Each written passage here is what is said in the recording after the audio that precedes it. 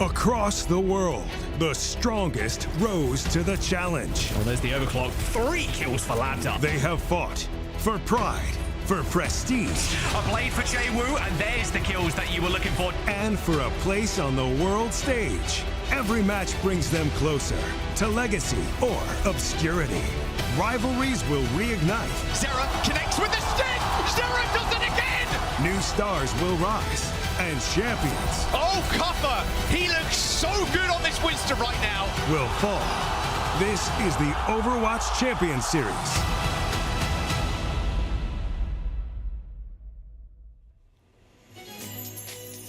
Hello everyone, it's the weekend, which means I have once again gathered my favorite gremlins in a cave to talk about OWCS. It's Mitch, it's Matt. How are we feeling, Yeah, gents? that's interesting because Mitch wasn't here last week, and you said it was your favorites, and it was me and Jake. So I think that really the only consistency Well, here is. I think Okay. she's lying, being honestly, here. but that's okay. Like, you know, Well, I said favorite gremlins, so like Right. you guys were my favorite butter boys. Now the two of you are my favorite know. gremlins. I'm very And- glad not to be I a don't know butter many boy. others, to be Yeah. honest. Yeah. Wait, you don't want to be a butter boy? No, I'm good. That sounds like a high fat content. I'm not about that. Lather You're up. not about that? Yeah. Well, yeah, lather up, because the butter boys Overwatch are healthy again, not in guys. town this weekend. But I got another treat for all of you butter enjoyers, because obviously if you enjoy butter, you also like drops. Transition, nailed it, absolutely. And we have new ones. That's right. Watch and earn. Here are the new drops. So make sure to connect your Twitch account to your Battle.net account to collect them all. I'm kind of That middle vibing. one That looks like 4-hour me. watch one. Is that the Widowmaker? yeah. Is that like the Widowmaker, like mythic skin? Like, is it like a recolor of that almost? She's like making a potion. I know she's blonde in this one, but whatever it is, I'm kind of vibing with it. I like that. OWCS logo there as well. I'm all about that name card, man. Oh, Yeah, that's pretty dope. Yeah, I All mean, our drops yeah. are pretty sweet. it has the support logo on it, so Matt doesn't want anything to do with it. But I would. Yeah, I he would wear doesn't- it. Yeah. He's I not the have to supporter get it type. though. You have to get, because he's a collector. That's Complete right. And you know machine. what? There's plenty of time to get those drops because we have plenty more OWCS action on the horizon. Let's take a look at our Stage 2 schedule. Yes, we are midway through the regular season, but the fun doesn't stop there. We still have the playoffs ahead of us, the last chance qualifiers, and of course, the mid-season championship in Riyadh. I mean, I'm pretty. I mentioned this a few times. The last chance qualifier is going to be kind of crazy, but we're all excited for the mid-season championship. I think we've seen teams from NA and EU really try and work on the stuff that held them back. Heading into Hangzhou. I don't know if they've had enough time to fix that necessarily, but I'm curious to see them throw down either way in Riyadh. And of course, we wrap things up in Stockholm, which is going to be an epic conclusion to what promises to be another great year of OWCS. So it's all good vibes ahead. It is indeed, and you can be part of those good vibes. Grab your tickets right now for the mid-season championship as well as for the World Finals. The tickets are on sale as we speak, so we hope to see you there. Johnny, of course, will be giving out tours through Stockholm, as I've mentioned many a times. So it's well worth it. I'm not even sure he knows how to drive in Sweden. I don't think he knows how to drive, period. Can he drive? No, he does. He definitely drives, does. He's got a license, yeah. So me, him, and Does he Custer even all fit got in a our car? licenses Like- around the same time. Yeah, we were all like talking That's about right, it. and I failed. I started mine before you guys. No, you didn't. And I You didn't take your test. You just had can't a fail the setback. test. That's You true. got a I never setback. made it to a setback. I got Yeah, T-boned in front of the DMV. That's a minor setback. On my way to the actual test. Listen, delay. it's unlucky. It's unlucky in here. And you know what? I'm not the only one who got nerfed in my abilities to get places. Freya also received some nerfs. Wow, my transitions are just so Actually, good. that one's better than the first one. I mean, Yeah, look, you yeah, had I me don't know, at I those don't who know. love butter, love drops. Like that one, no. This one, actually, yes. This is good. Fair. We're working up to it, Yep. Anyway, Freya nerfs. They happened this week. Obviously, needless to say, she needed it, right? But is this enough to actually, Just a I don't minor know, setback. tone her down a little bit? It's just a minor setback. I feel like I think this week she'll still be played. Like I think, really late in the week this kind of comes through, where maybe teams don't have a lot of opportunity to kind of readjust some of the things. Potentially they would be doing without her in, but I think it does definitely bring her more in line with the Sojourns of the world. She was just extremely strong. I mean, very, very good. It's so crucially, like she has a huge amount less time to find those shots in slow momentum, which is pretty important. So they like really slash that quite heavily. And also it's a 12% sort of increase in the quick dash cooldown, which is obviously what is giving you those take aim shots or those sort of resets on that ability. So it's going to be looking at her overall output, just her like general DPS throughput. I think it's a decent start. If this doesn't work, you have to sort of keep tweaking the numbers a little bit, because she is not Sojourn. She's not an analog for Sojourn, but she's used in a similar role here. So it'd be kind of nice to see like her role maybe become more defined, more carved out, and not just be the go-to on every map. Yeah, I mean, the damage output was a little absurd. If we looked at like end of map stats, very often, if a team had a Freya and the other one didn't, that was like very apparent. Just looking at the numbers, you can tell the story there. So yeah, we'll see how much this actually impacts the games we get to see today. If teams are going to make some changes or potentially just ignore the nerfs, as every time I feel like we're talking about potential changes due to like patches, nothing happens. So that's awesome. Now, we do have, of course, games happening very soon, but we want to, give the teams some time to warm up, get their stretches in, get through with their morning routines. So we're gonna, that's right. So we're gonna kill some more time here in our pre-show with a little game of trivia, because gents, we love trivia. I mean, I'm the trivia king. Now act like you're actually excited about it. Wait, what makes you the trivia king? Like voted by the people? I basically won every like single time we've done any type of game on this show. Those are lies. I don't think you've won a single I don't think you answered a single trivia question. I think you've lost gracefully, in fairness. This is just slander. This is revisionist history from Mr. Morello. No. This is just... well, okay, you know what? Proof's in the pudding. You can show us that you deserve the crown of Trivia King right here, right now, with our trivia questions. It's going to be obviously very EMEA pilled, since we're doing the EMEA portion first. Which map has been played on the most amount of times in EMEA this stage? Interesting. I'm going to say... No, I'm going to say it's Runesapi. Okay, actually, nice. that is right. Damn, I hate really that. good. I hate that we're starting off. That's really well. Trivia King is I back. really thought really The Trivia King is more than back. Suravasa. I'm very impressed with that answer. Yeah, it's the only push that they pick here in EMEA. Yeah, the second seen, most like, picked one is Coliseum. New Junk City. Yep. And then the third will be Circuit. New junk. Yeah, you're getting last stage. I'm NA peeled. Yeah, that's the problem. Last stage Clearly. Suravasa was the That's what happens if you just keep ceremonial on going on holidays, Mitch. Yeah, he does. You They just, keep taking his holidays. Work a little back. more. Work a little Shame more on me. harder. pick. They must not have Next question. EMEA over OWCS on the beach. Yeah, they blocked that one specifically. Now, which tank hero has been banned the most amount of times in EMEA this stage? I am going to say Orisa. I want to say. Oh, okay. Diva. Diva is correct. 1-1, the score. The crown is shared. forgot about That's Diva. I forgot crazy. about That's Yeah. crazy. Is it, Banned 11 I mean, for times the across the ultimates- EMEA. Second most banned will be Ramatra. Oh, And third will be Orisa. You got so So close. I get a Matt. point? So close. No, I don't know. I don't No. have fractional points here, you know? It's not common practice. You should know that if you actually participate in trivia more often. But yeah, next question. Let's see what we got. How many EMEA matches have gone to a map 5 this stage? I don't know. How many matches did Quick Esports play so far? 4? No. 5. It is 5.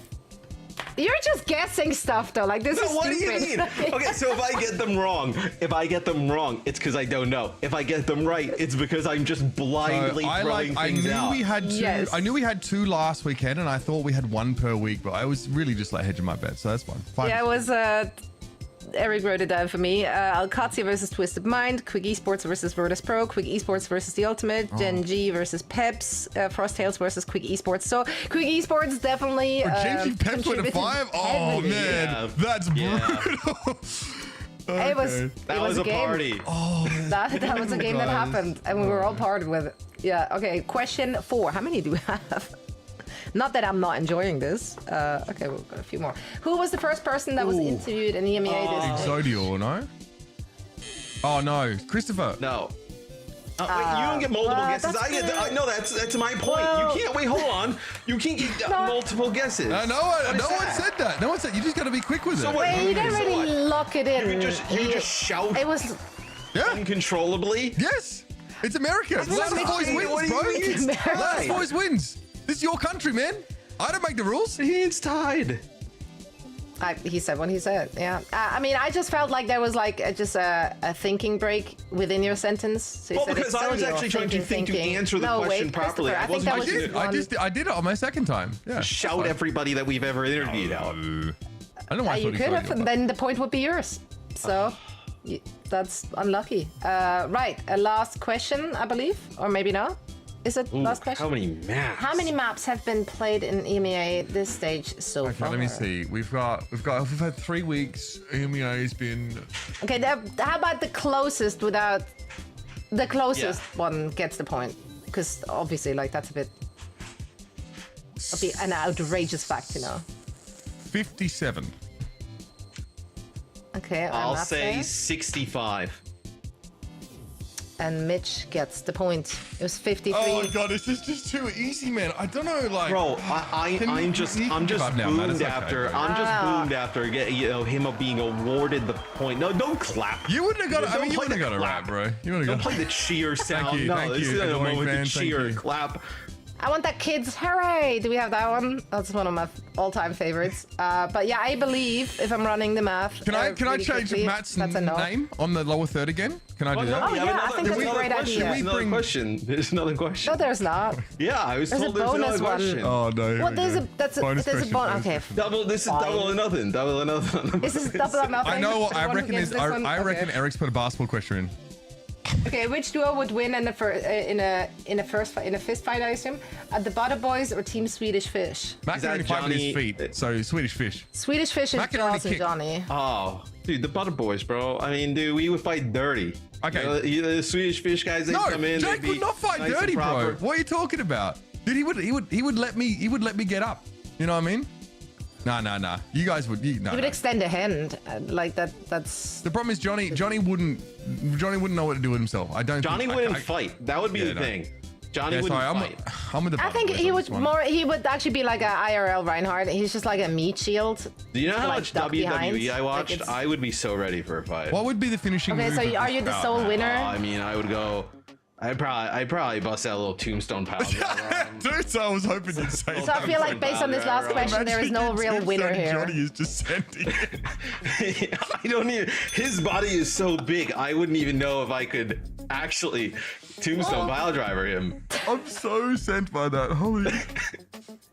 Well, we're gonna find out on LAN. How about that? I'm gonna set that up for Maybe us. a little walls of Jericho at a time. Maybe a little walls of Jericho. I don't know what she's saying. I know our submission move, graphics so it's though, and I know submission we have a move. good one coming up about standings to move on from whatever visuals Matt is trying to inflict on us right now.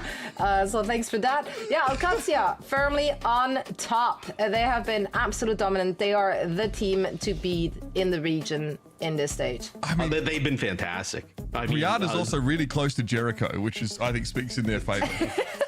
yes. Ziad has been really, I think, standout player in all of EMEA. If I'm honest, where he's really starting to put a little bit of or trying to build towards maybe putting him a gap between him and some of the other tanks in the region. VP still there, some closer games, but they're clearly kind of building more towards the future. And then Quick Esports are, Game 5 ride or dies. They're sitting in 4th. I mean, I'm I really impressed. love and hate that for us. I think Quick Esports, man, like, these guys are sick. I do think that, like, there are a couple of these teams coming up. Remember, these guys came straight out of promotion and relegation, right? Look how different the fortunes for them have been compared to Frostales. It's kind of wild. You never know what you're going to get sort of bubbling up from that sort of next tier of play. But yeah, I'm a Quick Esports fan. Yeah, I mean, they're scrappy. It's always like kind of somehow turns into a dogfight and it's absolute chaos, but that's what gets you to map 5. So map differential is going to look good for them, even if they don't get the dubs in all of those encounters. Now, this is the schedule for today. We're going to see Frost Tails Esports going up against VP. Afterwards, Team Peps will take on the Ultimates. And then we're moving on to all things NA. Sakura and Supernova will go at it first in the other region. And then we have GK and Team Liquid, and we finish the day out with Nightmare going up against Extinction. So plenty Overwatch action to come, but let's dig into our first one. Talking about Frost Tails and Virtus Pro. I believe we're starting with the Frost Tails here. Are we? Actually, yeah, I think we do. There we go. Yeah, we are indeed starting in Frost Tails. They pushed Quick Esports to map 5 as well, so it doesn't matter if Quick Esports are playing against top team or the bottom team. Map 5 is a guaranteed. Keo looked really, really good when he got to play Cassidy in that series, even though it was a little difficult for them to shoehorn that in. Look, I think for Frost Tails, right, Keo and Majin have been pretty good in terms of their games. They obviously have a really close one against Quick Esports last week, but they're so deep down in the depths of the map differential. I mean, they gotta, when they get these wins, they can't be, 3-2s. They gotta kind of get, wins that are pretty convincing. And when I say that, it's also pretty tough considering they get VP on the other side. But the one thing I would say is like Keo, sometimes we've seen him play the Freya, but would probably be a little more comfortable playing the Sojourn. So we'll see if he ends up bringing that out with maybe some of the Nurse. Yeah, and on this side, Virtus Pro, we see Ice Snowman for the first map. So as of this stage, of course, they have 2 tanks. Vistola sharing that duty, which has been working out well for them. Although, of course, there are a few concerns. They're coming off of a quite disheartening loss against OWCS last week. Obviously, you can say that about literally every team who played OWCS, but this one was quite a beatdown. It's the worst loss they've ever faced, I think, as Virtus Pro in the OWCS. Yeah. And I think that's really illustrated just the difference in trajectory between Virtus Pro and OWCS this year. Like folding Ice Snom, it's a big risk, and you've noticed the Ultimates are having the same issue now, where they're trying to integrate like a Winston or like someone who can play the more mobile front lines here. But for VP like that is not remotely close to acceptable for them. As good as OWCS have been, they've just very quickly given up that spot at the top of EMEA. This is a good game to work Ice Gnome in, though, right? I mean, you work him in here, let him. I would even say like give him run almost the entire series if you can, cool. Because I think you obviously will kind of get by Frost Tails, we imagine, unless something crazy happens. Yeah, let's see what they have in store for us in our first match of the day. So for all of that and so much more, I'm going to hand it over to you guys. Thank you. We'll jump in just a moment to our first map of this series. Sombra ban here, but it is an Orisa ban straight off the dome. It's a target, of course, towards Margin. And we know, like VP, with Icenom in the roster to start with, like Matt mentioned, it's a good day to give him out a bit of an airing. Get him out for a run there, Matthew.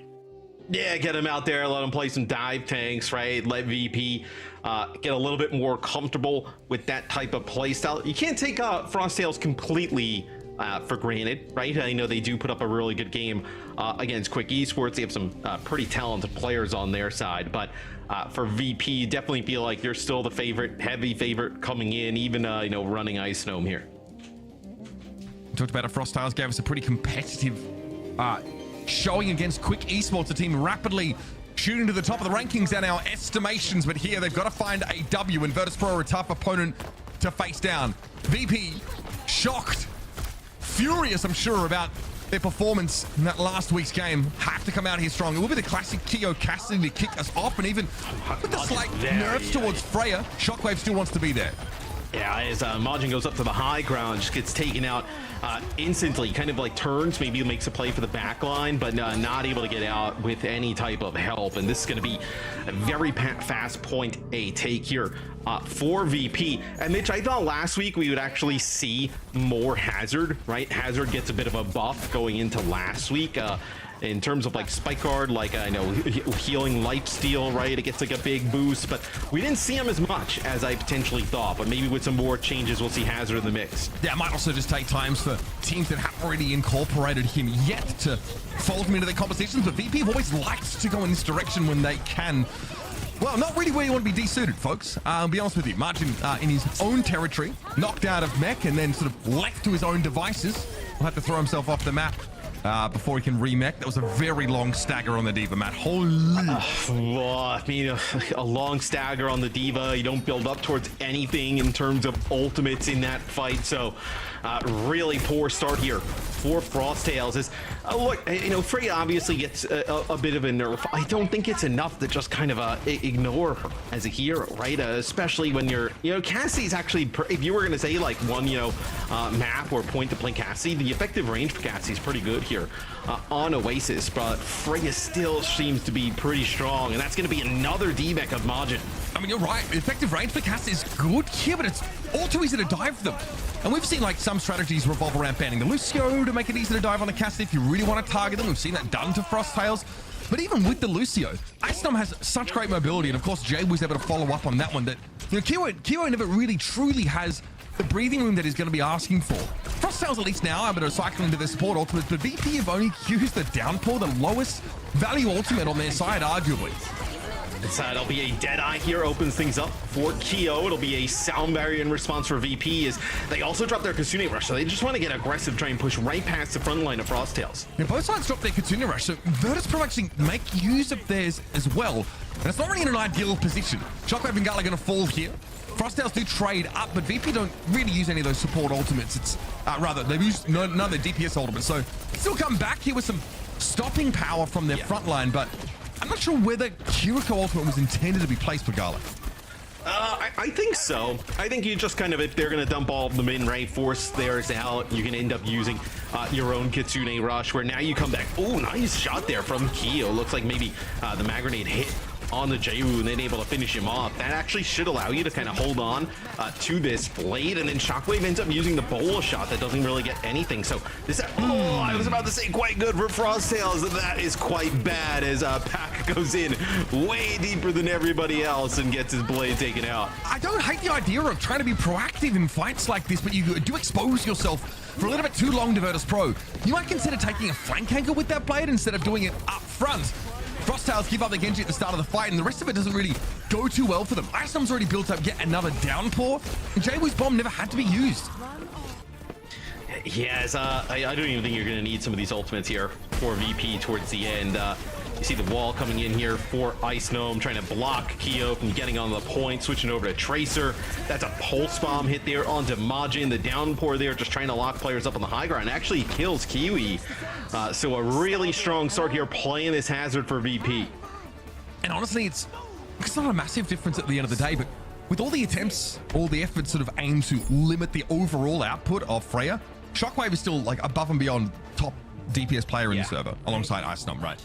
I do think that disposal really kind of is useful in situations like this, because Majin, he's had a very rough round. Like, there's no other way of putting it. He has less damage than his Kiriko. Yeah, it's not ideal. Not ideal. But you can bring it back here.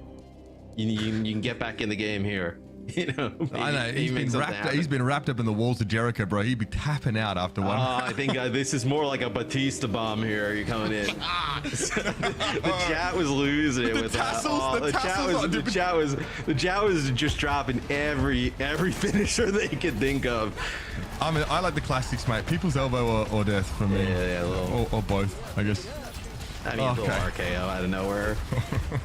The Batista bomb was, man, he always had these tassels on his, oh man, it just looked so good. All right, Pack here with a deflect, actually. Shockwave falling at the start of this fight. Gala is able to back up here behind this pressure, but Icenom's definitely seen better days. It'll be good to ult charge, though, to keep him back up, and yep, Gala will be seeing to their tank. No, Jake and I did talk a lot last week, and I believe when we did some interviews, I believe it was maybe Exodial, where we were talking about the Freya, where like Genji's actually not a great matchup into the Freya, where the Freya can actually kind of move around, get away from the Genji, and then also become a pretty easy target. So maybe that's another reason here VP's running the Freya at the start, right? You know that maybe there's going to be a Genji from Pack on the other side. You're able to take advantage of it there. That Jagged Wall was absolutely devastating. Kyo's able to get a Deadeye drop-down kill on Shockwave, which is all well and good. The Margin has been desuited for the last era or so. Just haven't seen him in mech a whole lot this round. Got ripped out of that fairly early on. And while the DPS of Frosttails have been able to find a pick here or there, it's really inconsequential in the grand scheme of things. Frosttails does though here, Mitch. They're doing a very nice job of kind of kiting the point. They still have control of it. They're going to end up using their Kitsune Rush. They're going to lose Pack yet again, but they're going to have to kite this here, right? You know, Ice Gnome was pretty low. You don't want to fight that inside of a Kitsune Rush, so this is going to get Frosttails above like that 65% mark. Yeah, and it's honestly, they've been losing this fight since the start of the map. That's the crazy part. At no point have Frosttails actually been advantaged, but that first early point flip and then, you know, Margin just filtering back on, stalling it out, but Lucy or Go-Go returning just to get a touch. It's been pretty annoying for VP to try and clear them off in their entirety. Yeah, and they feel enough that they need to end up use their Kitsune Rush, right? Like, this is a fight where I thought that Frosttails would get to like about 65% and end up giving it up. They get to 80, so a really nice start. Like, it doesn't look great from Frosttails, right? But it actually results in a mass amount of percentage. Hello there. Yeah, concerning. That means if it is pro, like if they make a mistake like they did on the previous round, we'll end up potentially losing the map. It's always a lot of pressure, I think, to be put on you to have to maintain point for 0 to 100. It's not easy to do. Certainly not without Fixer. It's extremely low. Bowler actually caught onto Pack here. It seems like desperation from Shockwave to try and peel the Genji off of it, and that's a great beat. Oh, and nice a great eat as well from Margin. Jay, we might even still have had that elimination with the sound barrier in play, but Margin cancelled out the pulse bomb. Great little sequence there for Frosttails. And if they take the round off of this, it'd be well deserved. But Virtus Pro going to commit with a sound barrier of their own. Go-Go trying to play towards the edge of the map, likely to control Ice Gnome's positioning. He's been able to stay alive even under all this pressure. Frosttails have to close this. They need to lay in the plane and win this kind of fight. If they let Virtus Pro sort of recover from that early impulse, they could be in trouble. Can you just see how difficult it is to get rid of the hazard, right? Like, just insane survivability on this tank in combination with the movement, where even Frosttails going in using a decent amount of ultimates there, not able to flip the point back. So VP, they're going to be able to tie this game up, Mitch. At least it's going to be a Deadeye, open things up. Ice Gnome actually gets in that little cubby there for a second. That's a really nice play. Oh, nice Suzu as well to kind of guard. VP doing it all here. Oh. That is the nastiest Jagged Ball I've seen. And the knockback actually gives Ice Gnome the space to then get in front of Kyo after the Deadeye had expired. Incredible stuff. I'm loving his hazard play so far from VP. They have been in the lab, Matthew. And now they have managed to exceed Frosttails' total in this round, getting up to 90. A bowler shot there to put the period on the sentence. It's going to be Kyo with a desperation touch most likely, but he's forced to recall too early. Now he has to natty blink out onto the point with no recall. Ah, forget about it, bro. There's a Jagged Ball in your way. Try again, buddy. Jaywu and Ice Gnome just locking him out of the point. As you see Majin extremely low. Jaywu now making a play over here towards Go-Go, and they're going to find the Lucia. Pack here being looked at. Suzu going to be used to try and cleanse off that downpour. Ice Gnome a little bit low, but he's able to get up to the high ground. Now look how low Pack is as well. Ice Gnome finds him with an extreme long-range shot, and Margin's been desuited. Not a good situation at all for Frosttails. This time, Virtus Pro are actually going to eliminate the Diva to try and end the map, and Kiwi won't be able to escape. Delete there, carves a bunch of damage off the Kiriko, and somehow Kyo just blinked in front of Ice Gnome at the exact wrong time. More competitive second round here for VPs. They get stalled out very, very long, but overall, a very convincing map. Shockwave with 10k damage done. Yeah, definitely. So it's interesting.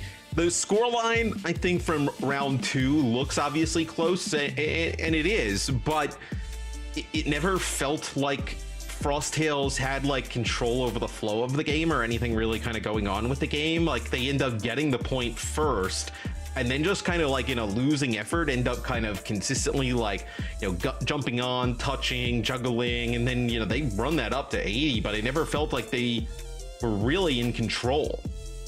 No, I mean, they were literally just stalling with 1 or 2 players. The problem is that like Virtus Pro didn't eliminate Margin after they got desuited, so the Mini Diva was actually able to stall the point a little bit longer in that first fight as well. You can see how hard it is to play Cassidy against this composition. There are upsides. You know, obviously Deadeye into Spike Guard still makes you feel like you can force that hazard away just by the threat. But this difference in damage, it originates from the fact that Frosttails are ending up on like a Genji Tracer composition, whereas VP are getting a ton of Freya value. They're also out damaging in the tank roll by about 60%. Yeah, is the difference between these two. The hazard can just put out tons of damage, and especially with the survivability, with VP even doing more healing, right?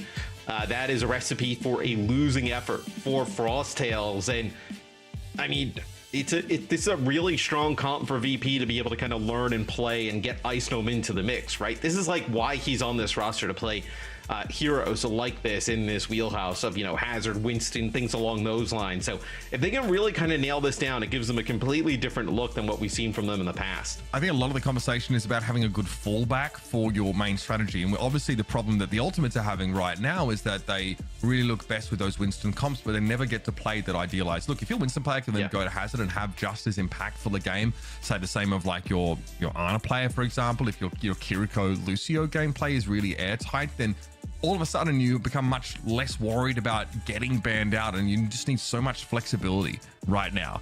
So Frosttails have themselves a map pick here. You think back to last week, they end up actually winning the first map. They sort of pick Runasapi when they end up losing, and also like try and play, I think, King's Row when they can. I gotta ask your opinion, right? Imagine if you're the coach on Frosttails. I imagine this situation, every other coach on the planet is not available, so you are now the coach. What map are you picking here? Where are you trying to go? Do we do a classic EMEA Runasapi map 2? A little King's Road, little Runasapi staple, right? Or maybe you say, you know what, we feel pretty good about how we've looked on that diva. Let's go Dorado. And that doesn't seem like by your facial reaction that would have been one of the ones you would have suggested, you would have put down. No, I mean, this is the first time that Frosttails in their very first game of OWCS actually picked Dorado map 2 into Peps, and they tried to play like they try to play the diva.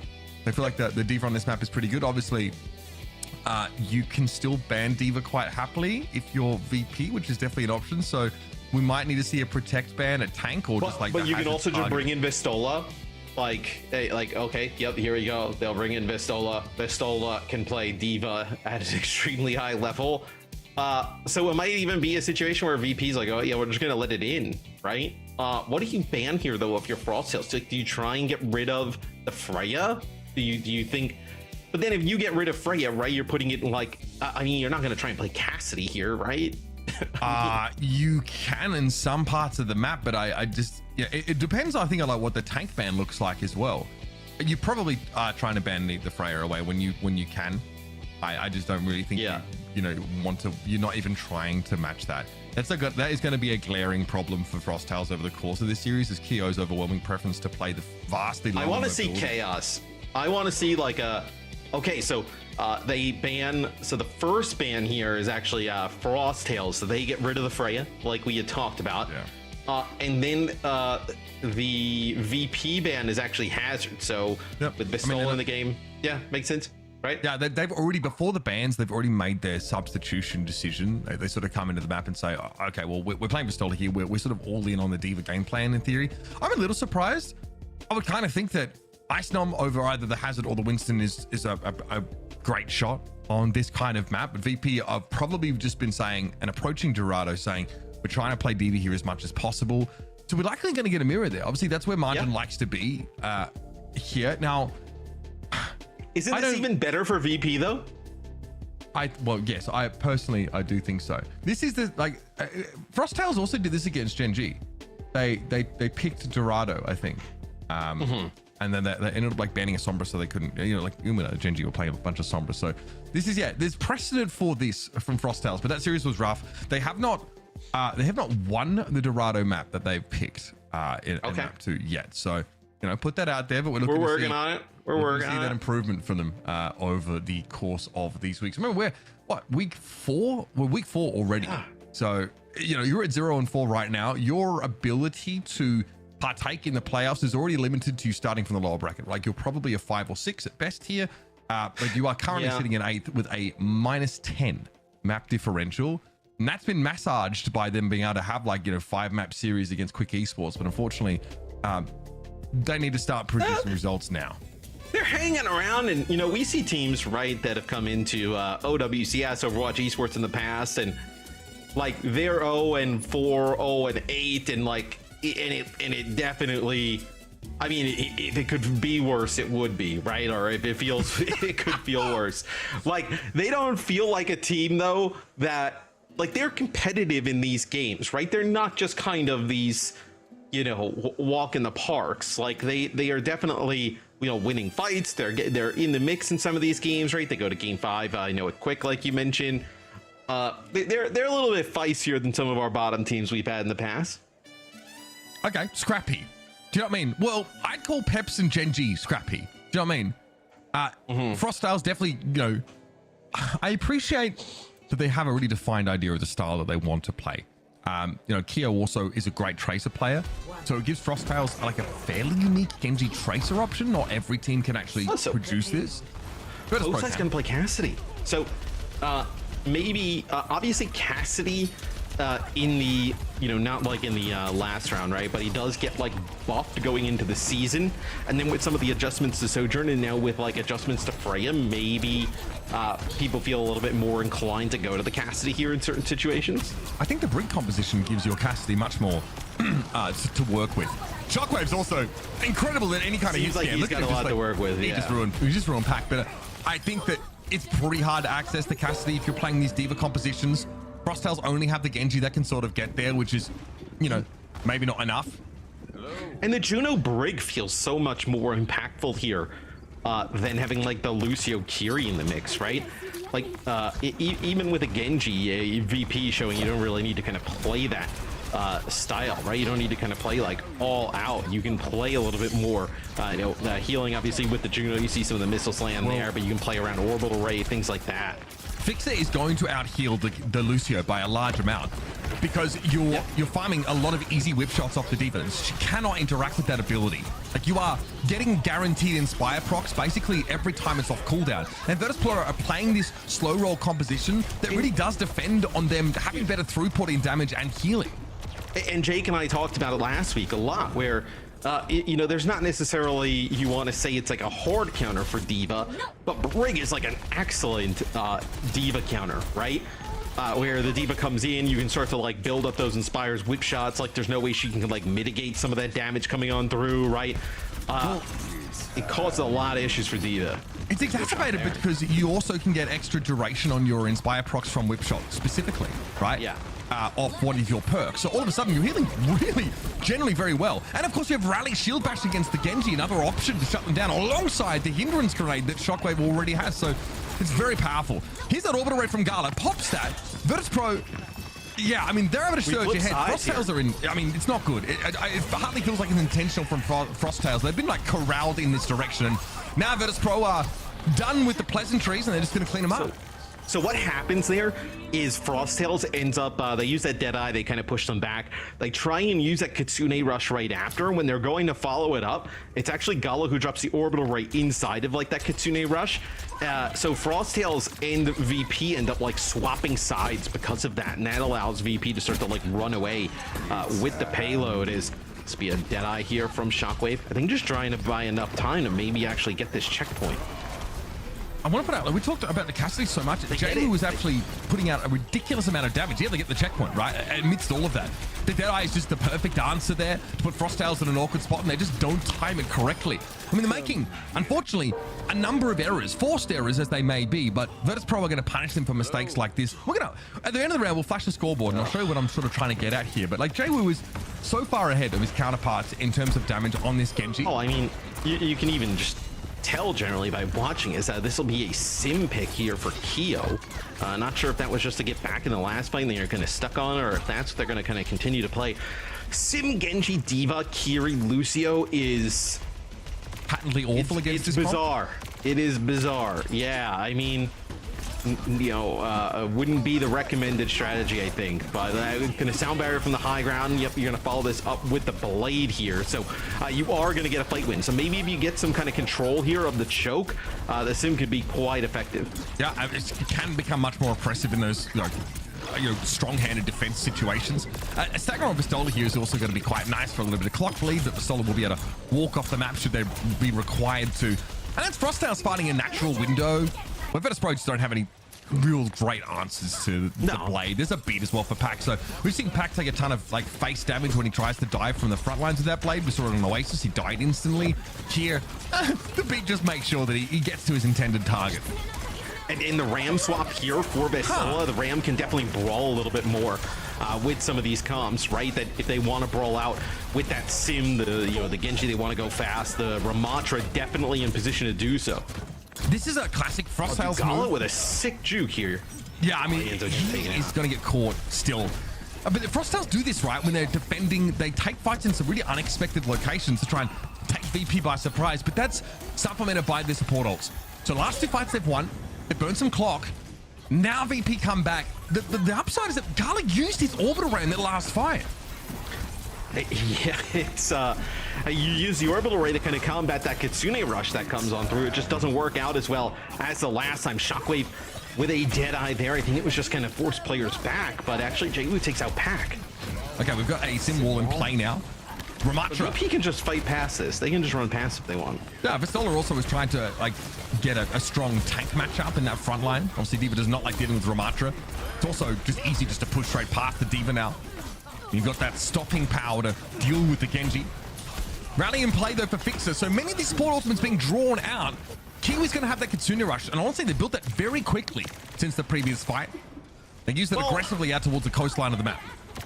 But Vestola and crew will end up having the Annihilation, so Annihilation is actually one of the better things you could use inside of the Kitsune Rush, right? They want to kind of group all together. Vestola is going to drop this Vortex, he's going to back up around the corner, so don't even need to use this Annihilation because this Kitsune Rush just ends up buying space. Now he ends up popping it.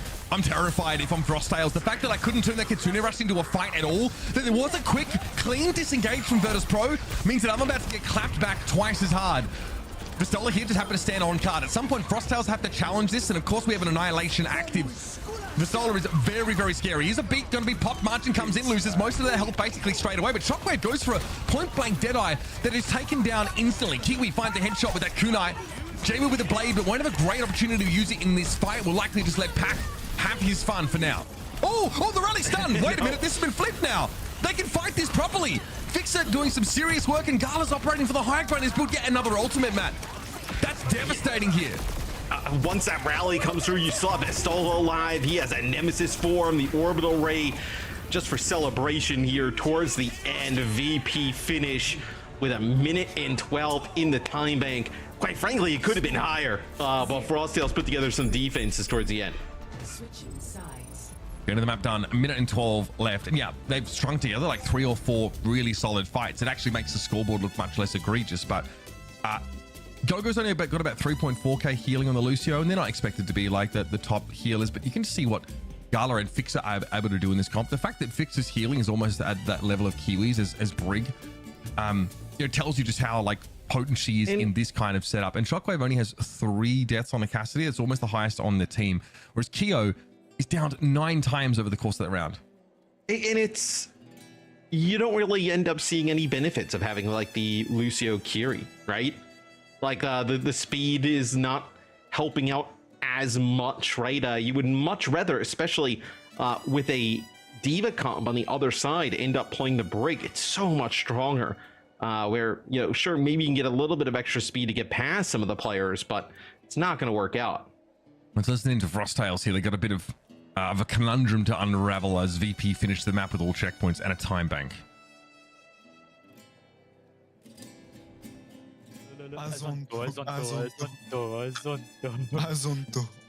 Shakira.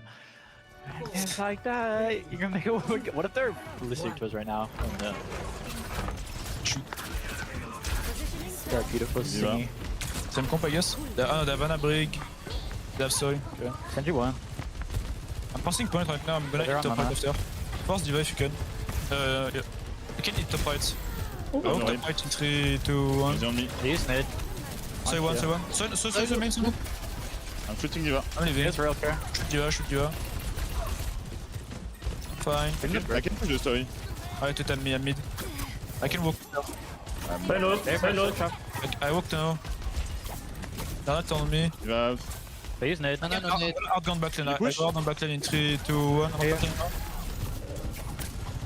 Sorry, maybe. So really low.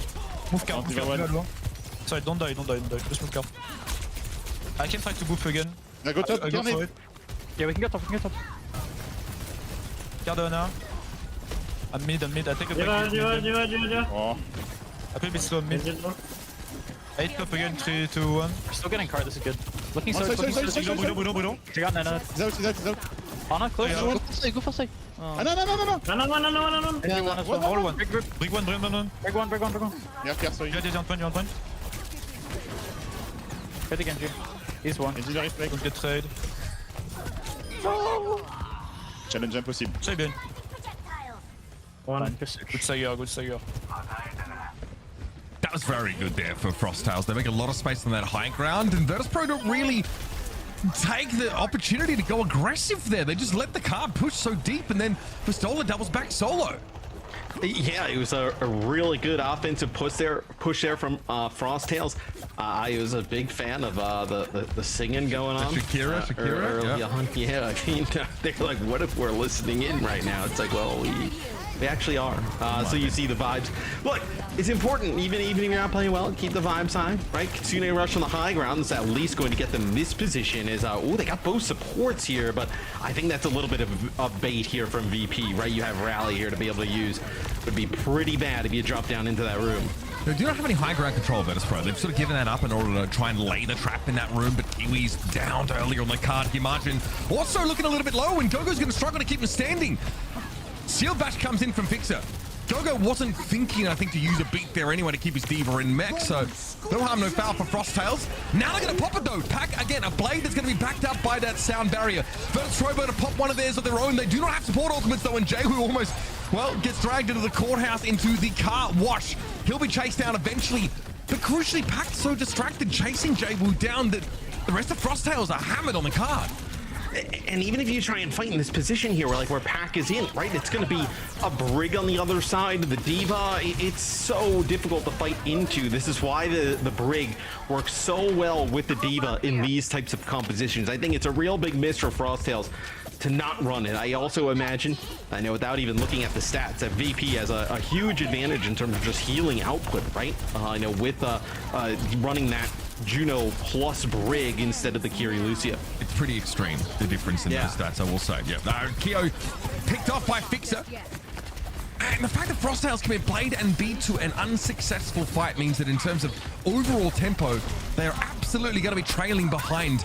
Need to find these first picks and maybe convert them into something more. I do like that double DPS pick up here for Frosttails. That might be what they're looking for. But Pack, there's no way he's getting out of this room. Pistola's still healthy enough, able to return now to stall the cart, and he's got 2 supports to back him up. Whereas Margin can't really get to the backline unless the backline comes to him. Well, you see, Margin ends up using like the defense base is trying to back up, but it's a Brig swinging. I mean, nothing you could do there against Fixer, right? And then when like a shield bash comes in, you're already gonna have another rally. Look at this, so they're gonna get rid of Margin out of the mech rather quickly here. Oh, Margin actually makes it around the corner, but still, you get rid of Kyo. So the Brig is paying off in a huge way. I mean, you're very symmetric. You need to play close to that front line. There's just like a burst of speed from VP, and a stun shield bash catches the sim, and the fight's over. And it's like a huge part of the Frosttails damage there. And Kyo doesn't have a chance to set up an odd off angle with that teleporter either. And then what? When Kiwi ends up using the Kitsune Rush, they'll just orbital ray inside of it, right? And you can continue to fight in it if you are VP. So a lot of good counters for everything here. That's going to be the orbital ray, like I mentioned, to counteract that Kitsune Rush. Pressure here on Gala, but they're able to duck inside their own orbital ray for the healing that they need. There it is, yeah, another whip shot. It's just more free heals for Fixer. Now, Frosttails are separated from their front line entirely. Pistola here with a remake opportunity. He's just able to get back in. It's brutal, man. That's the blade used inside of that room. I believe maybe you were trying to actually get Festola once he was demeched using the self-destruct, but yeah, not having that blade here, that is quite a tough situation to be in. As soon, Frosttails did a great job, Mitch, taking this first point, but since then, it's been quite ugly. Yeah, well, again, they've got a minute to play with. They've not really had valuable ultimates come up when they needed them. They have a beat, but they don't have the blade to sort of play with it. So you could argue it's better used defensively against Jwoo's blade here. Now make use of this sim wall. Have you seen Shockwave under pressure once here in this part of the map? Barely. I mean, well, you're playing like this composition, and you have no like long range hit scan or pressure to kind of like even make Shockwave flinch a little bit. He's able to just kind of free fire at range. Here's the blade now. I'm sorry, the rally coming out from Fixer. Jwoo has a blade to make use of, but it's going to be a Shockwave overclock first. That's Pack out of the game. Self-destruct probably easily juked by the entirety of Virtus Pro. And Frosttails now really have to pin their hopes. Oh, and a Kitsune rush, man. It is brutal stuff for them. The fact that their beat goes for naught, Pack's blade shut down is not good. This is a Matt Mr. X special here. You come out, you get that, you know, maybe like a triple remake here on the cart. You get it in. Here we go. The lurk. Oh, look at this. I like this though. Like, go is the one that gets first. Yeah, the lurk. Yep, there it is. Gotta get the remake kills though. Gotta get the remake kills. I reckon Margin kind of he kind of chickened out of it. He just remake in a safe spot around the corner. You know what I mean? You got to get out there loud and proud on the cart. The same interaction here again as VP takes map number 2, where it's the Kitsune rush. They want to push through, get aggressive behind it, and they just orbital array. They orbital array inside of it. They have Blade with the orbital array. So I think the cons from VP are just so much better, to be quite frank. Like I am not a fan of like the Lucio Kiri with the Diva on the other side, and especially like you're not running any, you know, whether it be Cassidy, Sojourn, Ashe here, right? We see used to put any pressure on Shockwave. It's just making it a little bit too easy on them. I think it's so interesting because once again, Vasola's just been able to generate way more damage in these fights than his opposite number. I think like Margin's at like 8-9k. He's at like 14k. It was just really quite significant. And obviously there's like a big healing gap, but Vastola is able to do a heck of a lot as Diva, pressuring individual targets and assisting like someone like Jwoo with that extra damage or finishing off on the poke damage that Shockwave has put down. So it starts the comps. I think that the selections of those from Virtus Pro have been better. The cohesion though is absolutely there. And then they're squeezing much more value out of their individuals here in just like a pound for pound metric. So it's really hard to not feel like VP have bounced back in a big way from the previous weekend, but I'll give it to them. This is it's a softer matchup to ease back into the rest of this is a game they're supposed to dominate. I mean, you can't expect to be one of the top in the region, not dominate this matchup, and that stat line would spell domination there. As you see the healing, that's kind of what we were talking about during the game, right? The difference of having the Brig Juno versus the Kiri Lucio, like, because the damage output's not that far off, right? In terms of the damage. The healing is just on a completely different level, though. I mean, it's comp dependent, right? You bring Lucio in because of the utility he offers over the raw throughput, but Brig has that utility as well. Like, she's the one that's creating the spacing. And the Brig is better against Diva. It's better with and against Diva. And also, like, she can, even without Rally Shield Bash, if she hits a whip shot like into a wall on someone, like it's another very powerful form of crowd control that previously wasn't necessarily available to her. So I think she's very well positioned. Especially if you can mix her in with kind of anything like, you know, Kiri or like, as we saw there, like the Juno, looks really, really good. So, right. You know, these are comps like, you know, Juno and the Diva comps wasn't always considered to be like the best place for her, but you're playing a bit more of a slow roll, ground-born, death ball-y style where Orbital Ray all of a sudden gets massive value. And that's probably a huge component of the heal gap between these teams as well. It's just the Juno ultimates have been big. So Dorado, not an EU staple. I would say the two, you know, EU staples are, you know, a good old New Junk City Rush and a good old Runasapi boots on the ground style of game. So I imagine that's where we're headed for what are we doing? Do you know? I mean, I've got it down here. So we're headed over to New Junk City. Here we go. Yeah. This is like last stage. It was what? It was like Lijiang Tower and Suravasa, where the you know, lock it in for NA. You know, map 1 and 2. This is like EMEA is very much New Junk City Runasapi. But this is interesting. Virtus Pro are going to make a substitution to tank here heading into New Junk City. They're bringing you. Yeah, bringing me in. Yeah. Watch out, but bro, my Reinhardt. Vistolica actually comes out here, which is maybe less expected. So I wonder if Icenom was like picked up. You could play Hazard here, I guess. I think that's probably fine. But normally we'd expect the brawl style tanks to sort of reign supreme here, which has obviously more been Vistola's domain. So that's one thing that's got me a little interested here. Yeah, but what, Frosttails? I mean, you've already banned, let's see, they banned Freya last map, and then in map number 1 they banned Orisa. Yeah. No, actually they banned Sombra, sorry, for Frosttails. But yeah, I mean, what, you can ban, what would Frosttails want to ban here? I mean, you don't pick New Junk City and then kind of ban out like a brawl type of setup, right? Like you wouldn't ban, I mean, banning like a Maga or Risa Ramat. Maybe they ban Ramatra. Maybe that's kind of what they were like scared of here. They can't maybe? ban Hazard. They already used that ban on the previous map. So. But if you ban Ramatra, right, then you think, okay, we're gonna play Diva, but then they just play Hazard like they did in map number 1, right? So maybe that's where they're thinking they would go, is ban the round. Obviously, your bans come after substitutions. So, you know, I think that like you might have a ban strategy in place, assuming Vistola is going to be playing this game. Is it bait? I was going to say, okay, so this is really interesting. So Frosttails gets rid of Brig, which we just talked about how good Brig was, but primarily the Brig was really good against Diva. VP just gets rid of Diva. So yeah, you don't necessarily want to be playing her against the Orisa, right? It's like the shield gets shrunk down too easily. Like you can't shift her with whip shots or anything like that. So I think that's clever. I mean, dude, VP were never going to play that with Ice Nom in this game anyway. No. Yeah. And now what do you do? What does Frosttails do, right? What do they play with Majin? Orisa. They play Orisa. You like Orisa and Hazard? Not particularly. The problem is you can't really match his mobility, which is the problem, and it's very easy for Hazard. Like he does this to Diva too. This is half the reason why there wasn't a lot of damage from Margin in the first map, because Hazard or Ice Nom just ignored the Diva and kept diving the backline. And Diva's always playing second fiddle, always playing catch up, always never really getting to set the pace of these games. So, but I'm really basing this on what I think Margin's map pool is like at the moment, and you just play Kiri Juno or like Lucio Kiri is also fine here. Like it's the backline is pretty unaffected by this Brigitte ban, especially because Virtus Pro are not like there's an argument for banning Brig against like the Ultimates, right? Because they're like they want to play that, like that's a dive team, but Virtus Pro like are not, their game plan does not hinge on whether or not they have access to Brig. They've just been able to demonstrate how good Fixer is on that role. No, and I think it's more that the Brig was giving real problems for the Diva on the other side, and maybe there's a world in which they don't think VP is going to get rid of the Diva.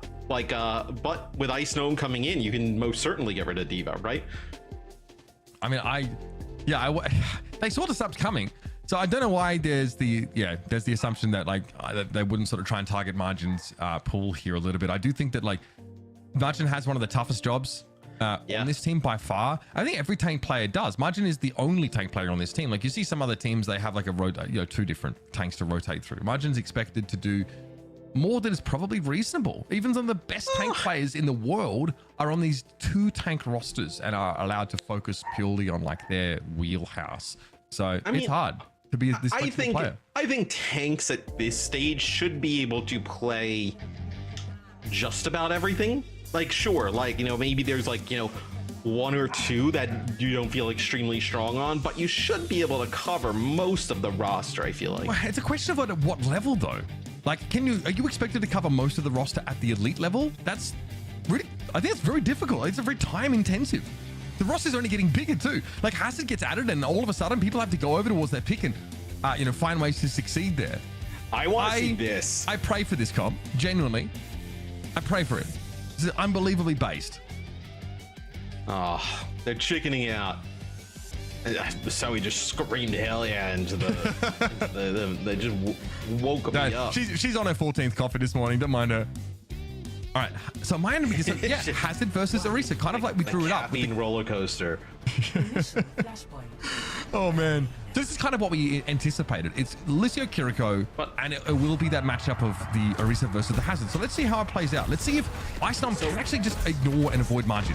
The other thing I would point out, though, is that we're seeing the Freya back in, where Freya is very effective against Genji. So we'll see if you can put pressure on Pac yet again with Shockwave. They did it in the first map. Sayagala takes a chunk there, has to back up.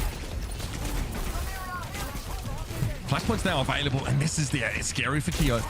Ice Nom very, very good at limiting the movements of the Cassidy on Oasis. A lot of these jagged walls actually used really artfully to disrupt the Cassidy. Right now, it's to cut off the sightline so Ice Nom can approach. It's also a very reasonable use case for this jagged wall. Keo's low. Someone's peppering him down. It's Shockwave. Of course it is. Big damage on Gogo as well. He connects another one of those bolts. And yeah, look, I think Freya's just fine, honestly. I think she's pretty unbothered by the tweaks to her numbers.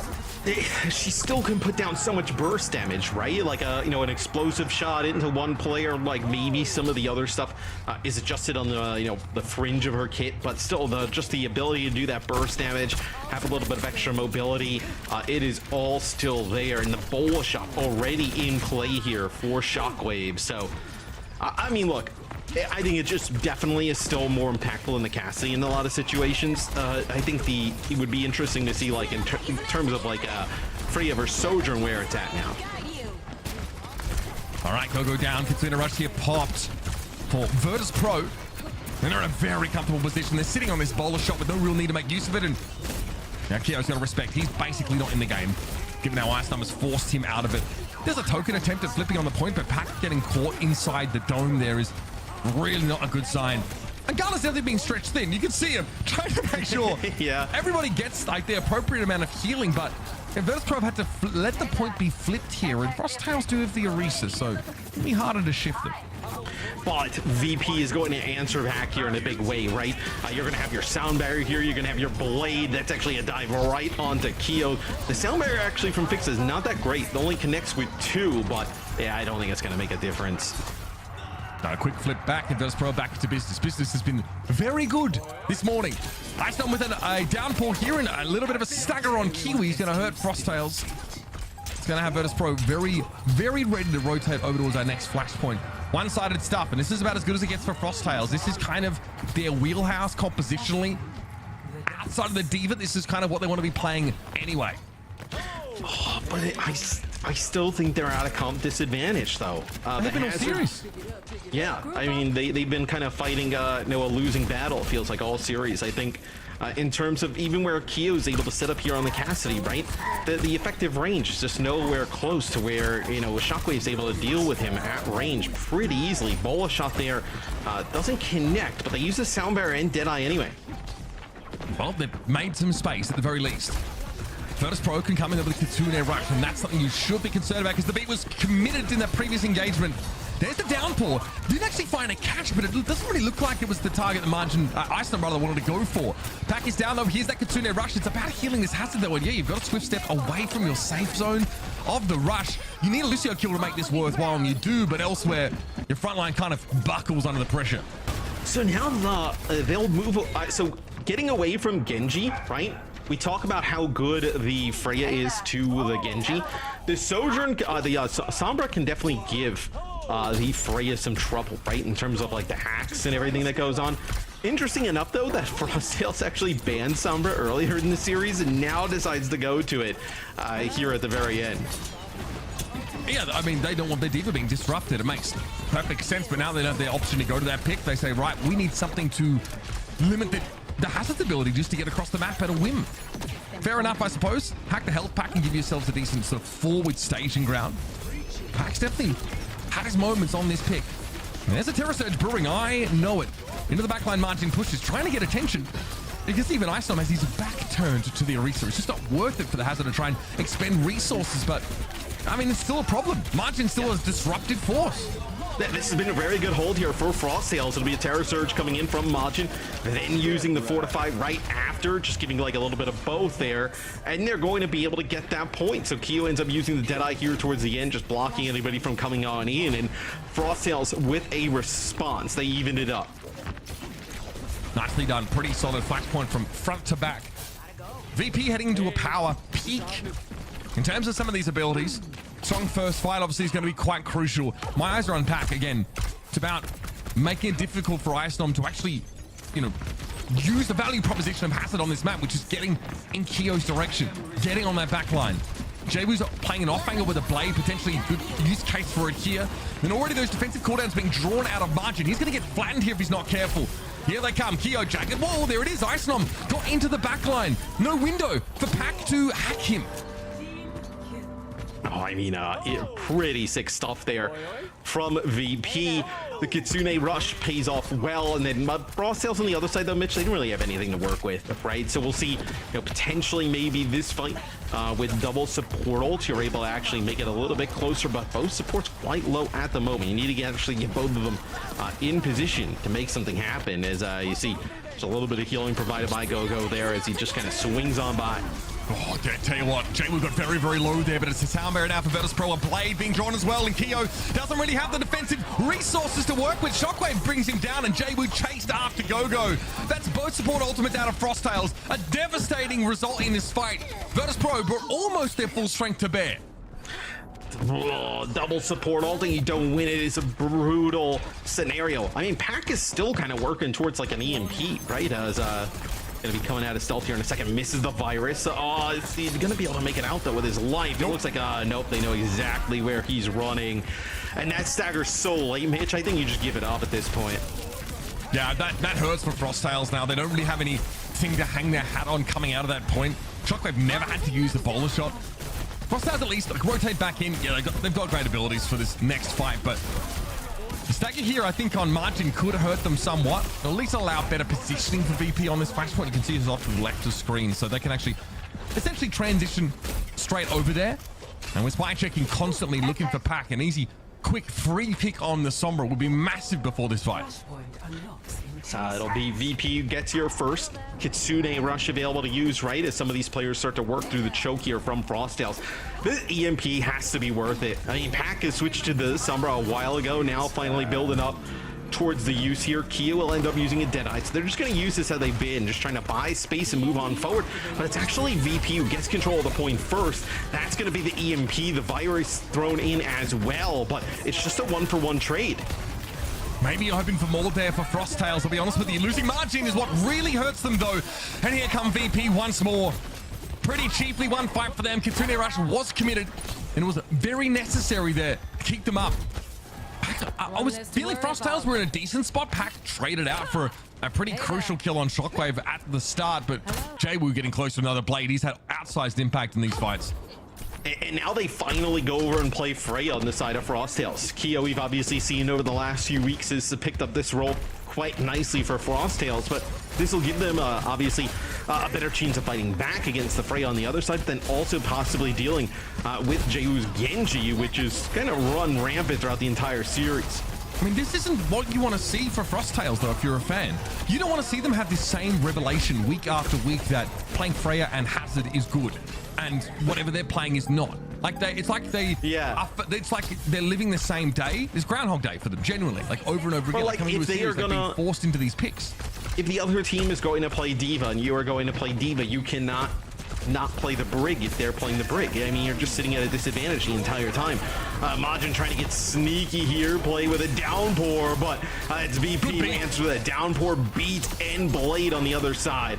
They absolutely needed that beat, and it doesn't matter because Jay was looking at his best right now. Oh, buddy, that is a nice blade. And eventually Margin will be dragged down. So VP can get back in on the point, but Frosttails have given themselves a foot in the door at the very least. But I think they're in trouble. Like they need to obviously get this touch. Ain't it happening, bro. Nah, I mean, I think you see just a Lucia there, Gogo trying to make a play for it, but yeah, no, he's not going to be able to do so. We'll see. Kitsune Rush comes over the point here. This is for VP, and that is the series. VP takes care of business, dominant fashion here against Frosttails. Yeah, that's tough. I mean, this is VP sending Frosttails packing another 3-0. An important bounce back from the previous week, but it's a little, I'll be honest, a little hard to take anything huge away from this for VP. Hopefully we have a chance to maybe interview them and ask them like how they're feeling, because, you know, this doesn't exactly salve the burn of a 3-0 loss to Alcadzia. But looking forward, like they've got Twisted Minds next week. I think that's such a crucial test for this pro team. And then they get to... big cat. Okay. What was I saying? I forgot. I saw the cat. That cat's big. Yeah, no, he's a big boy. I could probably use him as a mount. Could ride. As a mount, yeah. Peter would love that. Yeah, sharks actually. He looks like he's gonna eat a shark. He eats other cats too. He's that guy. Okay, guess what? You want to talk about Overwatch now, guys? What do you reckon? Hey, I mean, how you feeling? VP was super dominant. It was amazing. That's what Nori had to say. That sends me. The holding Cat's arms, I I know, it's too good. I'm weak to it. I cannot. Yeah, I mean, this one hurts, obviously, for Frosttails. They weren't the favorite coming into this, although I do have to say, there were quite a few moments where they did fight back. They didn't just roll over. Like, I know, but like other teams, like you can get discouraged, but like even during the con listening, like they were still singing Shakira, you know, the vibes were there. Yeah, they are at the bottom of the standings, and that can be crushing for a lot of players, you know. So I think for them to like just come in with high spirit and put up a good fight and a good showing against a team that is outclassing them, quite frankly, I gotta tell you that's what, good. They put up a good fight, but they're always at a disadvantage in terms of like what they're running compositionally. Like I feel like if they figured out or adjusted some of these comps, they would be in more of these games in a serious potential to win them, right? I think a lot of this is the question is, do they have that depth for the individual players? Like, they have to be, do they have? I don't know. They have to be. I mean, they have to be. Yeah, you be have on to. even footing with Virtus Pro. Like they have to be they have to be better than VP to be 50-50 against them with these comps. That's kind of the problem. Like they're playing in an uphill battle, I think, in just terms of like what the meta is sort of dictating right now. And we talked about this a ton. Like it's got a lot to do with like how flexible your tank can be or what other options, resources you have for them. This is a team that comes up from promo relegation, so you know, I think a tough loss for them, but it's probably not too surprising for Frosttails. They're not dumb. They've seen where the meta is shifting and they've decided to go against the grain with that information. So this is probably for them like maybe an expected outcome. Yeah, perhaps. Well, let's hear from the winners, though. Gala will be joining us for a quick chat as we... There we go. We get him in. Here he is. Gala, welcome to the show. Thank you so much for taking the time. And, of course, congratulations on the dub. You guys made quick work of Frosttails here. You're coming off of the back of a loss from last week, which was quite a brutal one. Were there any big takeaways from last week heading into this week's game? We're trying to play better and try to understanding different comps because the meta have been changed a lot and we're trying to still figure out what is the best comp and heroes for us. You go up against a team this week for Frosttails who have obviously played for a few weeks and they kind of have a pretty unique style, right? They want to force Cassidy a lot. They are a Diva Orisa based team. How closely do you look at them when preparing for this game? Or is it like Shockwave said a couple of weeks ago that you really are just focused on yourselves right now with your own game? We're focused on ourselves. We know they play Diva and Cass a lot, and they play really aggressive, so you only have to stand still, let them come into us, and just shoot them and just win.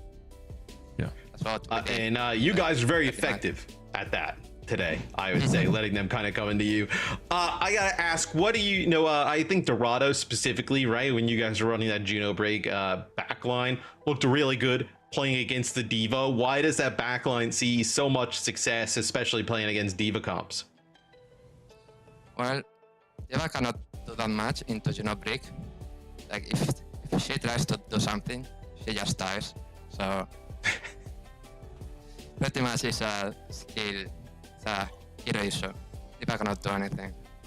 So he's forced to swap. Like literally, that shit hero. Yeah. Well, you heard it here. Gala, before I let you go, I also want to congratulate you on getting the player of the match for this one. A phenomenal performance across the board, and we can't wait to see more from you and the team. Best of luck in your next match, and thank you again for joining us. Yeah, thank you so much. Always great to hear from Gala, our player of the match, VP, making quick work of... are we done here? Okay, or not? Okay, we just... Cool. Standings, that's what we're heading, that's where we're headed right now. Right, yeah, VP are climbing back up. And Twisted Minds will be right behind them. I mean, I feel like most of this has shaken out as expected, minus the ultimates, which are just doing things. I mean, though, hey, we are the next game with that Peps versus ultimates. I mean, you look at where the standings are now. This one is like very well a match to avoid relegation. Yeah, no, the upcoming one is actually having a lot of implications here, not just for Peps and Ultimates, if you're looking at the schedules for Gen G there as well, and even Quick Esports. And we will dive deeper into all of that as we're setting up that match. But first, we're heading into a quick break, so stick around and we see you on the other side of this.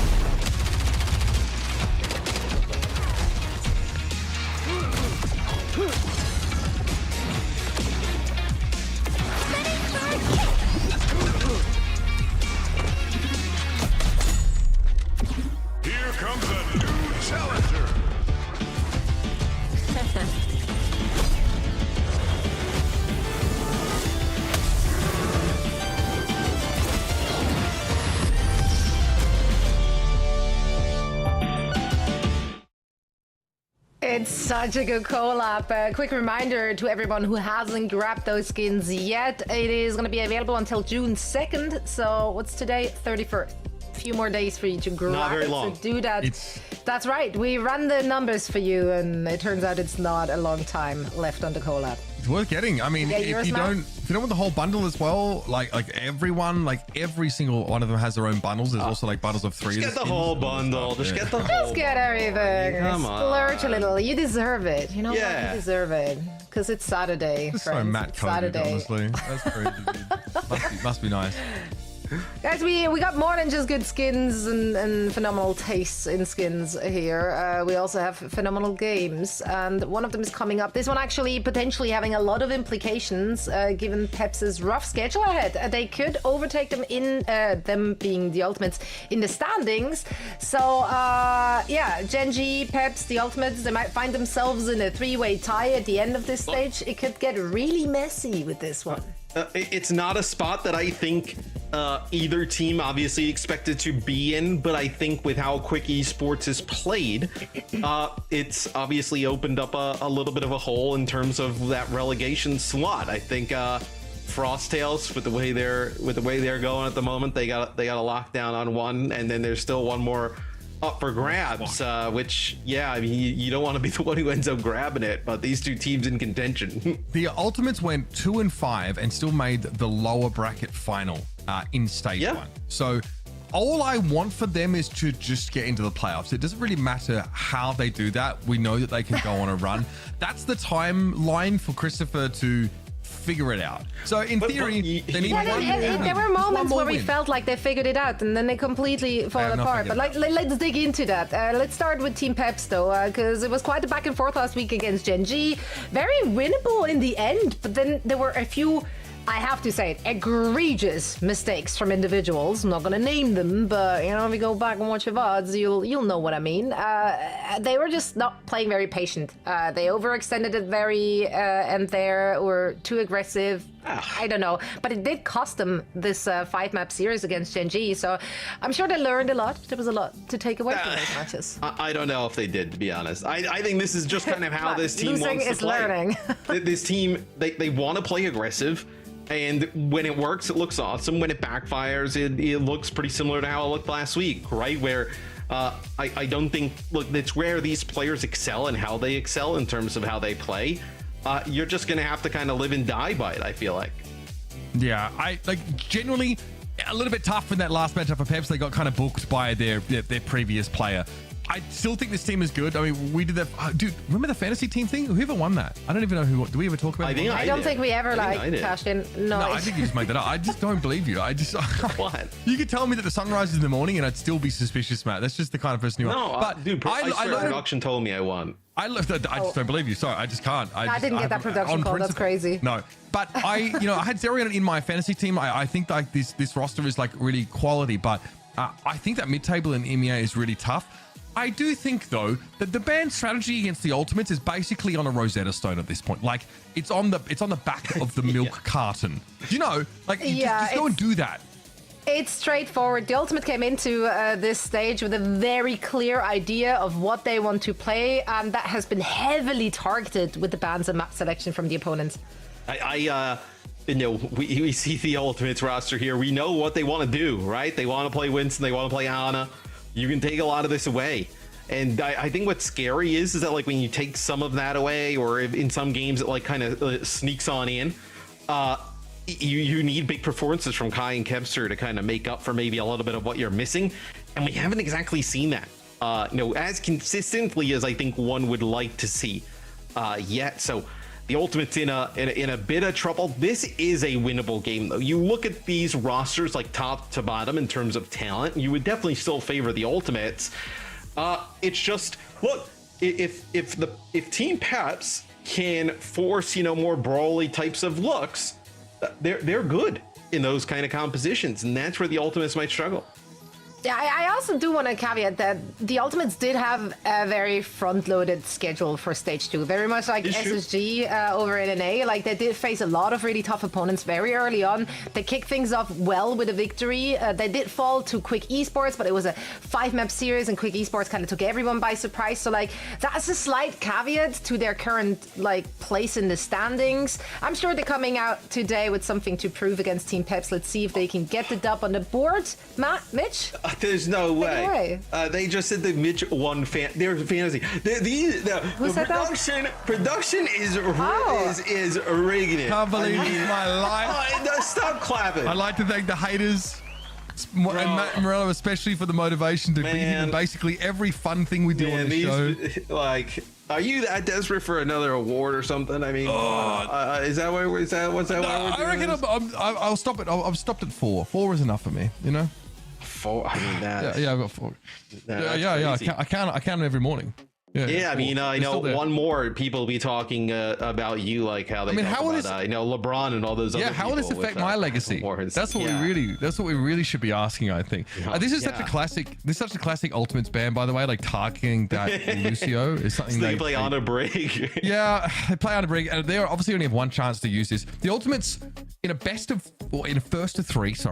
5, don't really have the ability to play like their ideal comp and have everything that they want to have. That's the issue. So even when they choose maps that they want to play that suit that sort of dive style, it's like they can look at taking out the Brig, the Ana, or the Winston, right? There's a ton of ways of looking at it. But we're seeing Hee-Sung play Diva, Hazard, and even Ball on occasion. I think that's where the Ultimates need to improve, right? It's those fallbacks and Twilight on anything but Ana. Those players need to show flexibility. If I'm honest, I don't even really think it's Hee-Sung. I think it's just Twilight's inability to play anything but Ana, it seems like at times. This is a bit of a change up. Twilight on the Brig here with Sky on Juno. So we'll see how this fares for the Ultimates.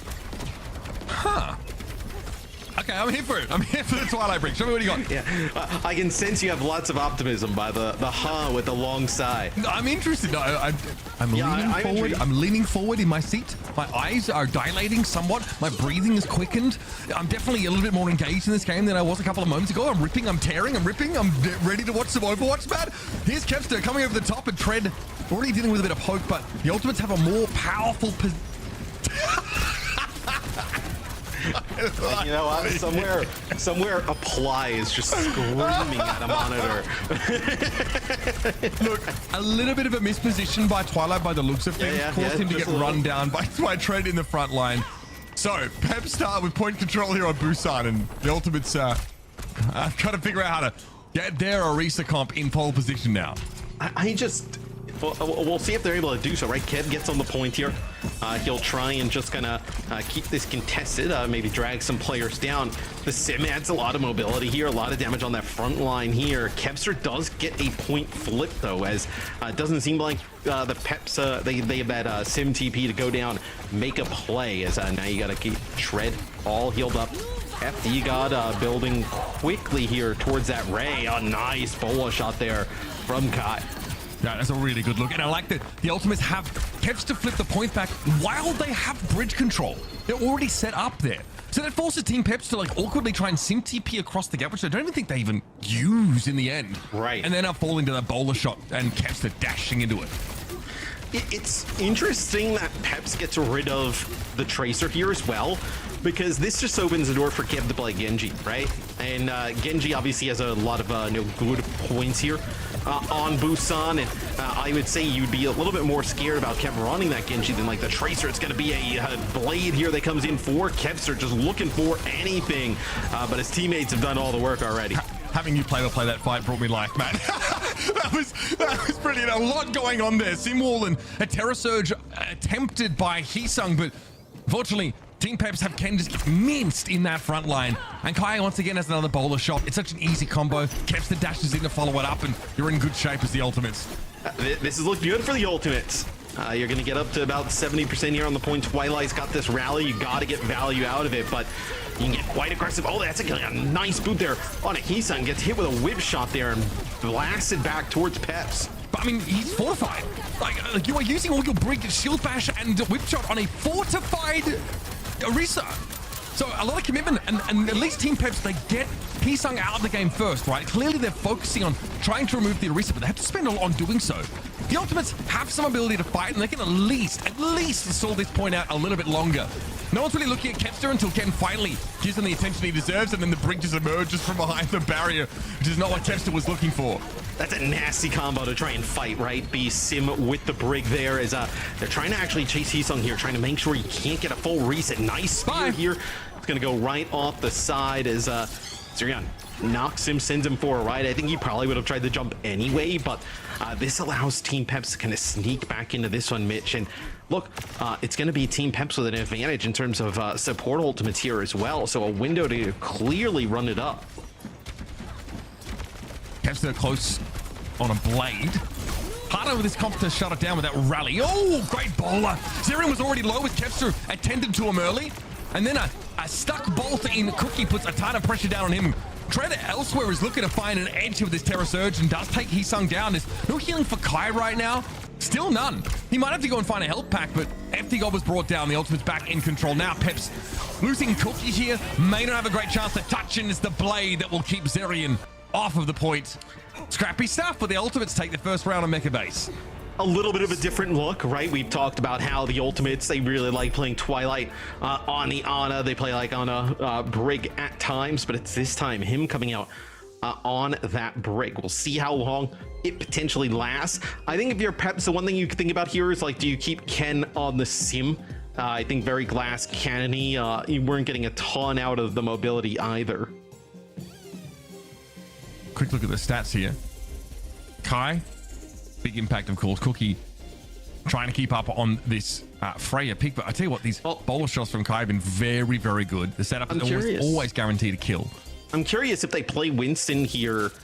Okay, so they'll play Winston with the Juno Brig, so they're not going to kind of try and play or force an Ana into this. Maybe they think that there's going to be that Diva on the other side, and it'll be Twilight piloting that Brig yet again. Here will be a little bit more of a test though, right? Because Tread and Ken gonna go quite aggressive on this Sombra Diva combo. Now, here's the question: who's more bothered about this Sombra, Matt? Is it the Winston or the Diva? I mean, I think. I mean, it's tough. I would say probably the Winston. Like, Diva has pretty strong survivability, where Winston, like, if he loses the mobility and, able to kind of get out, he becomes pretty easy to kind of chunk through, especially with the Freya in the mix, where we'll see now Kev actually switch over to a Sombra of his own. I think this is a win for Peps, because Kev was so good on the Genji, causing so many issues for, like, Cookie and whatnot, that if you can get him off of that, I think you feel pretty decent. I think a lot of it also depends on the Winston bubble timing that Peps are able to play around. Can even almost force it. If he's always worried about getting hacked, sometimes he might feel like he needs to actually spend that resource. Kai gets stuck there. Gotta respect Cookie. Definitely, front runner in terms of impactful frays, but that's stunning stuff. He takes a breather, takes a beat, and then gets a big connection across the map. I mean, Zerion just up on the high ground trying to brawl it out. No way he's going to be able to win any type of fight like that. It is still Peps, though, in control of it. You do get a DMAC on a Tread, so this should just be the beginning of the end here for Peps. A ball shot developed now. Virus thrown onto Kai, but he's going to get the healing he needs. Ken low. Currently translocate away. So, to the tune of 53%, Team Peps are able to convert that first fight win into a healthy advantage on the map and bring an EMP into the next fight. Got a bit of a pause though. We'll tactical timeout. Yeah, attack pause. In my Overwatch. The game is getting too out of control. Yeah, had to call a pause. Now we'll figure out what's going on there. Next, they're gonna start adding flashbangs into the game, like actual ones. Yeah, I mean that would be. Imagine what you were saying, with the walls and everything we were casting before. Then just somebody's screen just goes like just flash light that you can't even see. To be fair, some of these fights look like a flashbang as it is, especially when you have like a sim wall that came up. We saw a Terror Surge sim wall, bowler shot thrown in that fight in Mecha Base. So what we got to go on to start with, well, it's the Sombra for both sides up against the Winston and the Diva respectively. Like a lot of our first fight was taken up by that particular discussion, but Hisung was taken out of the fight pretty early. Looking at this comp though, like Twilight is on the Brig, but this in theory should be a comp that the Ultimates are happy to play. Yes, I think though Kev was really good on that Genji, like I mentioned, putting a lot of pressure on a Cookie in the back line. Having him play the Sombra, it's not as explosive, I would say, where I think Peps, you feel a little bit better going that route than trying to play like Sim into the Genji, right? I think that would just been another clear win for Ultimates. I think this one brings it a little bit closer and more in line with these comps. Now, of course, with the launch of Stadium into the game quite recently, and also some pretty cool show matches out there at DreamHack Dallas. I got a chance to see those. Their merch has also appeared in the Gear Store. That's right. Gear.blizzard.com is my guess, but you can head over to the Gear Store and pick up some merch. If you're a big Stadium fan, this is a great way to... You guys can figure out where it is. Yeah, I love how they've included the absolutely broken things you can do with both Reaper and Moira, respectively, on the back of this shirt. Really, I told Eric you were away on vacay last week, but we were telling Eric that we want there's like a Hammond like onesie. So the onesie with the backpack on there? Yeah, that is unfathomably based. That he said that he was going to buy us all Hammond onesies. I would honestly settle for him buying you one. He said, and then you have to wear it. Yep, I'm down. I'm down. I reckon, yeah. If they get, I'll tell you what. This is stupid. I said last year I'd buy the team jerseys, and then I had to. If you guys give me the Hammond onesie, I'll move my chair and I'll roll around like I'm wrecking ball on my floor for you guys. Okay, so the backstory here is that for those that don't know, Matt was the one that purchased the jerseys for students of the game when they attended DreamHack Dallas. He said that if they qualified, they got the bag. Yeah, Matt said if they qualified, he would get it for them. So they took Matt's money to get the jerseys. Love that for them. And then they got picked up by NRG and ended up wearing the jerseys for like 5 seconds, immediately swapping them. It's all good. I was happy for that crew. That was so funny. So yes, there you go. Matt will roll around in his Hammond onesie if you get one for him. Folks, holding him to it. Keps the trade of Azarian here. The Ultimates winning a second of consecutive team fight now. This one looks pretty favored for them as well. Orbit array committed by FD. God, and Sky is still holding on to his. The Ultimates no closer to capping the point that they were at the start of this fight, though. Yeah, well, I know here, as Peps tries to like work their way in, right? Twilight ends up using the rally as they try to push on in towards that point. This is going to be Kepster kind of using the EMP a little bit more defensively. They use Orbital Array here as well, but Cookie is going to take out Kai. So with that rally that comes in from Zerion, this should be Peps able to flip. Like, what happened to Sky's orbital there? It's hard to see that any value accrued by that ability. Peps used their ultimate just to stay in the fight, at least give themselves a chance to come back and avoid the reset. Ultimately, it favors them. So 63% and counting. This one's looking like it's going to be another competitive round. As Tread, much like Heesung was on the other side, will just try and be a nuisance on that high ground to start with. Ken gets extremely low, gets hit with a shot there from Kai. They're lucky to keep him alive, and they need it because Ken is way further ahead in terms of another EMP here than Kevster. Good damage on Tread. He is struggling. Kai focusing that diva down, never giving Tread an easy moment, but Ken's able to strike first. It's Heesung down, and you'd think the Ultimates actually just have to straight reset off this. They're running out of time. They don't have any time. Twilight gets hit with a virus once that EMP comes through. The EMP advantage here late from Ken. Probably the difference is Ken will jump on, touch that point. Kai does get FD God, so Kai gets 2. So maybe there's something you can make out of this. Oh, they're gonna flip. Oh, that is such a throw. That is brutal. Yeah, Team Peps here. Gonna lose Tread likely. Well, hold on, self-destruct here. You get a mech back. Maybe there's a way back into... No. There's a window, right, in between the self-destruct and the remeching that the Ultimates have pretty much committed to memory. So, Peps now have to fight into the Ultimates with a rally, an EMP, and a bowler shot. Look, Peps needs to just kite here with their supports. Let Ken touch, let Tread touch. You need to get this rally, and you need to get the orbital ray. There goes Zerion. No rally. You see the pressure they're putting on FD. God needs to get towards an orbital. He does get it, but there is nobody there to touch. That's a brutal second round loss there for Peps. They were in a pretty good position, honestly. And it's Cookie who paves the way with like that crucial double kill on the Freya, that second to last fight. Matt, it falls apart almost instantly in that next engagement. Yeah, I mean, you lose FD God straight away. They get onto the point. Then at the end, they send both supports down the alley, and that's easy reads there for the ultimates, put pressure on them. You don't get the rally. The orbital ray is quite sad. You know, not a great first map there for Peps. Yeah, just our obviously regularly scheduled FD God feed check. He's not feeding. So, you know, it did happen. Obviously, he was picked off at the start of that fight, but he's only got 6 deaths. There are other supports on his team that have 4 more deaths than him that are being targeted much more closely. So you're also not picking up FD God to like play a passive style of support, right? Like, if that's your plan, you've picked up the wrong guy. Well, like, he is a player who is very aggressive. He likes to duel. Like, you need to kind of let him play that style. That's where you're going to get the most out of him. That said, we've looked back over the stats from this game. No huge disparities. I think nothing that I'm sort of looking to write home about this stage. We saw the Ultimates have to adjust a little bit after, you know, bringing the Sombra into their composition.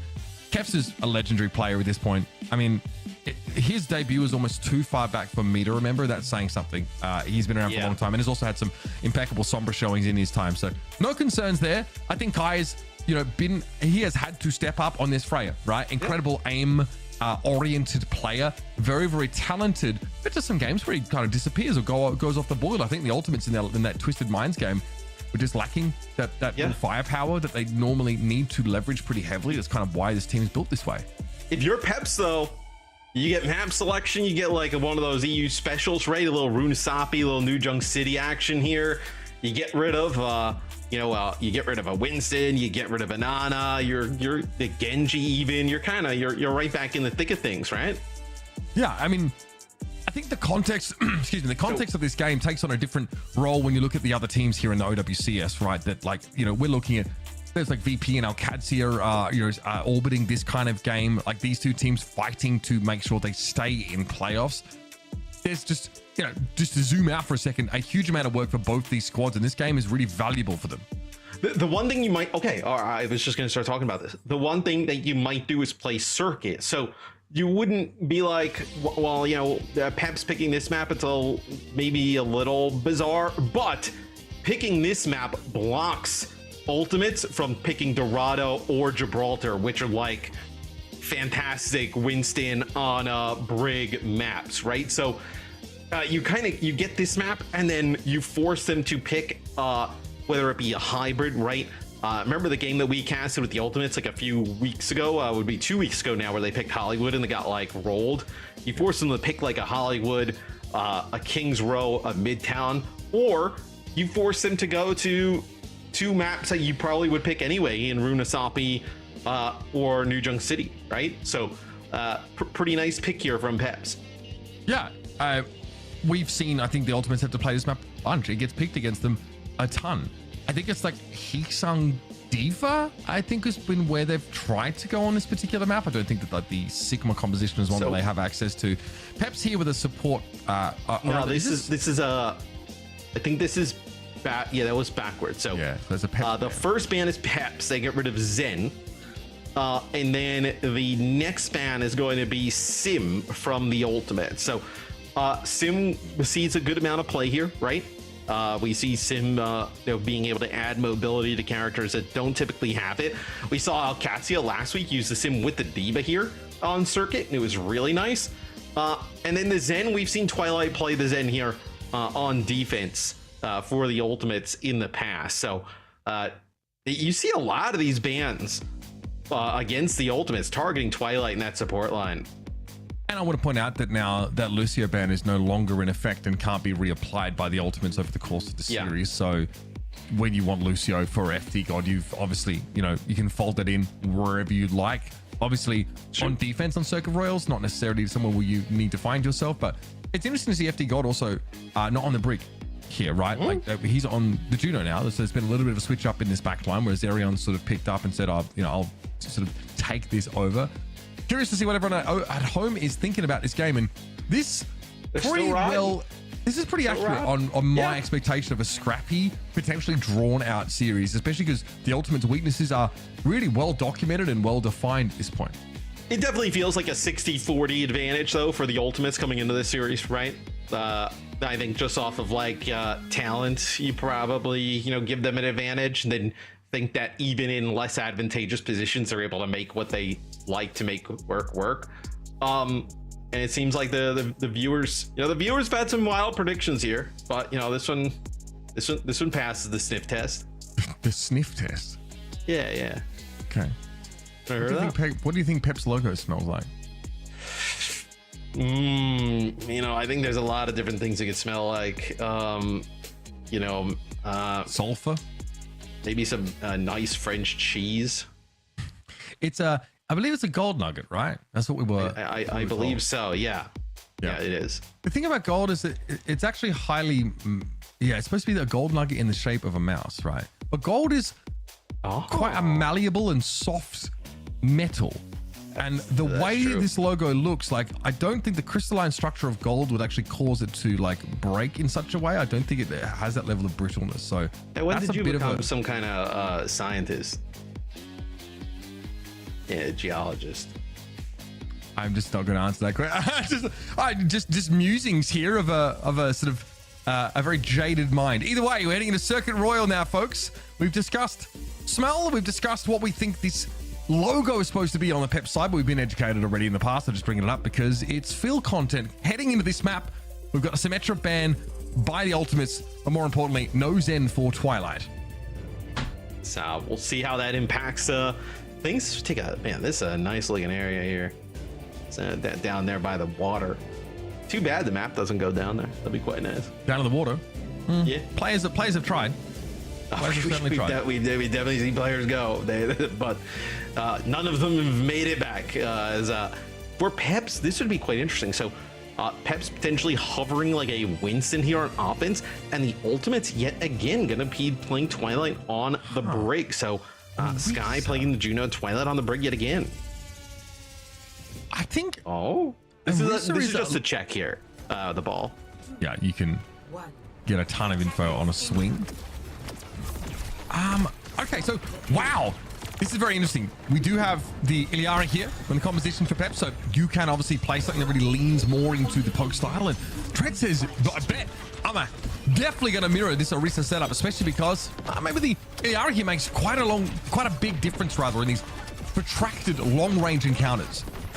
And like we talked about a lot in the last series, the Brig can be very good against the Diva, can still be effective against the Orisa, but can't exactly kind of stand there and swing with the Orisa as the Brig could with the Diva. So potentially having that little bit of extra pressure here from Zerion on the Alari and a little bit extra damage could be the difference maker. So the Ultimates are giving some ground. Theoretically, they're trying to play on the corner. That denies like Iliara from being quite as effective in those long-range poke-down fights.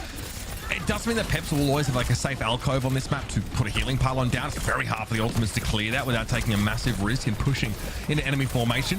Kai under some degree of pressure, but we talked about the mobility being so important. However, those torpedoes are homing missiles, and Kai can't quite avoid them. Now a Twilight falling, you feel like Team Peps are getting close to what they want, but they need to keep Tread alive, and without that Orisa, they lose a fair bit of momentum. If you could have kept Tread alive, I think there's a world in which you kind of continue to make a really fast push there towards the end. Losing Tread, even that, you're still going to gain some percentage because you have these poke heroes who are set up on high ground, and there's no way for Heesung to really engage with them at the moment.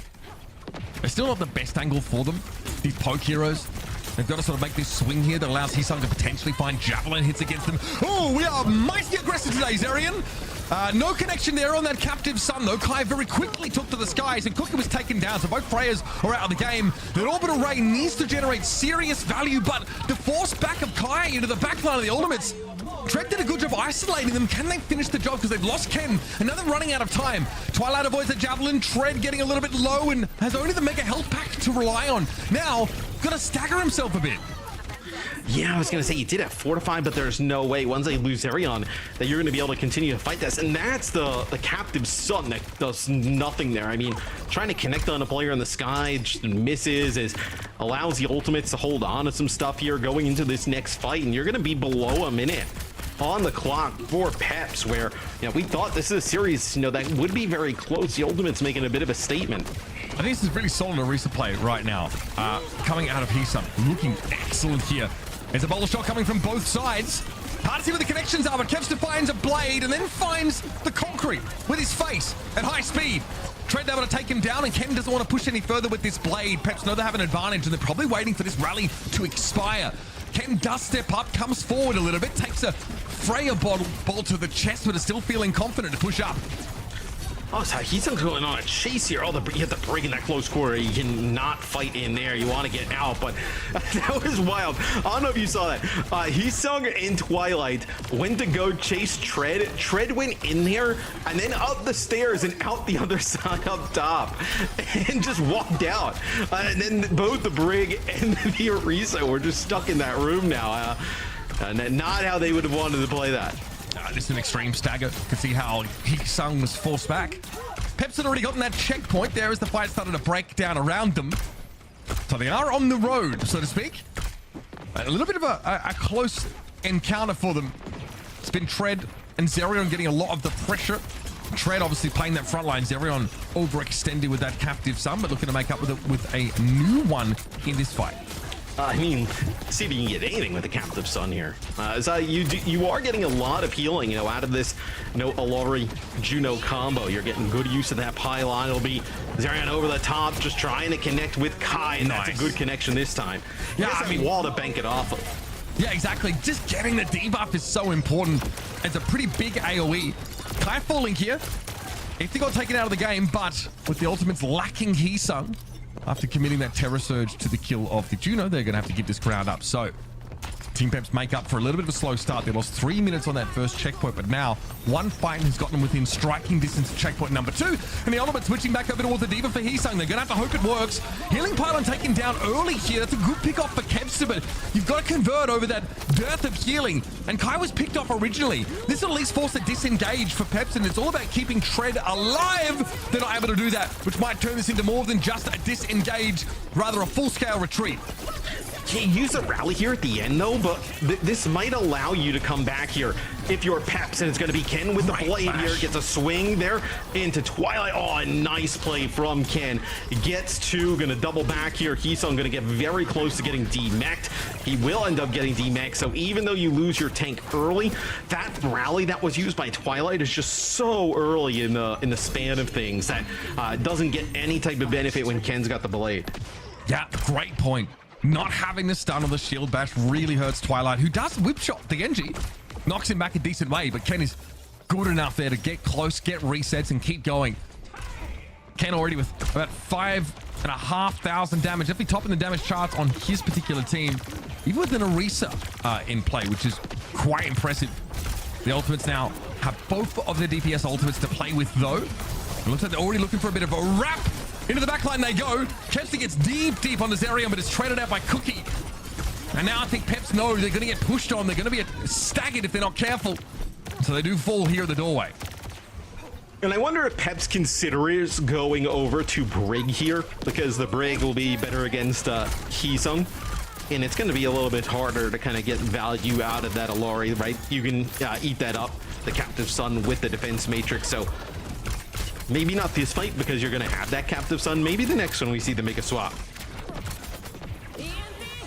Ken going a little bit low. We're going to start us with another Captive Son.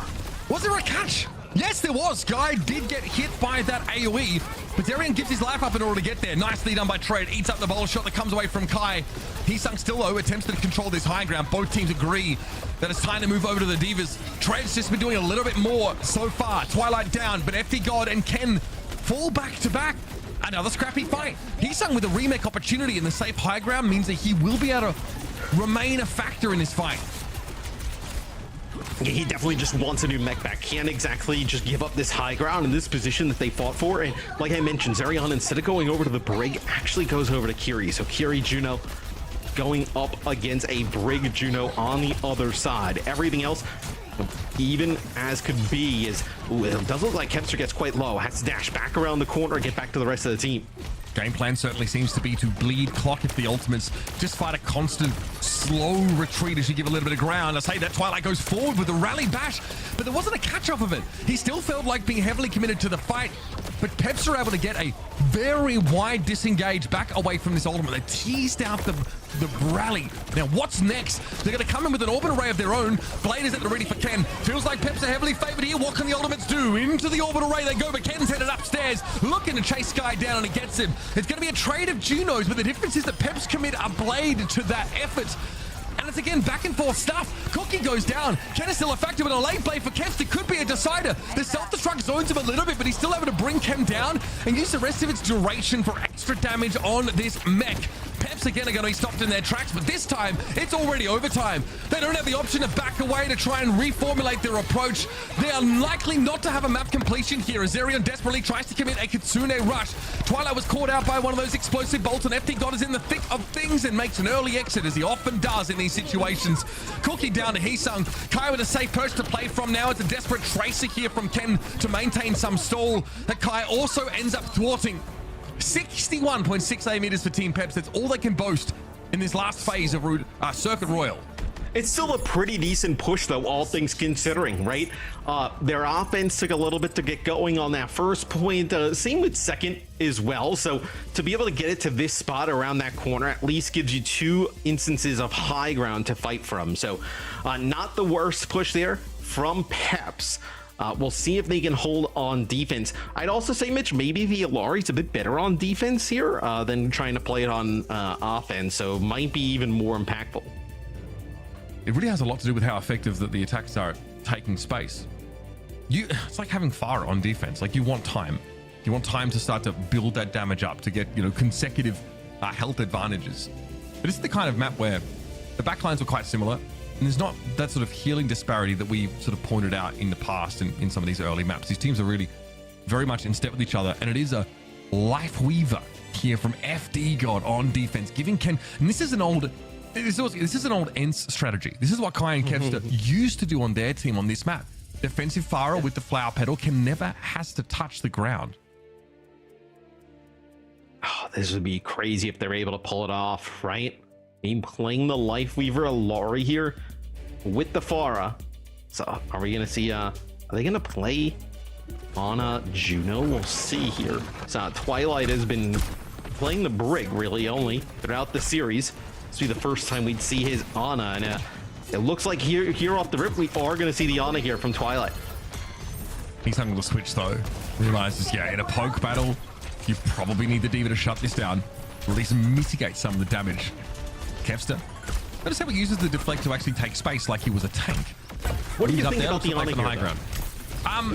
It's a lot of talk about Twilight playing Ana, in just kind of the overall community at the moment. Look, he's one of the best Anas of all time. Can he force into every single map, though? Not exactly sure. So you're not playing Sojourn, so it's a little hard to consistently pressure Pharah out with this comp. Ana gives you that like 70 or so damage per hit that will at least keep the Pharah honest, right? It will prevent Ken from being able to swing wide for long periods of time. Pharah comp is a bit weaker here. He can still play that corner, but the ultimates just sort of put the Diva on the cart, the Diva of Heesung on the cart, try and shove it forward a little bit. The healing throughput for Peps is pretty nice. Obviously with a Life Weaver, he just vomits that healing. And being able to pull someone like Tread out of the fight where he's already used up those mobility cooldowns is a really powerful escape button.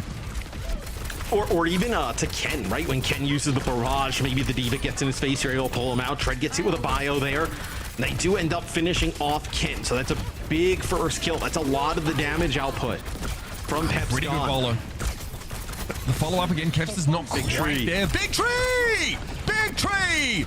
Throwing down here by Team Peps. Right in their backline as well. Kevs are looking to try and clear that healing pylon out, but the cart is still moving. They've been forced away from the checkpoint entirely, and now they're at risk of a Charles the Ninth. They're going to have to stick Tread back there, but he's kind of stuck in the corner. It's an uncomfortable place for the Diva to be, and Tread can't help Cookie.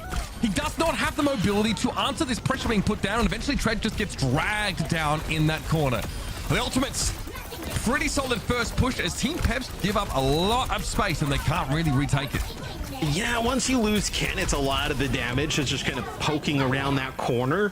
I still think that you actually probably could have put the tree a little bit further up, use it for like some cover, and then got the supports to play inside of it rather than putting it back that far. You're kind of gripping Tread all the way back. So tough spot to be in, but the Team Peps, they make some changes overall, right? Gonna change the support line now, gonna put Ken back on Genji Orbital right here from Sky. It's a nice Terror Surge, though, there from Tread. Gets rid of Twilight. A nice spear, getting Kev really low. Oh, Tread's going to die for this, too. Kai eventually goes down. Kev with the escape of the century, though, and it's definitely Ultimate's favored in that trade. Twilight switches off the Ana.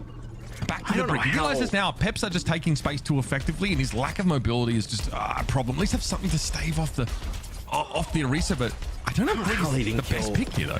I don't know how they didn't kill Kev. Yeah, you know, the Brig here potentially against the Orisa can be tough. They've been running it, though, the entire series thus far to pretty good results, so... Okay, this is a lower healing composition for Team Peps, so it doesn't answer these like instances of burst damage very well at all. And when you have 2 DPS ultimates and you have to try and heal through that with a Lucio Kiriko ultimate, you may as well pack it up. Man, this is ugly for Peps. So that's going to be the second checkpoint here for ultimates. And Peps, what? You end up, I mean, now Tread is switching over to Hazard. You moved around your support line. You moved around Ken. You really built towards nothing here. And the game it is very close, right? You see that box of victory here at the top on the marker there for the ultimates. Very close to it. And then also still 4 minutes. I mean, that's an eternity. Tread on the Hazard. Gets a Suzu. Kanto is pushing. It's been moving the whole time. Good lord, they're going to have to get busy. Twilight there a little bit close to the eye of the storm. But outside of it, so still in the storm itself. You know, not the calm part, the non-calm part. The part that ends up getting eliminated early. The Ultimates here are trying to just assume this high ground when they can, or at least get Heesung back behind Tread and co. Let's see how they get in with this Diva comp.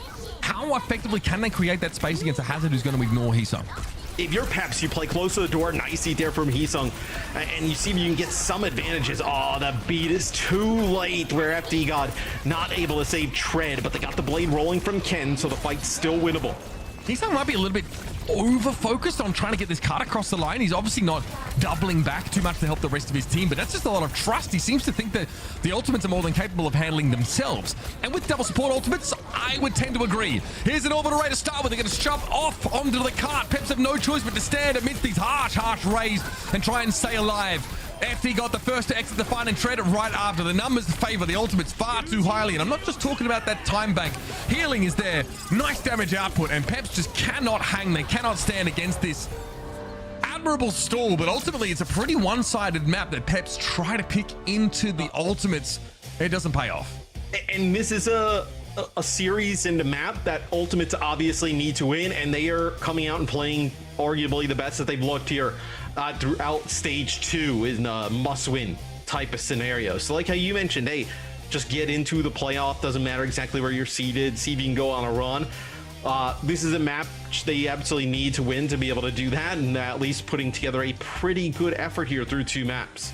Yeah, they thought they had like a double, I guess a double positive, taking away like the Gibraltar maps of the world and also trying to pick an arena where in theory that they would be favored. But I think they go for a pretty risky play on defense, that Lifeweaver, Iari, Farah composition. I do think that comp needs a lot of things to go right for it.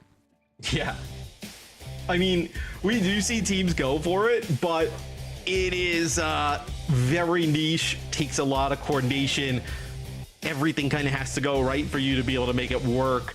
No, we do see Lifeweaver in some other kind of comps there, right? But extremely niche, does not get Peps a map on the board. So now Peps, right?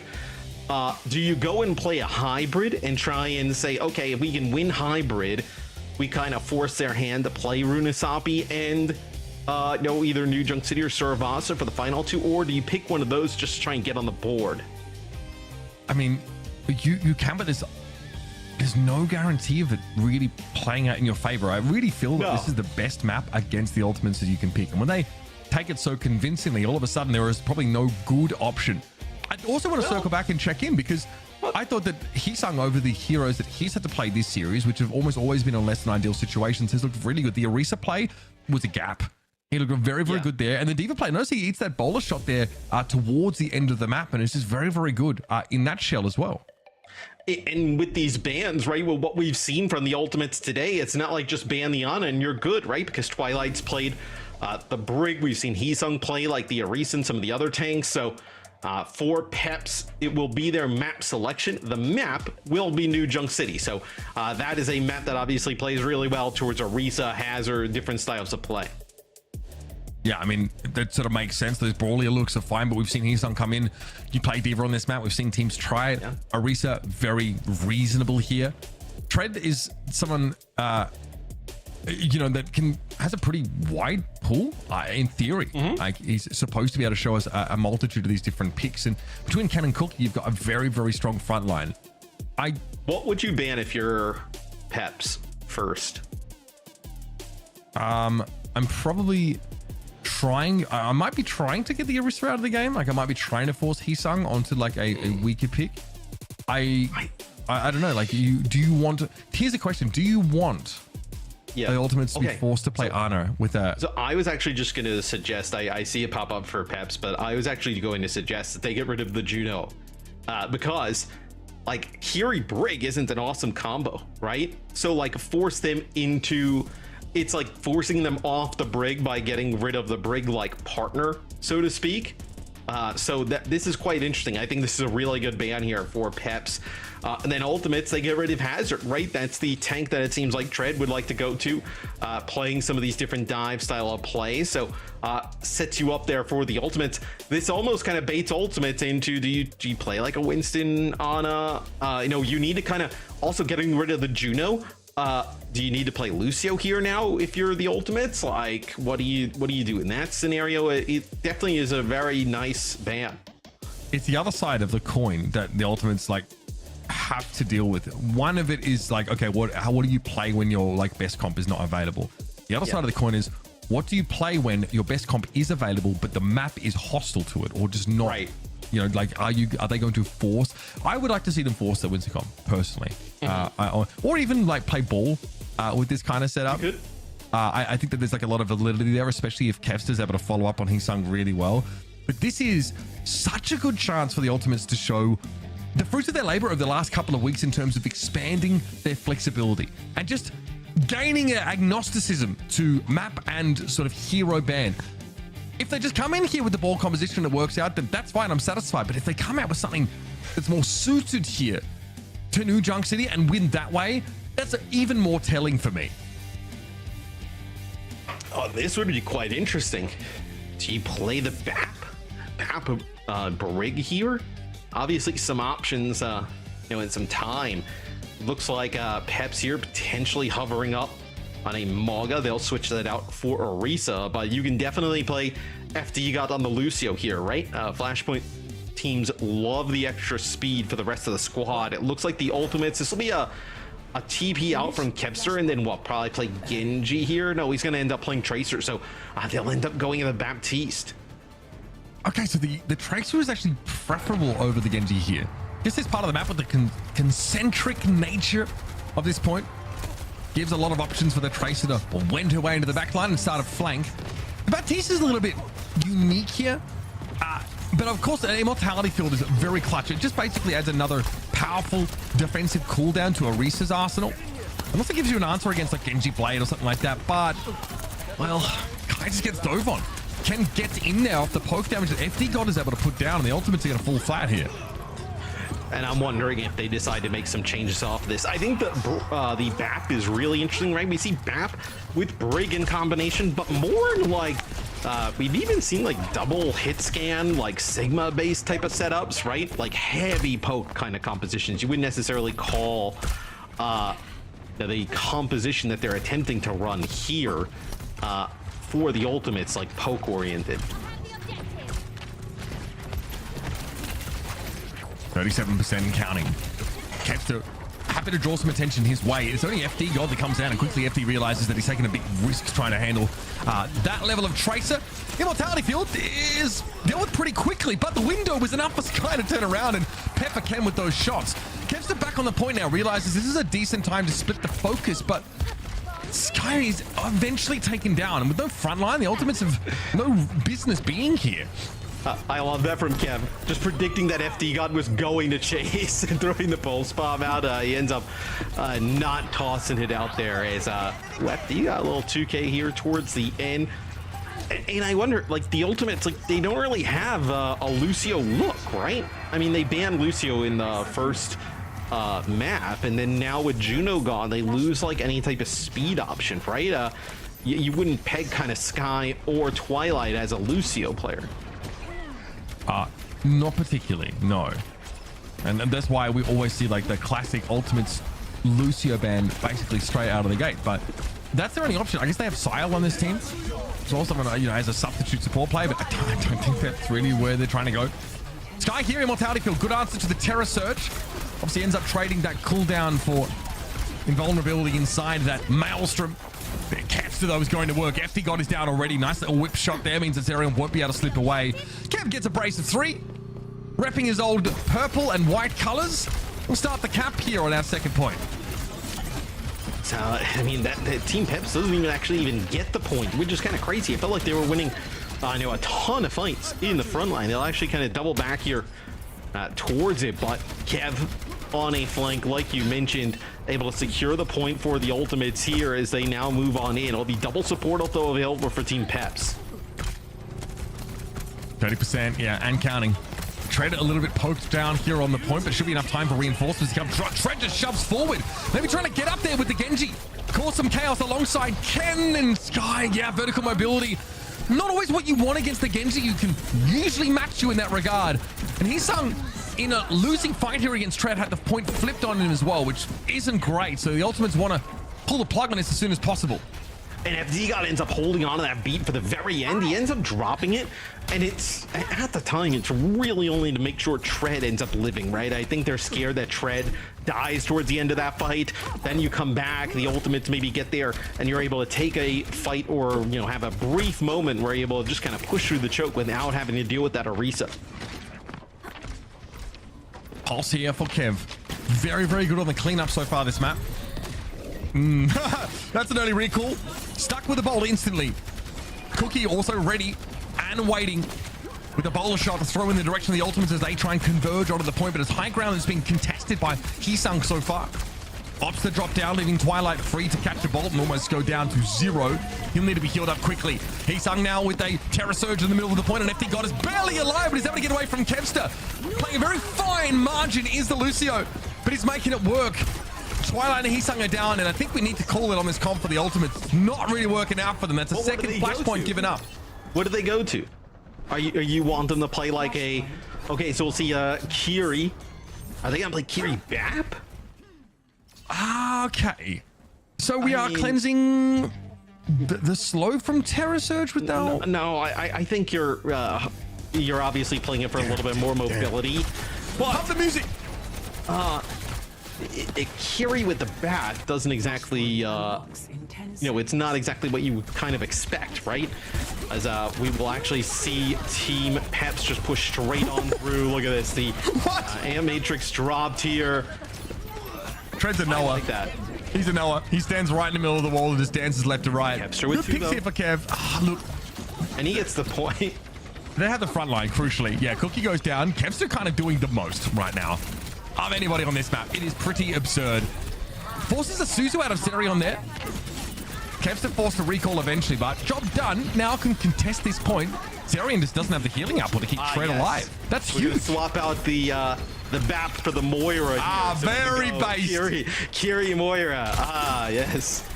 Look, Moira does not get a lot of love at the pro level, but can do a ton of just raw HPS.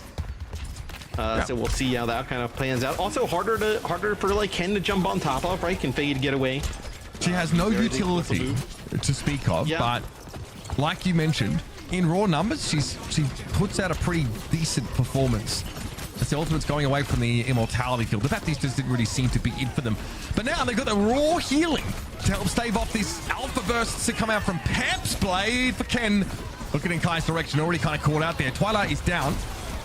He's going at it inside the Kitsune Rush, of course, with the Orisa. Great place to be. Tread is always going to struggle in such a matchup. But who's going to keep Heesung standing?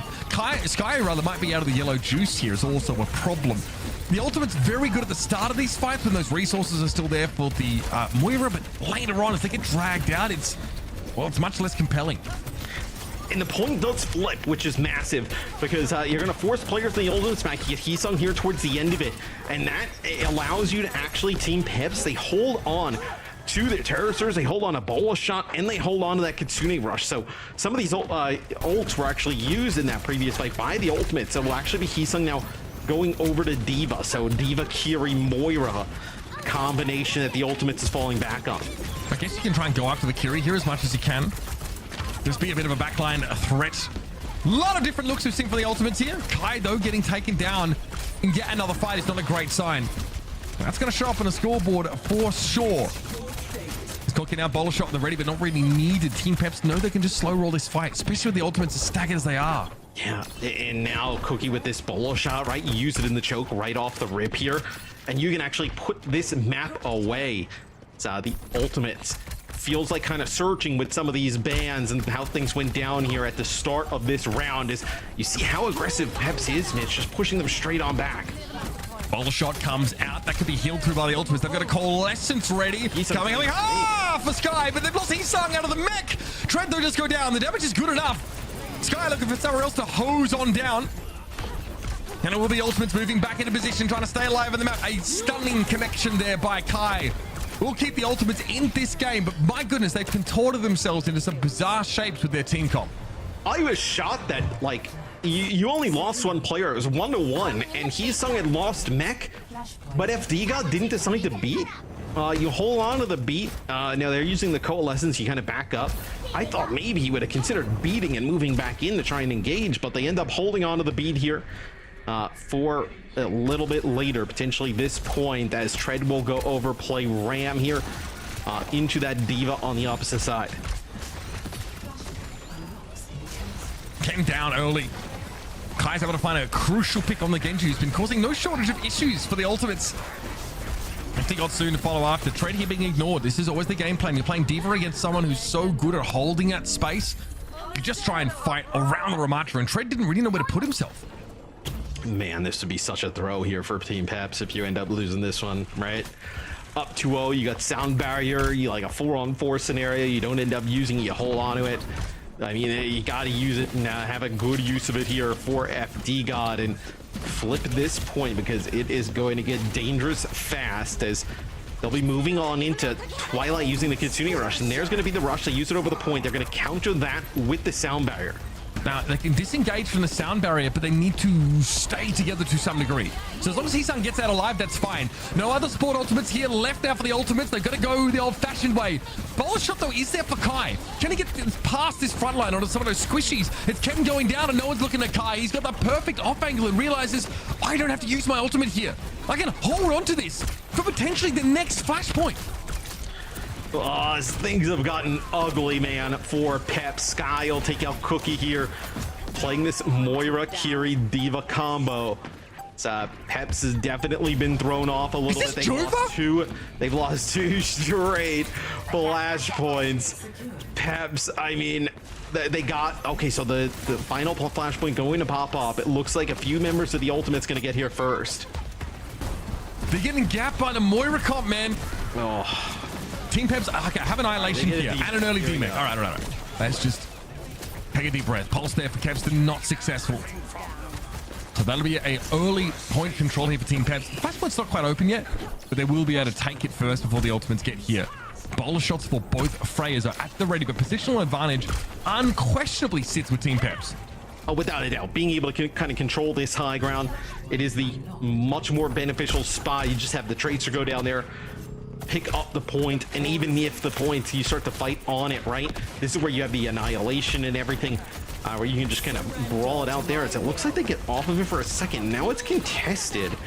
All the progress that Peps are going to be gone. And all right, I'd love to see, because Ken is on the point, on Tracer, taking it, and like they're not close to entering, and they don't take it. I wonder, I know we didn't kind of see it there, but like if Kev gets on and touches it and contests, but it didn't look like it was contested for long.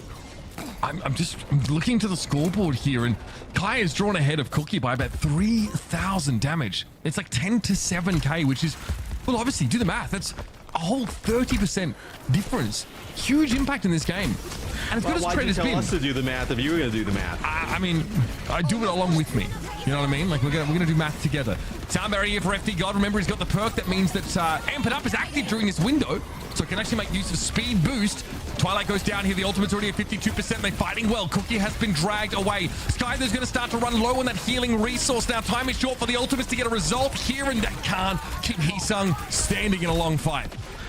But that is 67% that you probably shouldn't have been given up, right? It's a window of opportunity there for the ultimates that they take advantage of, and Kevster takes out 2. He takes out Zerion and Tread.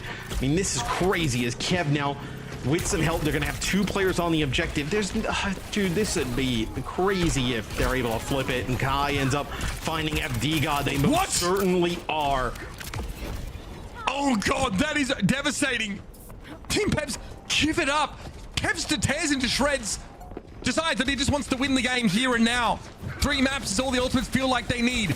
It's Desperation Town. Annihilation for Tread is going to have to be on the docket. Ken with a pulse needs to find good connection, but Cookie's already gone down to the slurps, by the way. Exsanguinated by Sky Ripper. And there's a bowler shot in Tread's direction. He's getting chunked down, and FD God dies. Again? He just got back off spawn. Kevster is spawn camping the guy. Not great for the stats, I'll be honest with you. Team Peps now down to 3. They do have Tread. He's hard to shift. Zerion's doing the most for his team this game with almost 16,000 healing and a big kill there, but eventually gets brought down. And now it's a matter of chasing Peps away. There was a point flip, so the ultimates will need to return here to take control of it. This will drag the fight out a little bit longer. They need a clean completion, and the ultimates aren't that bothered about point capping without Heesung in play. They just want to go forward. They need to heal Kai, though. They flipped it. Okay. Now Peps are in drips and drabs, but that's all they've really got left to work with. FD God is going to, well, die again. It's about that time, I guess. Every 10 seconds, Bro, the ultimates have swept Team Peps. Hello? They tossed that last map in the bin, but the ultimates, look, they made the right adjustments when they needed to. They came up with all different types of creative strategies, and they were able to get through it. So big shout outs to them in a game that was must win. They get a 3-0. Yeah, and I mean, this is the statement that they wanted to make, right? Like, this is what we wanted to see from the Ultimates. I was especially pleased heading into map 2. Heesung's Orisa look good on circuit. That's what we needed to see. We know they want to play dive, but we needed to see them being really solid, not just serviceable, but solid on what is to be expected to be played in this very region, since dive is not like the EMEA go-to, right? So we want to see them on those Orisa comps, on those Brawl comps and whatnot. So this was a really good look. That said, I really like some of the risks that Pep was taking here, honestly, like composition wise, especially on circuit, like that Iliari, Lifeweaver, shenanigan. Didn't work, but it would have looked really cool if it did. It's so charming how they play in traffic, honestly. It's just the darndest thing. It's the darndest bloody thing. That comp is, I mean, that comp, I think has legs, but if your opponents understand, it's just a matter of switching Diva and then just like pushing up on you. Roots. Yeah, just take the bridge away, cut the big trees down. Like, dude, they gave up so much. A tree, and I heard you shouting "big tree," so like I feel like everyone won. Yeah, the bingo card's filled out. Bingo cards. I just cannot believe that. Like, you know, obviously, big kudos to Ultimates. They come through. They're able to win this series. They never really got thrown off of their game. You know, to the point that it really looked, you know, dire. I think really nice play from Kai and Kevster today, but just a confusing game from Peps all around. But that's again, right? Like when they seem to have the upper hand, when things are going well for them, they just like make very sloppy plays. Yeah, their macro sucks, I think. They're really talented. Well, as a you team. said it a little less charming than I tried to say it, so there's that. But yeah, it's just unfortunate. It's the same thing we saw last week, right? Like just some crucial mistakes, fundamental mistakes are being made. And then they drop around, they drop a map. They were ahead. Like, this was a good look for them initially. I mean, that's the problem. You say you saw the mistakes last week. We could also probably say we saw them the week before that and the week before that. So, like, that's kind of the problem. That's how they work, yeah. You gotta keep making the same mistakes. I mean, that's kind of the main issue here. But this is a brutal loss for Peps because the Ultimates, like you talked about a little bit before, Zoe, they got a lot of, you know, their really difficult matches potentially out of the way early on. where Peps, it's not smooth sailing from here on out, and now they find themselves in a rough spot. Yeah, I know. Peps actually has a really tough schedule coming up now because they have Alcatia, VP, and Quick Esports next. Hit the showers, but get ready to learn Chinese, buddies. It's rough. Yeah, this one's gonna be an uphill battle for them, to say the least. But for the Ultimates, this was a must-win, and that will put themselves in a really, really good position for the rest of this stage and heading into the playoffs. Yep, 2 wins. 2 wins is all they need. 2 and 5. Remember, it's stage 1, 2 and 5. They made that lower final. 2 and 5 shouldn't be the goal. We should obviously we should aim for a little more. We have a tiered goal system, right? Each goal, and there's a stretch goal after it. But like the Kickstarter fundraiser base goal is 2 and 5. This team clearly has holes in terms of like comps, like that they can't necessarily fill, but today they got creative and it didn't bother them, right? So I think for the Ultimates, you view that as like progression with the team. And look, you take the dubs, right? You're not going to go back and complain about this one. You take the dub here and you move on. Yeah, I think this is just also generally a good statement for them to make for other teams, because now that they saw that they were able and capable of playing these more standard compositions that we're seeing in this region, you can't just like make sure they can't play the Winston, then you get a dub. Like, it's not that easy anymore, luckily. Yes, it's not that easy. I would say I think a team that's a little bit higher echelon maybe than Peps, even in these types of matchups, it wouldn't have worked out maybe the same way. But I do think, though, Zoe, like you mentioned, it is a deterrent for teams to just own in on those bans that we saw for the first few weeks, right? That you definitely have to like extend your playbook a little bit going up against them. So like that's a really good positive to take away here for the Ultimates, and definitely something to look into for the teams that will face off against them. Now, Kai earned themselves the Player of the Match honors for this one. Could have given that to a lot of players, quite frankly, because there were a lot of really standout moments. But Kai, always a worthy recipient, of course. Yeah, I think that Kai, there was a time in his period where he was on the very flashy DPS heroes, and the game at the time was different. It was really all about like the insta kills, what Widow was able to do. Now I think he's relied on to be a workhorse and this consistent force, which I think is actually much more in keeping with his demeanor. Like, he just seems very solid, very consistent, isn't one to just sort of be streaky, go off the ball. But I'm watching, like, he's outdoing Cookie by like 30%. In fact, no, if he has 50% more damage than Cookie for like a lot of that last map, just the output from him has been really good. He just locks in, finds a flow, and ends up just really helping his team get over the line, because those Orisa comps are about attrition. They're really about like having a numbers advantage, especially when you put Moira into the mix. So having a consistent output is crucial.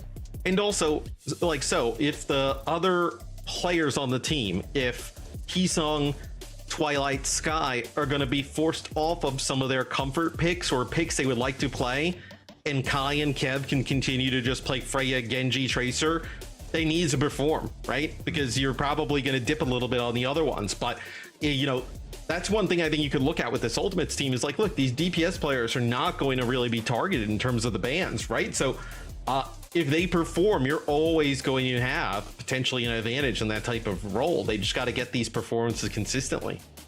Yeah, the consistency is really like the key point here, right? Because if you're looking at the earlier games from the Ultimates, Kai and Kevster were both kind of quiet, which was unusual. That's not really characteristic of them. Like, they are usually those standout DPS. So to see a pop-off performance from either of them consistently is definitely what this team needs. Now let's take a look at the standings to see where the Ultimates are now finding themselves after this victory. They are edging towards the top, not in the bottom, not up for relegation, and it might stay that way because, as we already alluded to, Team Peps got a rough schedule moving forward.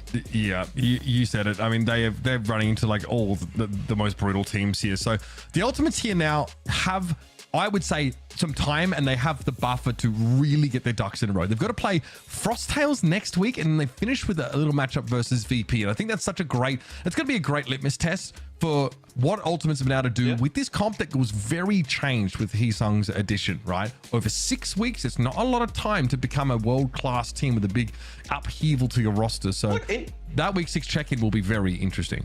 And it's not like if they can get to like 3 and 4, right? That's like beating Frost Tales and then losing to VP.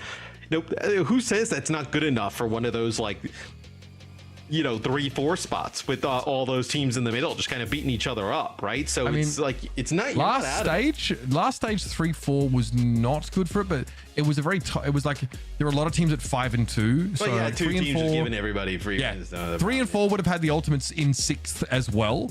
So they probably need to do a little bit better than that. But that VP game, honestly, I'm kind of curious. Like Virtus Pro have shown their fallibility over the last few weeks. Yeah. Also, if all things fail, there's still the last chance qualifiers, right? So you can just like dig really Peps deep and maybe come out on top. Exactly. That's how Peps is going to make it to Riyadh. It's going to be awesome. I can't wait for that. Now, before we moving on to all things NA and say goodbye to my favorite M&Ms, we actually, or rather production, has put together a very special prize for a very special winner of our very special fantasy prediction. Wow. It's beautiful. This is becoming like, I mean, that photo of you is AI generated. It's not, bro. There's no way you. I'm wearing makeup. I'm wearing makeup. First of all. Oh, brainlet in the right corner. Love that. Absolutely. Get me this. Someone clip this to me. Love that. Sir. Love that. I'm the champion of season 2, week 3 Overwatch Fantasy.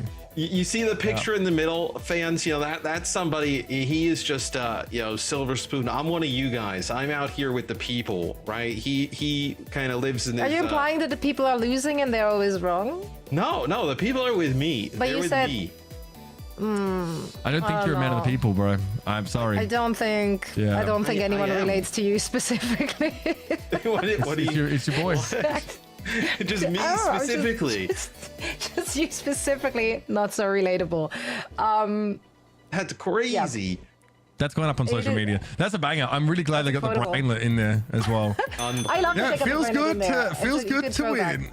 Feels like I'm seal clubbing though every time I'm in one of these games. What now? Look, I get they want Mitch to win somewhere. He's racking up the L's, so I mean he's got to win somewhere. So you know what? If I have to to elevate my good friend's confidence, I have only dubs. If I have to give him wins, that's okay. Where are the L's? Yeah, I love that. I'll do that. I love that.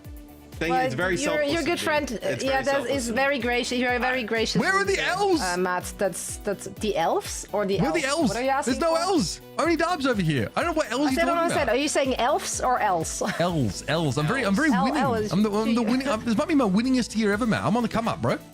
Check me out. I'm on the come up. All right. Okay, he's on the come up. So this up-and-coming caster will be back again tomorrow, joined by one big break. your old and trusted Matt. But for now, we're going to say goodbye to the two of them. Thank you so much for calling the action. It's been a pleasure as per usual. We're heading into a short break, and after that, we're going to dive into all things NA. Sakura and Supernova are up first, but it's also time to grab a bevy and take a seat and not go anywhere during this break, because we're going to return the Battle of the Bots. That's right. This time we got bot battle for the ages once more. It's going to be a free-for-all deathmatch between Orisa, Bastion, Ramatra, and Senyatta. Who will win? Well, we'll find out in just a little bit. Vote in the poll that's going on right now in chat. Spend some channel points while you're at it as well, and we'll see you on the other side of this.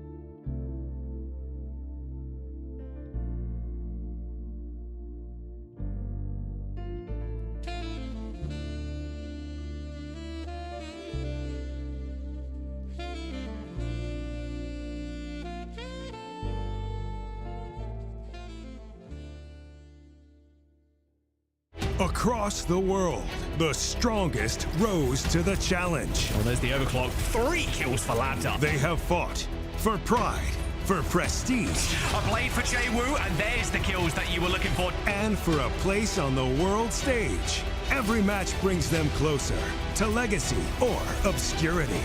Rivalries will reignite. Zera connects with the stick. Zera does it again. New stars will rise, and champions Oh, Copper. He looks so good on this Winston right now. will fall. This is the Overwatch Champions Series.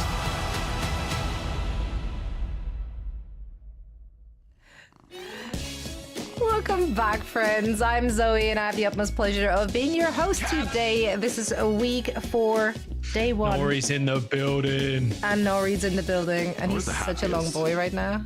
He's Dude, Nori was a legend. 2021, Yeah. banning May, when we had random bans in Overwatch Esports decided by a cat. Nori was the people's hero, the people's champ. He has his own trading card. Like, this cat has achieved so much more than I. And that does Nori make me lore. question choices that I have made in my life. Speaking of choices, Johnny, you're coming back from a little trip. How was it? That was great. Yeah. That was great. And I was on social media. I didn't play any games. And so I got back this morning and saw Overwatch. And I was like, whoa. What? Video game. What's a video game? Dude's a caveman waking up. I'm ready. This is awesome. So yeah. But I see you stole your father-in-law's cardigan as well. Oof. Good luck. You've changed, Johnny. You know what else has changed? Our drops. Let's take a look at the new drops. I really just insulted you for the sake of transition. This was just solely for the transition. I have to Oh, of give it course. to you. I'm Yeah. very sorry. I'll do anything for a good transition. That's right. Thank you so much. You're the man of the people. The people should be connecting their Batman accounts to their Twitch accounts in order to get those drops for the hours watched. And there is plenty more action, of course, to watch as we're just halfway through stage 2. So let's take a look at our stage 2 schedule. Are we done cuddling or no? Okay, you're still. No. Nah, Nori's chilling, bro. Sick. Yeah, so regular season halfway through. We have the playoffs coming up, of course, and then afterwards, for the first time ever, we're going to have the LCQ, last chance qualifiers, because we want to see more teams making their way to Riyadh. We want to see yes. teams fighting for their lives. So we want blood. Dude, they'll be scrapping. Look, stage 2 is almost here, by the way, which is weird because it's halfway through the year and where's the time gone? I don't know, but I know Crazy Raccoon are probably going to win. Maybe. We'll see. Stage 3, obviously, we're going back to Stockholm. I mean, I'm predicting. I'm going with the early prediction, Johnny, so I look really smart when it comes true, but then if it doesn't come true, everybody's forgotten about it, so it's all good. That's the strat. Fair enough. That's how it works. All right. That was the desk strat from like a couple of years ago.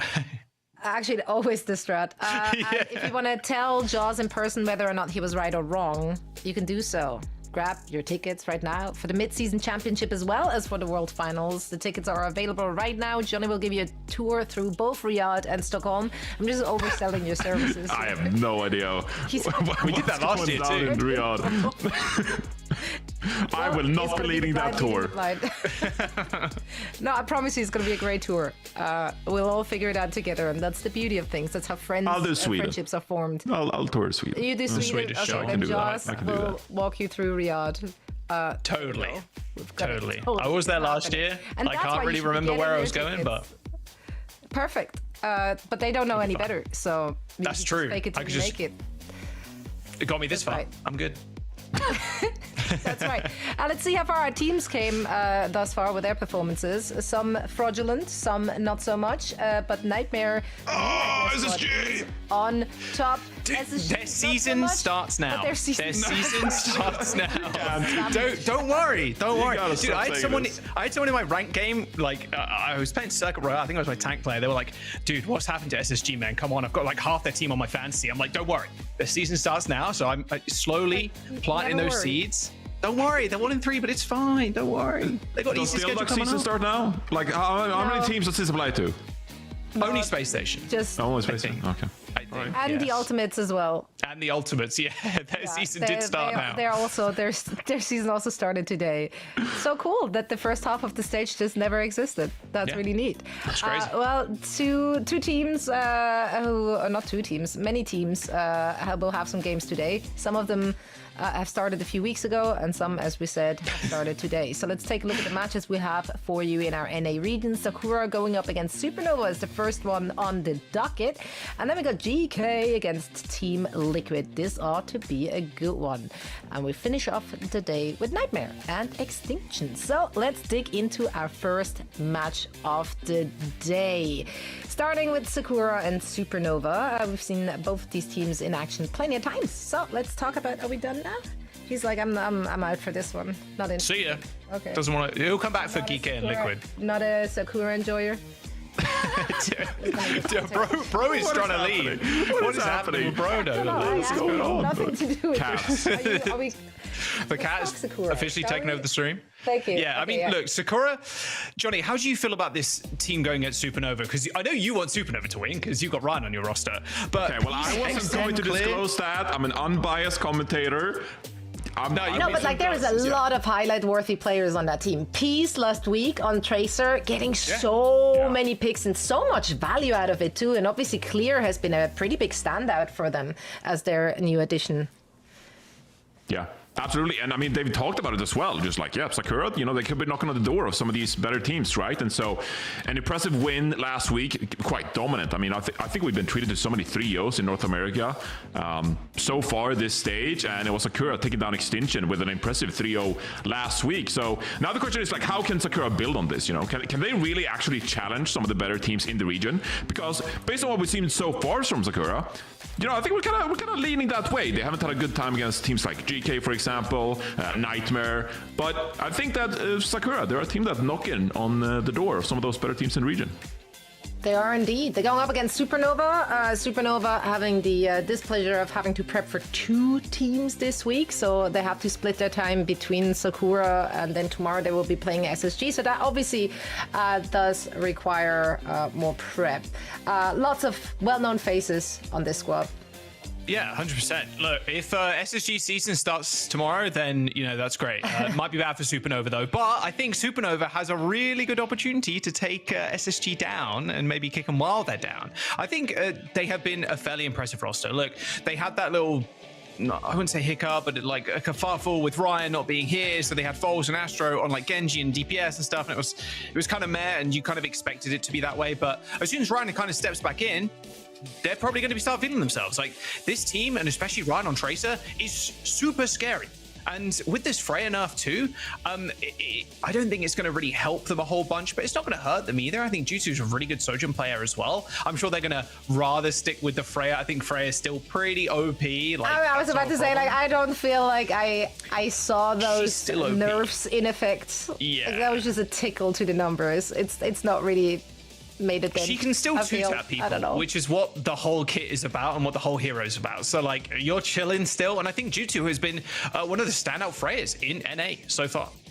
Yeah, and like the team looked really cohesive last week. They had some great reactionary play, punishing mistakes from the Dilducks, who were, you know, rocking up with so many vibes. They struggled against the Zarya, which immediately prompted the Zarya ban in the next. Yeah. Perhaps that was a little overreaction there, perhaps. I'm very interested to see how those two teams will... how do you say, square up? No, match up against they can one another. They can square off. Yeah, I want to see how they you know, words, things. I want to see them play and how they stack up against one another. I eventually got there, and I'm very proud of myself. And Johnny, your cardigan is confusing Zoe, bro. Like, it honestly is just throwing me off too many my game. That's right. Whoa, enough of that. It's time for the game. It's time for the game. Take it over. Take it away. Do the thing. Do the casting thing. We're going to do the thing. Sakura, Johnny, versus Supernova. It is a very nice cardigan, I will say. I like it, Johnny. Thank you. Thank you, look Jack. very cute today. And I can't believe Zoe roasted me like that. You know, what do you expect? I'm not reading Twitch chat right now, but please be kind. I mean, come on now. Last week it was the polo shirt and everything. Like I'm just trying to watch some Overwatch. Dude's dressing like a dad. He's going full dad core. I like it. It's good. Let's talk this series though, Johnny. Sakura versus Supernova.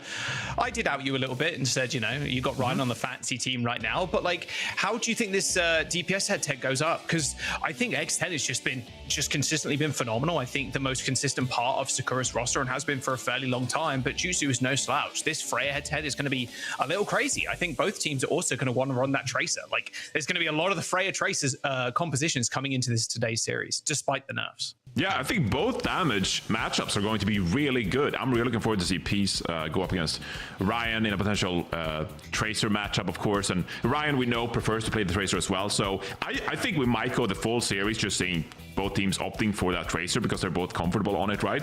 But as you said as well, I'm curious to see if the Freya changes will do anything to what we're going to see in the meta. Because, like you said, Freya's still really good. But at the same time, there are a few of these hit scan players who prefer to genuinely play hit scan heroes, right? Like a Sojourn, you mentioned it. Jutsu, phenomenal on the Sojourn before Freya was released, right? So it'll be interesting to see in this matchup specifically if a couple of those hit scan players have been like, look, I just want to play Sojourn. Can you just please let me play Sojourn? Freya got nerfed. You can argue whether the nerfs are effective enough.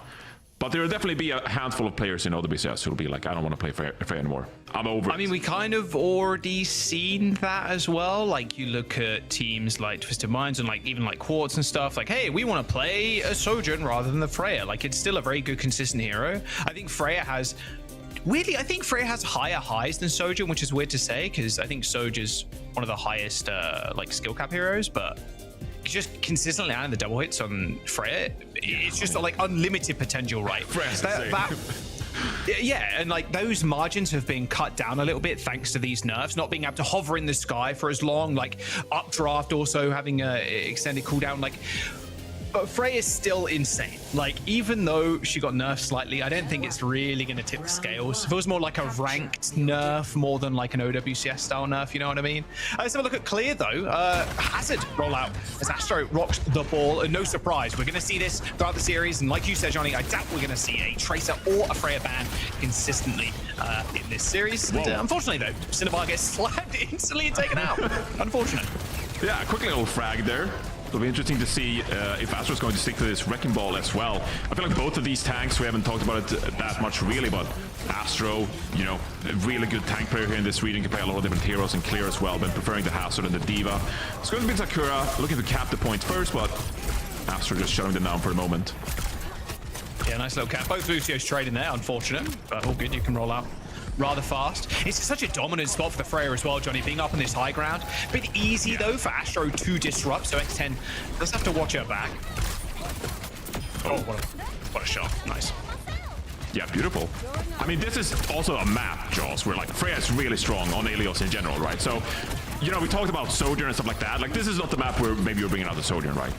You're going to play the Freya at least on Ilios. Yeah, 100%. I mean, look, the amount of high grounds that you can control is just absurd.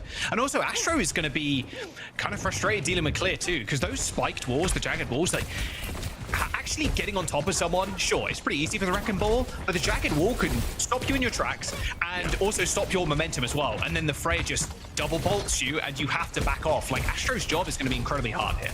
Yeah, pressure's on Supernova to get something going, right? Ryan and Astro, they need to combine for some kind of effort. We're seeing a bit of a flank here, but they're just poking, they're just looking right now, and Renko finds a nice early pick. That can open things up for Supernova.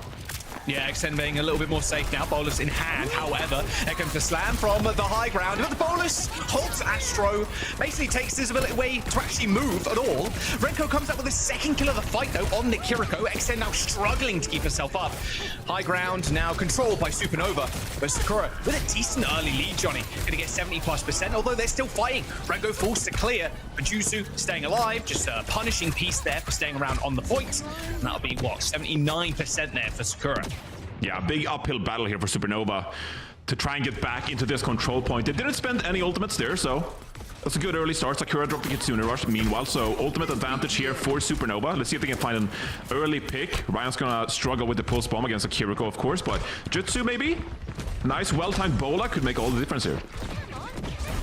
Ryan hiding out in the little spawner there for a little while, or the swimming pool. Oh, Peace already dead. Renko with another big kill onto Peace. Honestly, both these Tracers have had a really tough go of it. Yeah, Ryan finds a nice pick there. I mean, Renko's been popping up so far.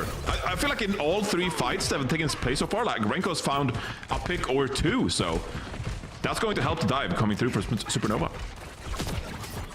It's kind of tough for the Tracer if you think about it as well.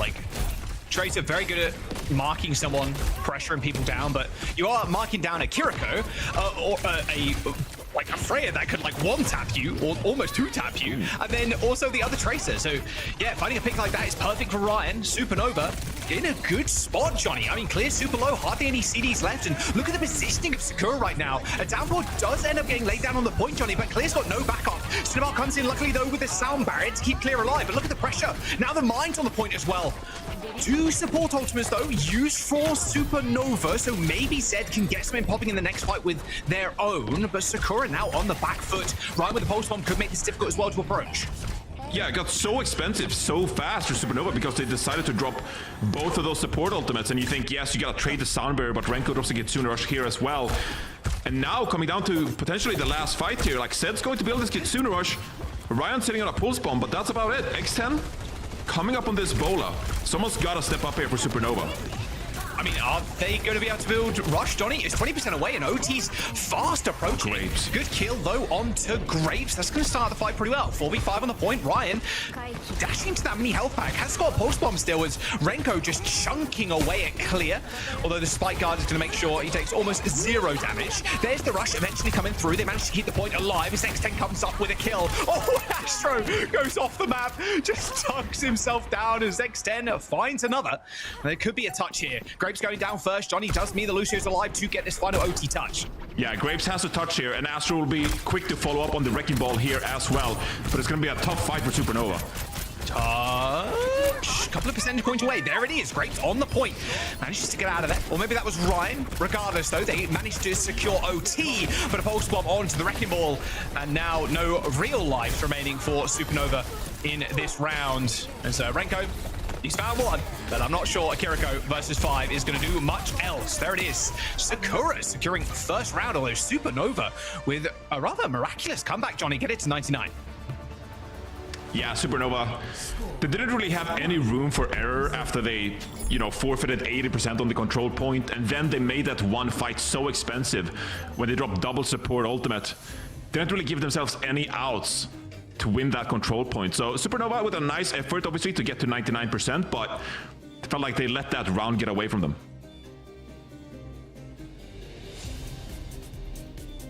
No real change, I'd imagine, for Clear. Hazard obviously got that buff a little while ago as well with the extra lifesteal, which is kind of nice. Have you seen any kind of dip in play for Freya in like ranked or anything like that? Well, we talked about it. We talked about it before the match, but I was away. Oh yeah, you've been away. So I'm coming back. Away. I'm like, you tell me, Jack. That's it. Well, I've only seen Freya, to be fair. Again, I don't really expect that to change. Banned so much. Yeah, it's like permaban in every single game that I've been playing. Unless there's one person that's like, no, we gotta keep Freya. Like I want to play Freya so bad. Yeah. I have had some teammates. They have let me play Freya if I select Freya as my preferred hero, but I can't say that I followed through on my promise. The Rhine Force Freya. I bet it goes crazy. Renko again, by the way, taking another first blood there. Peace ends up falling to the Kiri. In fact, both Kiris getting kills, although more of a team effort there from Sakura to kill Astro. Yeah, they're contesting the point so far. Still a little bit back and forth. Supernova, without Astro here, like you lose so much, presence onto the point, so you can play around Sakura. Here is Astro now back again, so this will be go time for Supernovas here. See if we can get a peep of Ryan goes down. Like, this is so much control cap for Sakura already. Yeah, they got it super early. Like, Supernova kind of, I guess they were just waiting for Jutsu to find a pick, right, or Ryan to set up. And they got the cap super early, and then it was like a free 15%, and Supernova on the back foot. And you saw Jutsu's positioning throughout a lot of that fight as well, like quite far back. Yeah, quite far back.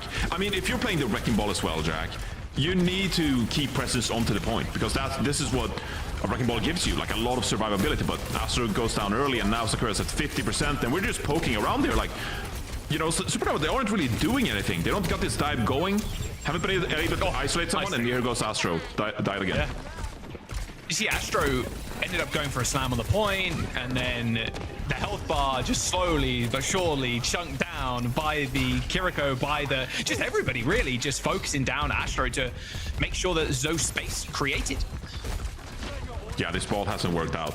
hasn't worked out for them. I mean, I'd rather see them on a hazard at some point, right, to try to neutralize the tank matchup, but here they go. But he's trying to pick up Renko. Already, and that's a forced recall onto Ryan. There's 2 ults available here for Supernova. They throw a pulse bomb out, but Ryan doesn't get anything, and now we're in final fight. Downpour connects, and Johnny, as quick as it started, as quick as it's over, that's Sakura taking the map. Like, Supernova, the Wrecking Ball comp, just not working. On Ruins, on the map, you'd expect it to do fairly well. There is mines available for Astro, a last dish attempt, a last Hail Mary to be thrown in, but booped away from the Mega Health Pack, so can't even get the retouch. What a shutout round there from Sakura. That's a little 1-0. To start the series. Yeah, beautiful played. I mean, they did intentionally shut down the Wrecking Ball, so you have to give them credit for that effort. Astro had a really tough time on the Wrecking Ball because it was targeted and focused so much by Sakura. At the same time, though, like Supernova, you know, they gotta help him out. You're on a timer essentially, so Ryan, you know, on the Tracer has to time his flanks to get in there and try to get some picks as well. I think Supernova relatively quiet besides trying to claw themselves back onto that Lighthouse. What do you think needs to change? I mean, yeah, Lighthouse looked way closer. But the Astro Wrecking Ball, it was just not popping on Ruins. Yeah, it just didn't work out for them. I mean, immediately you're thinking you gotta go away from the Wrecking Ball, right? And I doubt we'll see them perhaps doubling down on the Wrecking Ball on other maps here now when they get Loser's Pick. Another thing to note as well is, you know, D.Va was obviously banned here as well, so Clear will be able to play one of their comfort picks moving forward throughout the rest of this series. So bans will definitely have an impact as this series progresses as well, because now Sakura, you know, they've shown they can play the Hazard, but Clear has the option to go back to the D.Va as well if they'd like to. Yeah, I don't think we're going to see any DPS bans at all throughout this series. There's just no way. I think both squads are very consistent on them. We'll see if Sakura, where do you ban if you're Sakura here? So Supernova can't ban the D.Va. Claire can go back to that if they go to like a Gibraltar or any kind of fast map. Do you see Sakura maybe responding with a support ban? Just try and put pressure on the backline. Like, hey, maybe you don't play Kiriko here. Maybe you don't play the Lucio. Like, force them into like a double flex. Yeah, we'll have to see actually, because I feel like Sakura, when they often have first ban, they like to protect support ban, because Cinnabar likes to play that Lucio, of course. So when they can, they like to get a support ban out of the way to protect Cinnabar, allow them to play that Lucio. But here against Supernova, you know, maybe we could see them ban out something like a Lucio then, you'd think, right? But I think it's a little bit up in the air. I'm a bit undetermined so far as to where the bans will go. For maps though, you're like, okay, if Clear really wants to play D.Va, although it's like D.Va and Hazard right now, both fairly strong. There's and in this map pool as well, Johnny, you're like, okay, maybe you go to Circuit Royale, like you can't play Hazard as well because of all the poke. D.Va a little better at taking space in that regard because she has Matrix and Thrusters, pretty easy to get the high ground.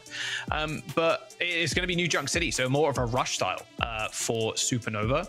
Maybe you could even just go back to what you like playing before, something like Astro on Orisa, like full rush, so we don't have to deal with an annoying Hazard who does kind of get beaten up by the Orisa. And same with the D.Va as well, to be fair. This actually makes more sense. Yeah, you're not facing Asaria in this series. At least so we think, right? Yeah, I mean, maybe. I've actually played against Clear Asaria in my ranked games, and that was a terrible matchup for me because I got dominated. But those are the kind of heroes that Clear likes to play, right? You know, playing some of the Hazard, D.Va, Asaria.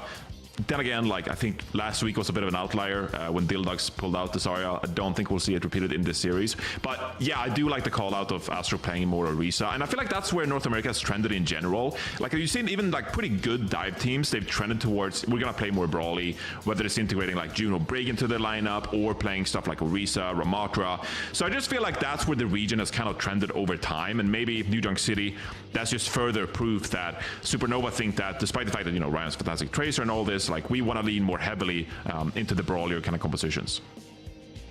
Orisa's just, it feels like a default in a way. It's like, if you want to play Rush, I was like, dude, it's just like the character is just fairly linear in a regard. Like, okay, we know how to play around the Orisa, and okay, dude, was it really going to come out? Really? Whoa. I mean, they are having nightmares about last week, Jack. Sorry for interrupting you, but that is no, just, I mean, I was peak surprised.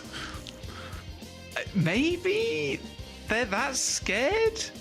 surely I think they're playing Sakura Orisa, wasn't Jack. thinking about Zarya. They're definitely going to play Orisa, but like, surely they didn't think Sakura would go Zarya. I mean, clearly they did, but maybe it's just a mental thing. It's like, okay, we don't really care what they play, but like, let's just ban the demons and we're good. Yeah, this is going to be interesting though, because a Juno ban on the other side means that we'll probably see something like a Lucio Kiri, right? So it's going to change the brawl matchup a little bit here. It's going to be a bit more explosive. So this is going to be, I can't believe the Zarya ban, come on. I'm like stumped, Jack. I can't believe we're banning Zarya now in OWCS. This is where we're at. Things I did not expect going into stage 2. I mean, yeah, that is a little crazy. Honestly, I would love to see a little bit more Zarya being played. I think Zarya is a really fun hero to watch. Actually, Big grab is very cool. Unfortunately, she's not the strongest hero. It doesn't have armor, which sucks, and then also just kind of gets blown up through bubbles. So, unfortunate. But this is also what we expected from Sakura too. Clear on the D.Va. Yeah, I'm a pretty simple man, Jack. I'm just like, the more offensive tools a tank has, the more fun the character is, which, you know, as a Reinhardt main, that might really sound, you know, might be kind of, I forget what the word is. Doesn't make a lot of sense. But yeah, I want to see more Zarya too. It's really fun. You know, Dallas Fuel, Hanbin bubbling in, Sparkler on the Reaper. On the Reaper, yeah. Dude, it can happen. One day, we'll get the Bebe banner back again. One day. When Reaper Guy isn't blown instantly up by the Freya, who is 15 different, like, movement CDs. Backbone was here. Yeah, that's true. I mean, look, if we see a Reaper meta, the problem is it's just going to be pure brawl, and it will be like Sim as well, and it will just be just nightmare fuel to watch, to be fair. So maybe we don't want Reaper and maybe not. meta coming back. All right, well, Astro taking a lot of frontwards damage. Luckily, though, for the reset, pretty easy to negate a lot of that. Ryan, though, opens up the fight with a kill onto Peace. There is a small capping from Sakura, again, kind of sneaking these fights away, these points away. But XN goes down to Ryan. Again, this is what we expect from Ryan, and good for your stonks, Johnny. They're gonna have big kills on that the first Tracer. map left me worried, yeah. But I think this is a great matchup as well. You're playing the Tracer into the Genji and the Freya here as well. So Ryan really has it on him here to start performing and have a lot of impact in this second map here. Was relatively quiet on Ilios, I thought, like. Couldn't really follow up on Astro, but this is where Ryan should start to shine. Oh, nice kill onto Renko there. Wow, that must have been a perfect slash dash or a slash shuriken to the head there onto Renko. Just disappeared, Anno, and XN cleans up the kills. Wow, this is a very definitive fight there from Peace. Looking good on the Genji. Again, we said kind of Ryan and Jutsu, Peace and XN were going to be playing the Tracer and the Freya. But Peace, we've seen him week after week, right? Play the Genji. It looks clean. It looks really nice. And I think Genji is really good into these comps too. Being able to force out the Swift Step from the Kiriko is just so important and leaves them so vulnerable as well. Yeah, we talked about Peace's Tracer, but I think we didn't give enough credit to Peace flexibility, actually, because we've seen them play the Pharah, Sombra, May even at times on Circuit Real, right? So Peace definitely is flexible and opens things up with another pick onto Renko. Okay, Renko, that wasn't a rush, Jax. All good. But unfortunately, for Supernova, that rush got absolutely nothing. Renko instantly killed. As soon as Peace sees Renko, it's like enemy number one. It's a little wild, actually. Renko doing fantastic work in the previous map, getting a lot of early first kills. Has just been shut down over and over by Peace, and that is going to be the first point over to Sakura. It just looks effortless for them. I mean, they invest a Kitsune Rush, and they are able to find these early picks. Peace is doing a brilliant job on the Genji so far. And Supernova, they're kind of just caught slacking now for a little bit. It feels like Sakura is just playing it with better pace. They're finding these picks early into fights, and they're making things cheap when it comes to the ultimate bank. So now, leading into the second point, you got 4 ultimates ready to go. They're catching on the rotation, Johnny. I mean, the Tracer just dies here. Ryan just maybe gets away, but this is a lot of time wasted. No clear. I mean, what's that? Clear, Peace, and Cinnabar chasing down Ryan.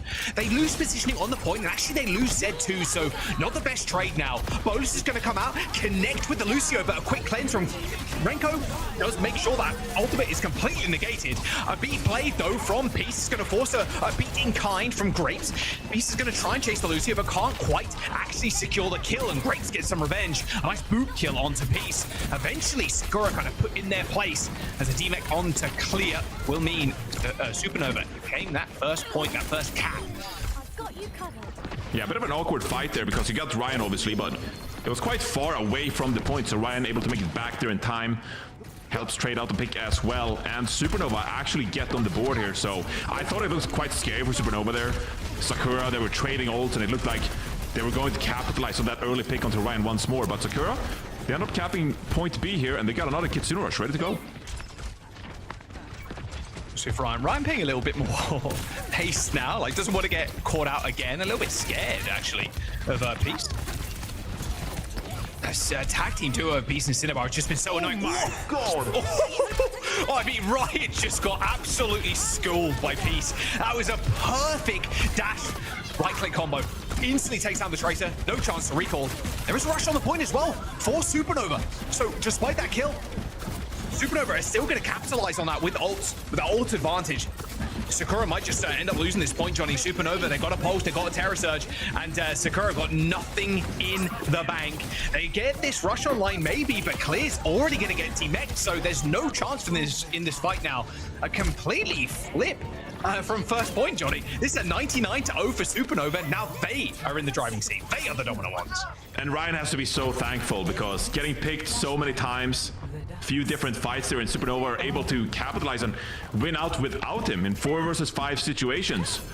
Great job by Supernova, equaling the points here on New Junk City. But man, Ryan's gotta be more respectful, you know, can't be wasteful with the blinks and get picked like this, because it's really going to set Supernova back throughout the rest of this map.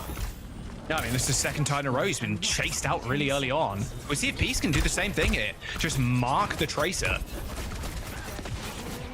A big rush available, though, from Zed, so they are playing up at an angle where they could just pop it and just run them down, although going to be a little bit more respectful now as the point unlocks and they get the cap. It's a rush.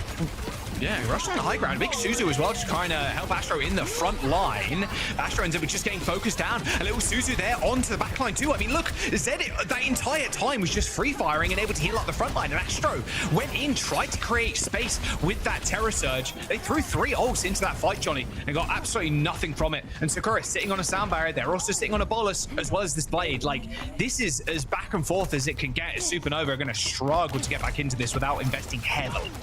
Yeah, great job by Clear. They're eating the bola shot there as well. And now Supernova, I mean, you pretty much have to invest both support ultimates here, which is going to favor them in this fight. Oh, Jutsu dies. Yeah, Jutsu ends up dying to a bulk shot from halfway across the map. A sound barrier comes in from Grapes, but Johnny, it's all over already. This point's going to go Sakura's way. They just ran out of gas. They've ran out of steam. Both support ults invested, and Peace has saved this blade for the next point. Astro's going to down super late. Renko TP's away, but this point's all but done, Johnny. Yeah, Peace is having a fantastic game so far, opening things up time and time again here for Sakura.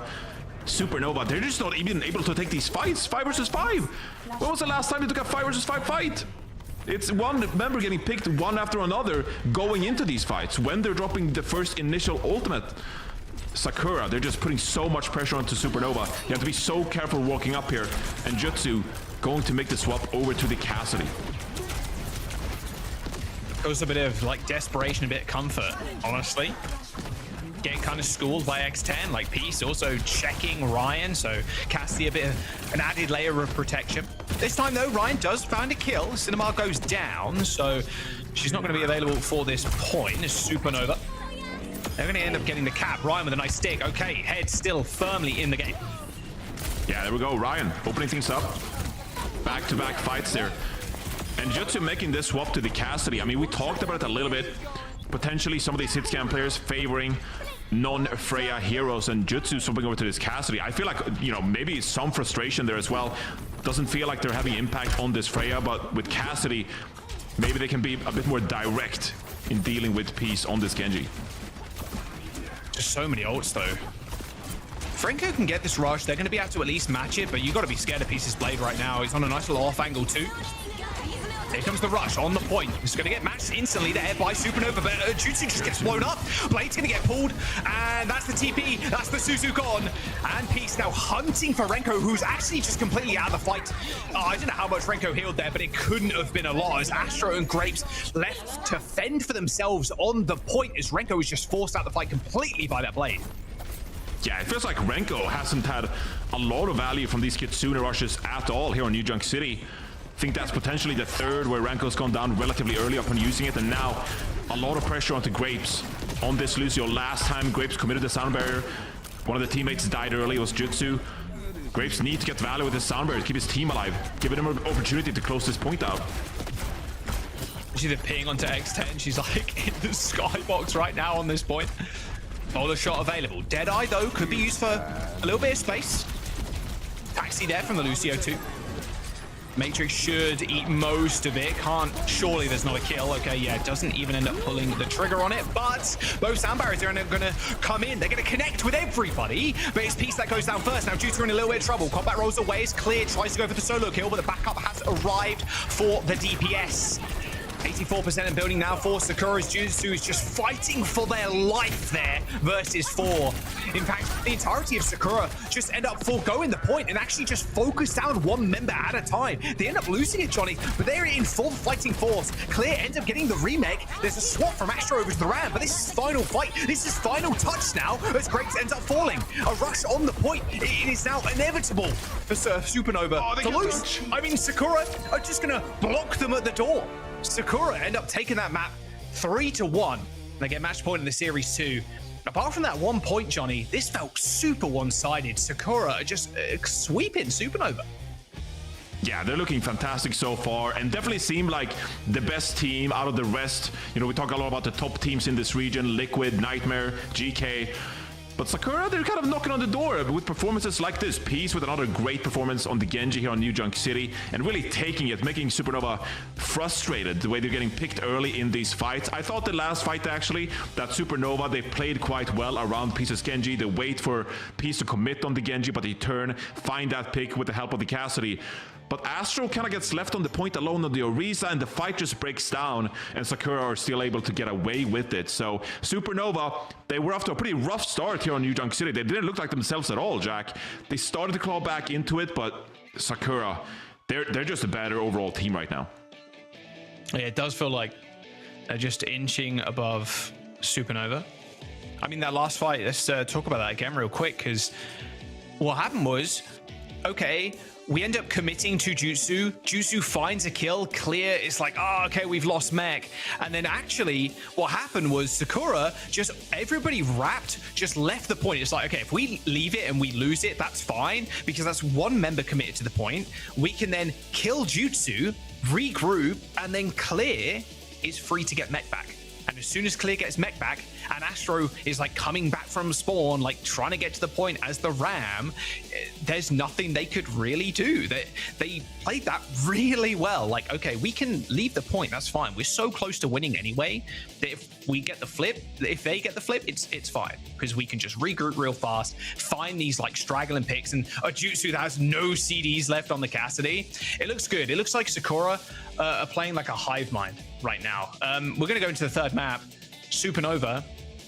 Maybe they ban a DPS at this point, you know? Maybe we don't ban Azaria. They can't anymore, obviously. But how do you end up banning on Runasapi, which is the map they've chosen? Do you ban a Genji? Do you ban even a Tracer? Like, man, it's so tough, right? Because I feel like Supernova, they really don't want to take this Freya duel. I think you saw Jutsu with that swap with Cassidy. They're just admitting, like, just please let me play anything other besides this Freya hero, right? Because so far Jutsu just hasn't had the impact, especially that I expected Jutsu to have. You know, played brilliantly in the promotion relegation series, but it's been a tough stage 2 for Jutsu so far because they haven't been able to play their comfort heroes. And yes, you have some impact with Freya here and there, obviously hit back-to-back consecutive shots, but when you're playing Freya, the reason it's such a high skill hero, right, is because are you able to get value from Freya consistently, fight after fight? And that is where it gets difficult. Can you land consecutive take aims back to back in fight after fight? And so far players like Jutsu haven't been able to do that, right? Whereas, you know, players like Chronic, who's just like,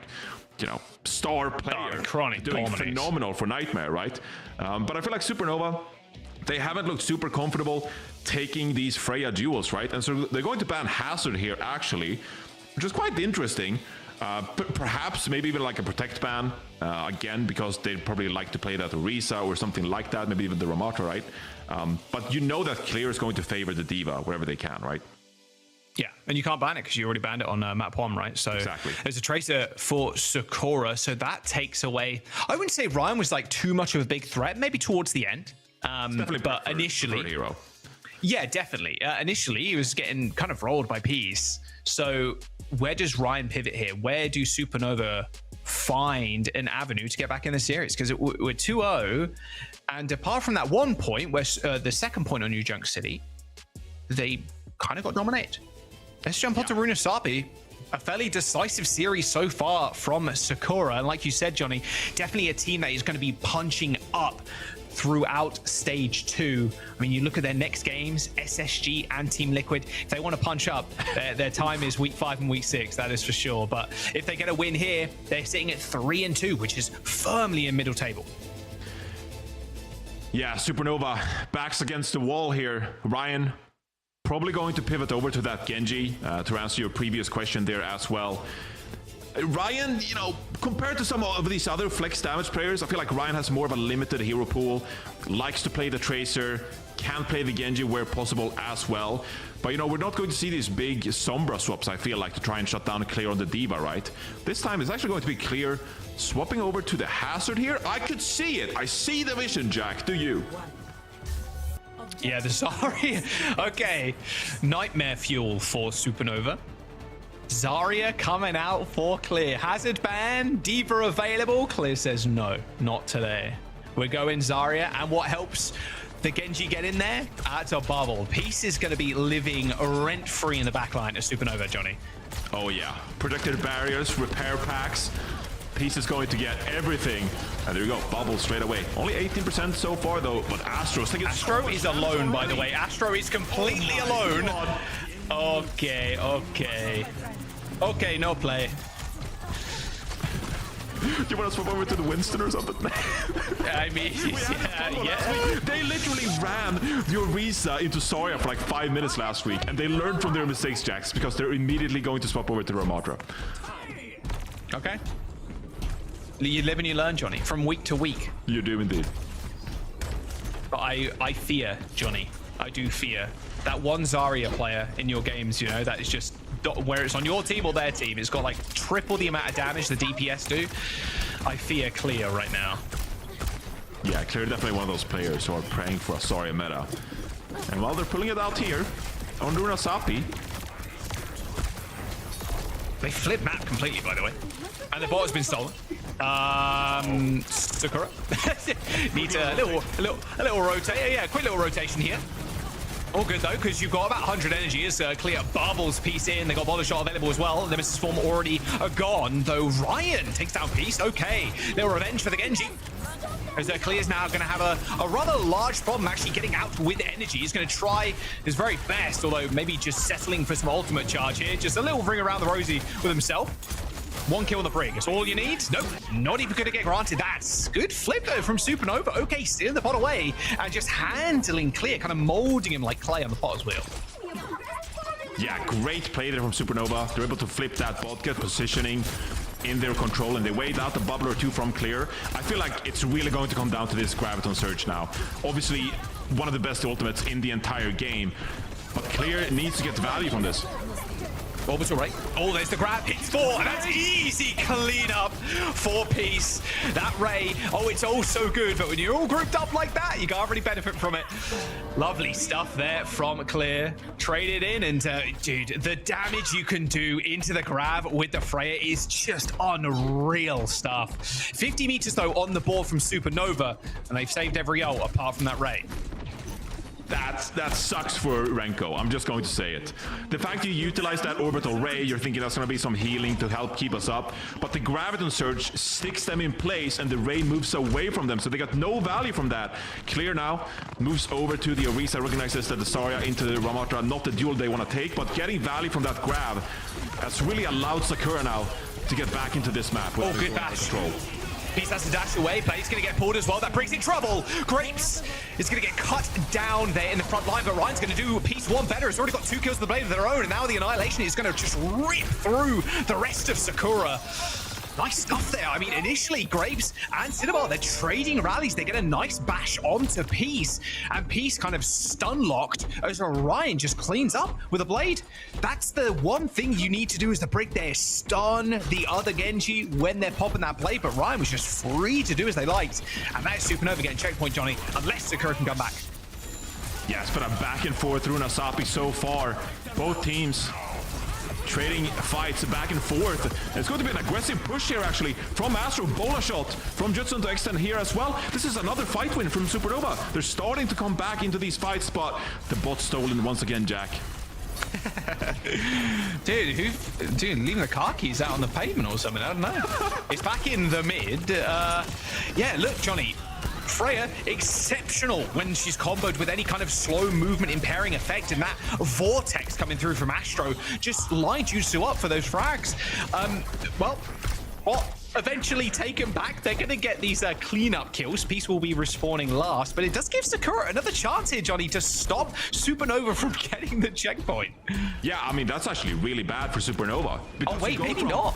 Maybe pushing to like 90 meters, but now you just now got the cap at 55. So Sakura, they lost that fight, but they actually mitigate almost all the cap from Supernova coming through. Oh, Observate's going to come through from Zed. They want to make this fight fairly definitive. Oh, a bowler shot into the sky. Not sure where that one went X10. We'll ignore that. Ryan does eventually end up going down, though, but a return. Ray from Renko does have Sakura scurrying for cover. That's a big ultimate, though. That I feel like Supernova, you know, they're combining some of these individual mistakes with not capitalizing on teamfight wins, and Sakura, 5 minutes to go. I feel like Sakura should be really happy about the fact that we're looking at even meterage so far. Yeah, big checkpoint take. Cinema goes a little bit low there. All good though. Bowler shot from Jutsu could be set. Oh, okay. Ambitious is a word I'd use there. Yep. There's the Terrasozo. He's going to bring everybody in, and now Astro, the main focus from Sakura. That rally from Grapes just a little bit too late there, Johnny. No overhealth at all built up from the Brigitte there. There's Sakura now. They can try and make some room. They end up taking away that forward spawn there from Supernova, so pushing it towards this checkpoint, Johnny. If they manage to get it, they're going to be in good stead to even up this map. Yeah, Sakura with their opportunity now to run away with this map. You're going to get the cap here. Cinnabar's coming up on that sound barrier. I think neither team wants to play super aggressive here, but if either Peace or Exton could find an opening, that could mean that this map's snowballing out of control for Supernova. A little bit rough too. They can't get a retouch, so the lead acquired for Sakura. I'm looking at Peace right now, Johnny. They got beat Blade, and what does Supernova have to counter it? They haven't got Rally anymore. Grapes used it in the last fight. They're going to have to survive somehow, some way. Ryan's got his own Blade, but this is going to be a monstrous performance from him. Well, there's the Blade, and there's the beat. And a beat Blade combo, a little bit better than the naked one there from Supernova. There's just no chance here, Johnny. Just the overwhelming amount of ults from Sakura is just going to win them the fight and secure them even more of a lead. 3 minutes to go. They've still got the bowler shot to set up for a combo. They win the next fight, Johnny. It is looking dire for Supernova. Yeah, this is pressure on Supernova. Realistically, if you want to get back into this series, you need to win this next fight. But they don't have any ultimates. Renko's coming up on this orbital ray. But X10 sitting on this bowler shot.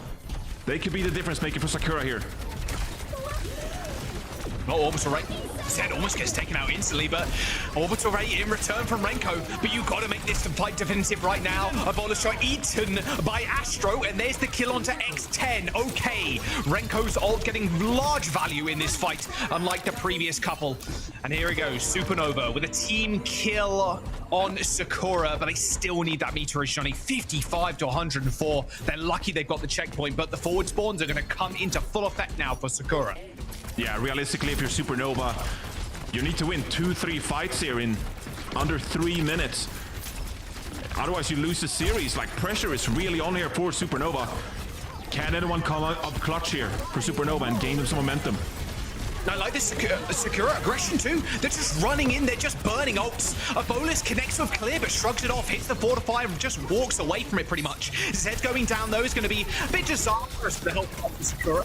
But any kind of scrappy affair here as well for the team is going to be fine. Supernova can't overinvest ults, Johnny. Even with this fight win and the forward spawns being taken away from the opposition, they are still in dire straits. Absolutely. odds are against Supernova right now. But still winning that fight, I feel like that still gives them, you know, opportunity to come back into this map now, because you're building up towards this orbital ray, which would mean double support ultimate. Ryan coming up on this play as well. The map is here for the taking if Supernova wants it. I really like the swap actually onto the Zarya. They know Peace is close to this blade, and all they need to do is just stall this out. They don't need to do anything too crazy here. Ryan with the blade on the sidelines, got the backup of Grapes, who has the rally. They just need to now focus down Clear. Clear just explodes with the health bar go. Astro finds 2 kills, and in fact, this bot is being stolen away, but not for too much longer. Peace tried to once again make a hero play. Sakura, though, still rounding the corner of this sound barrier, Johnny. It's the beat versus this rally from Grapes, and it has to be a large one. If this rally gets taken out by Peace, it's over. Yeah, Sakura, they put it all into this fight, saved all possible ultimates for our last fight here. But Grapes finds the pick on Dixon. An early pick, a beat only hits 4 there from Sakura as Ryan and Peace pull the blade. Renko doesn't have 4 over, but there's no rally here. There's no Ray here, sorry, from Supernova, and this rally's run out. But so now, there's just absolutely no healing. Peace could just reset after reset as Zed just unleashes the orbital ray, but Supernova managed to take the lead. They've got 2 meters above Sakura. So somehow in that fight, Sakura let go. They let it slip through their fingers, and now they are the ones that have to be perfect. Entering overtime, and Sakura here. We're going to have overtime spawn, so might just be the one fight that determines the entire game. X10 sitting on this Bola Jack could end the entire map with a great well-timed ultimate. Going for the flank as well. The bot has been halted in the middle of the map. Renko is 1 HP now. X10 kind of alone. It's got Clear for backup, but the Terrorist is just going to grab them in, and X10 ends up going down. With her falling, I mean, the damage output here from Sakura is kept to a minimum. Peace also ends up going down, so DPS dead from Sakura. Supernova with a miraculous comeback. Just need to clean up the supports now, and Clear on the point. A Graviton Surge available from the Zarya, though, could be what they need. A grab on the car, takes down Jusu, and also falls. Clear has kept them in this with a triple kill on the Zarya. But this actually means that Supernova, they'll get one more fight here. They're coming up on double support ultimate, so that Graviton is a huge investment from Clear. Perhaps felt like they needed to use it. But this also allows Supernova the opportunity to get back in this map here and perhaps survive. One more touch. Hardest overtime. There's a rally, there's an orbital ray. It's all on the supports now. One of them goes down early, it's basically over. Zed just hoping, praying that Clear takes enough damage so they can get the ray. Ray unleashed, but no! Before Ray, he was mid-cast! Zed was mid-cast and couldn't heal Clear. The ray ends up coming in as well as that sound barrier, but this rally is just going to be too great, surely. This overhealth building up. Sakura needs kills, but they are not going to find them. Ryan closing in on the blade, doesn't even need it. A Supernova come back in a big way on Runasapi. Wow, what a Runasapi. It's not often you go to, with both teams getting over 100 meter, you come down to overtime. Oh, wow. Sakura almost able to make the comeback there. But I felt like overall, the story of that map is Supernova. They were the better team, in my opinion. A few mistakes here and there. Obviously, they really had to toughen out that map to be able to win that map, but overall, a good showing there from Supernova, which now, you know, looking at the rest of the series, a comeback here is possible, Jack. Yeah, heads above water, ever so slightly. Like that turnaround there from Clear hits the grav on the car, kills the Freya. It's like, okay, it's actually just straight winnable. Like, you're relying, that final fight, Johnny, you're relying on your support staying alive. You're relying on Zed healing Clear in the front line, but Zarya against a Ram, it's just not it for the Zarya. Like, those bubbles aren't lasting long. Like, you want to apply them to Peace, apply them to X10 so they are safe to, like, make an aggressive push, make an aggressive, like, dash into the backline. But the Zarya just crumbles against the Ram. And then you saw Zed halfway through that animation of the orbital ray coming through, and the Zarya, the health bar just gets deleted, Johnny. A Hail Mary attempt there from Sakura, but Supernova keeping their heads above water as we go on to the next map. Sakura now with their first map choice of the series. Yeah, it's really tough there because we were praising Clear for the Zarya swap, right? Because you pick it into the Orisa, right? But then the counter Ramatra swap comes through And it's already so tough in overtime because it forces a Zarya now to stick onto the bot, right? And that's where Supernova, it's easy pickings for them. They recognize we can just run over the Zarya. You can't really blame Clear, right? Because the tank needs to stick on the bot in overtime. And Zarya is just not a good hero to do that. Doesn't have that presence onto the bot. So Supernova, I thought, did really well to play around Clear Zarya. Yeah, really nice stuff so far. Supernova, you said it, Johnny. The comeback's real, but even you said it. In that Runasapi, Sakura did still look like the better team. We'll see if the rest of the gang can pull it together and take us to a map number 5. We're going to jump to a quick minute break, and we'll be right back with map number 4, Sakura's pick. First time in the series.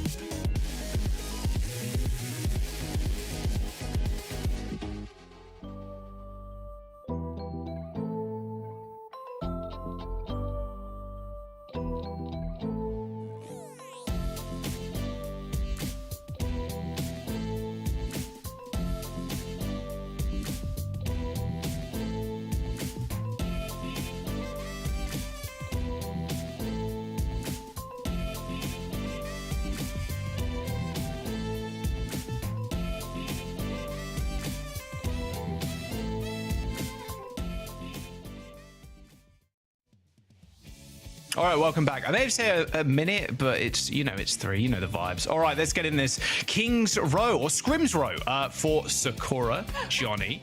Supernova taking that Runasapi map. One of the craziest back and forth Runasapis we've seen in a little while. It was a first Sakura kind of dominating. Supernova ended up getting 2 meters over that golden line, and then Sakura unable to get in the reflip at 104 meters. Insane stuff and sheer tenacity there from Supernova to keep them in the series. But as we go to Kings, Arista ban from Sakura, and there's a Kiriko ban on the other side for Supernova. Yeah, they want to get rid of this Orisa now, but where does that lead us on King's Row, Jack? I feel like we're not going to escape some of these brawl compositions. We'll see the first point. The first point, we always see some kind of variety. You can see all kinds of heroes on the first point. Hanzo Mercy, why not, Sakura? Picking her out. I think it's just for the shot, Johnny. Okay. Well, we have seen silly things from Hanzo over the last like few weeks, right? We see like random kills onto the first point, so all right, maybe it would work, but doubtful. See if Supernova, what they're doing. I've got an Astro on the Ram again. Don't mind this at all, actually. The Ramatra, even against the Hazard, it can be quite tough. Like having the Vortex, obviously the Ramatra or the Hazard wants to get the high ground really quickly, really easily. That's going to be the idea from them. But Supernova, their ability to stay on point, it's going to be up to Sakura to get large picks to actually win this first cap. Yeah, I think this is just both teams playing the comfort, right? Because we talk about Clear loves to play the Diva, but also, you know, the Hazard were available, but then Astro. I'm very happy to play the Ramatra, even though we've seen mostly Orisa from them so far in stage 2 here. And with that Kiriko ban, especially, you know, Juno Brig makes sense. So pretty standard compositions here. What is to be expected from both teams? Let's just see if they can utilize their different play styles to perhaps find an opening here on the first fight. And Astro takes a ton of damage to kick us off.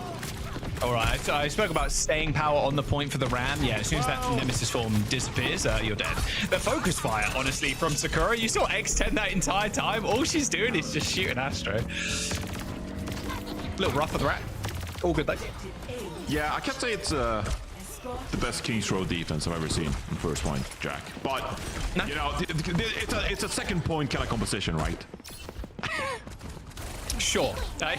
Dude, he's coping. He's coping right now. Come on, Ram Juno. Surely Street's phase. Way better on the second point than first. Surely. We'll see. We'll see if one of the players can get a random 2 hit.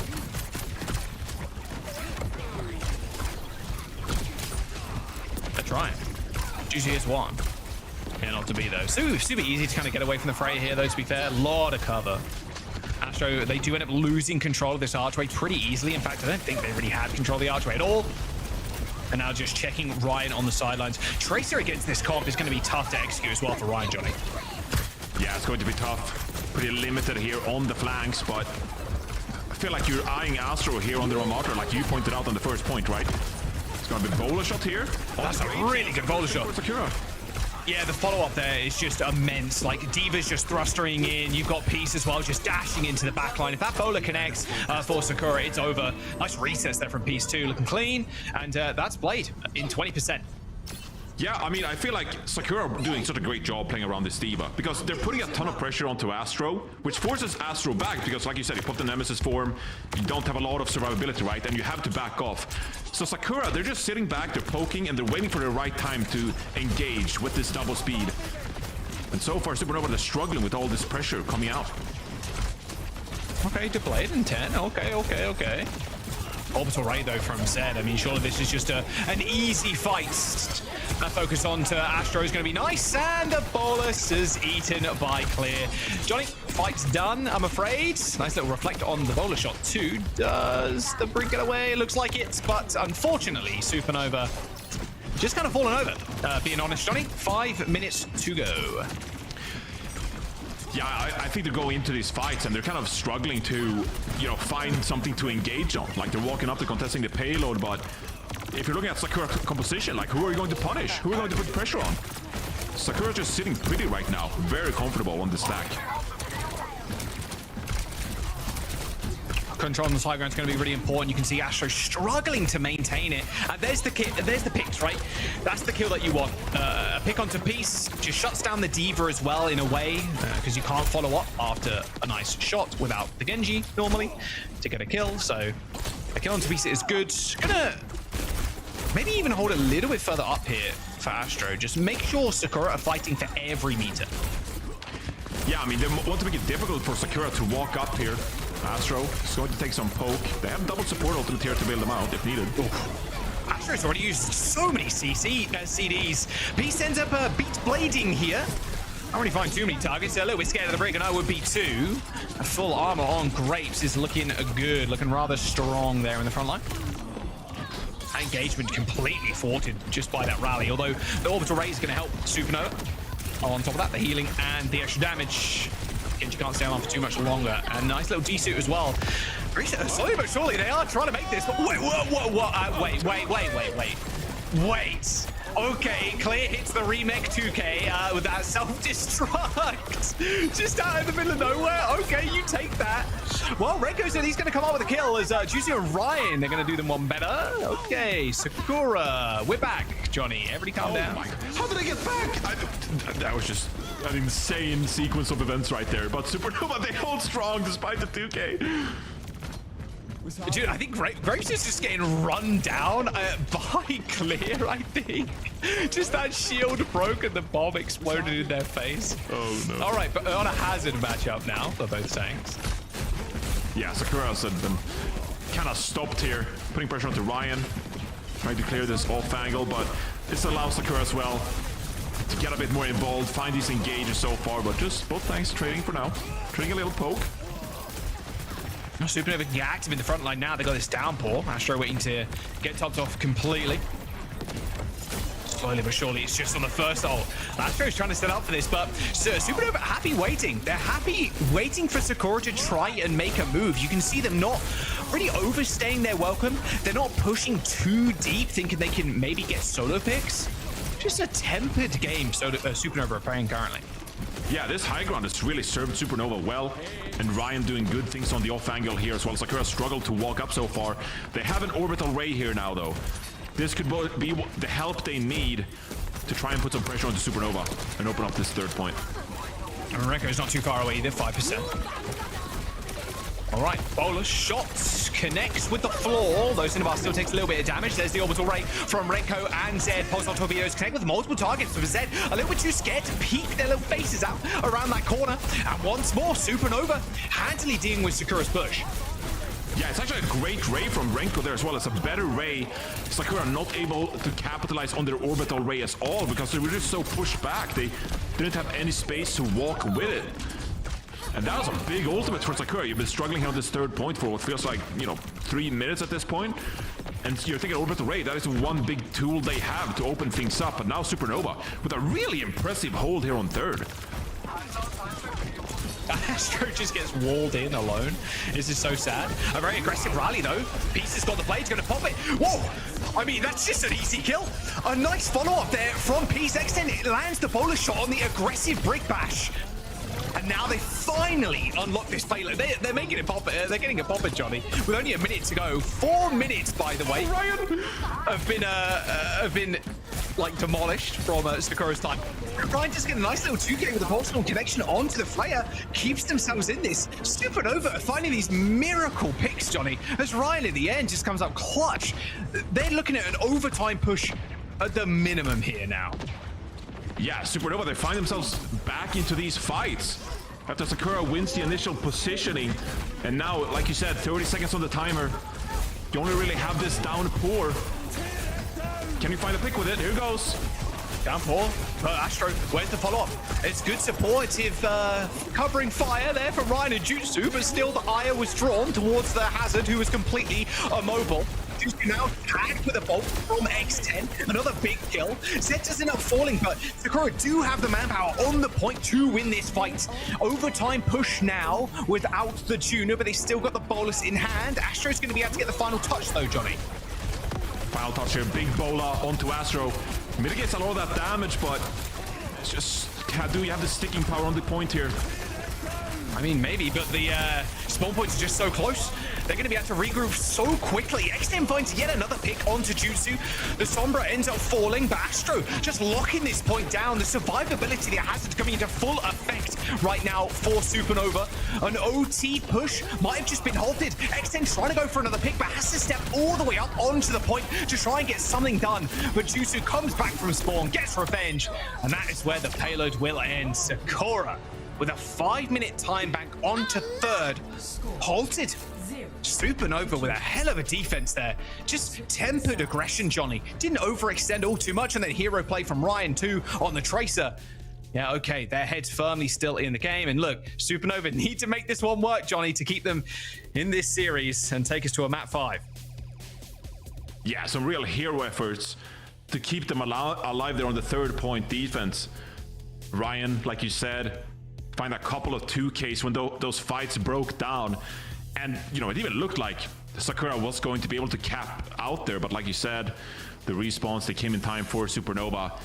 And now with a great opportunity to win this King's Row as well, and potentially facing a 5-map scenario.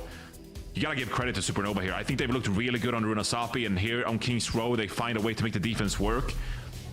They've been looking impressive so far. Let's get a quick Supernova listening. They're down 2 maps to 1. See how their heads are spinning right now. See how those cogs are turning in their brains as we get a listening. +1 hotel, and then me Hazard go min. You shoot Hazard out first, and then if we see a trigger in hotel, look Hazard. I think Hazard uses lead. I'm not saying push, I'm saying shoot. Like if I think I want to try going top right, in my opinion. Clear. Yeah, look at clear. I'm gonna go Hanzo and Sona. Okay, I'm playing Hazard then, it's good. Maybe we can just kill Genji and go bottom up. Like, lean away from Genji or Haz and go bottom up. No fine, we can go. Okay, ready? 3, 2, 1, going bottom up. Kill Genji. I'm bolted. I knew you. Leave in the room. Genji, no, Genji. Have to trade. Genji low. Dead. I'm living. Fair one, dead. Good trade die fast. That's just not doable. Someone needs a block diva. Okay, yeah. Oh, listen, let's do it slower. That's my favorite call of all time. I think that's your job, actually. Yeah, that diva kind of... You love to see it. It's just like a rank game. You see Clear there. As soon as Supernova made that push through Hotel, Clear was hot on their tail, Johnny. Yeah. Renko's just gonna die. Uh-oh. Yeah, just completely soloed. Bit of a split focus there by the looks of it for Supernova. Yeah, I hope that initial push, Jack, I hope it doesn't, mean that Supernova, they will now be too cautious here in that first point, because when you think about what has made Supernova great these past couple of maps, I really feel like it's the fact that they've been more aggressive.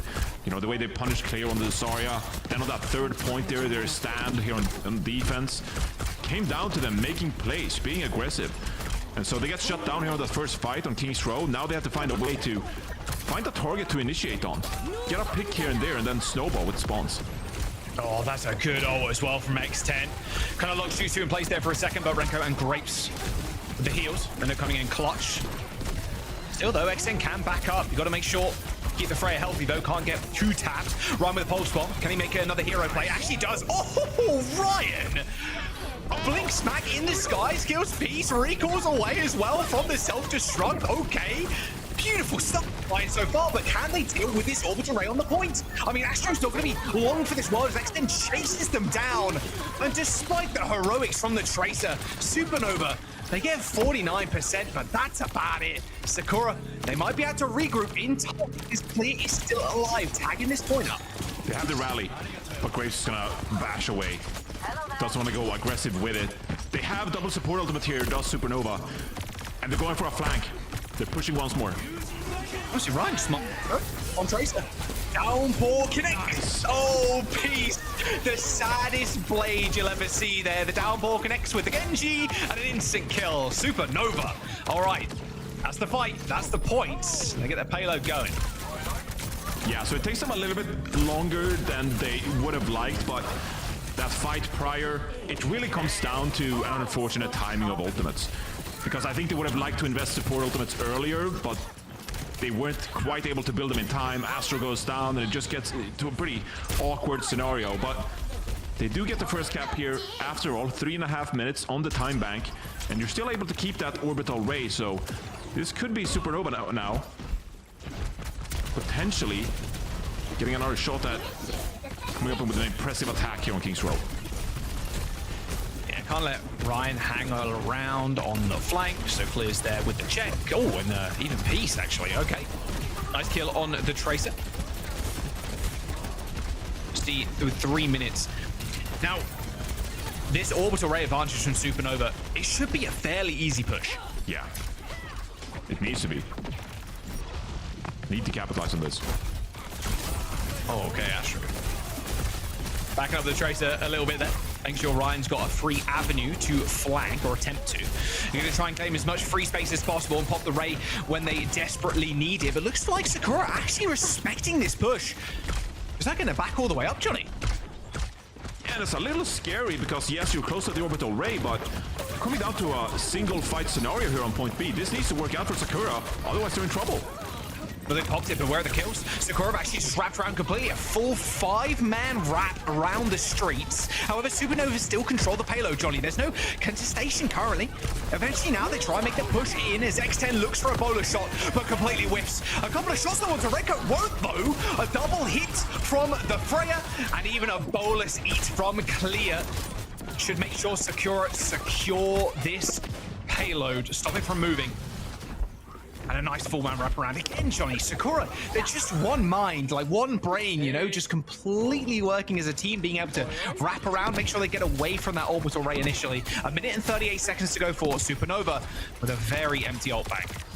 Yeah, you have to give credit to Sakura's communication there. They know their win condition. They want to stall out that fight and do a beautiful job rotating. And they make sure they win that single fight, not allowing Renko to get value from the orbital ray. And now, minute 20, Jack. Suddenly the pressure is on here for Supernova. They're taking a lot of damage in the front line. Self-destruct, so additional life there for Clear. They've got the rally in 10.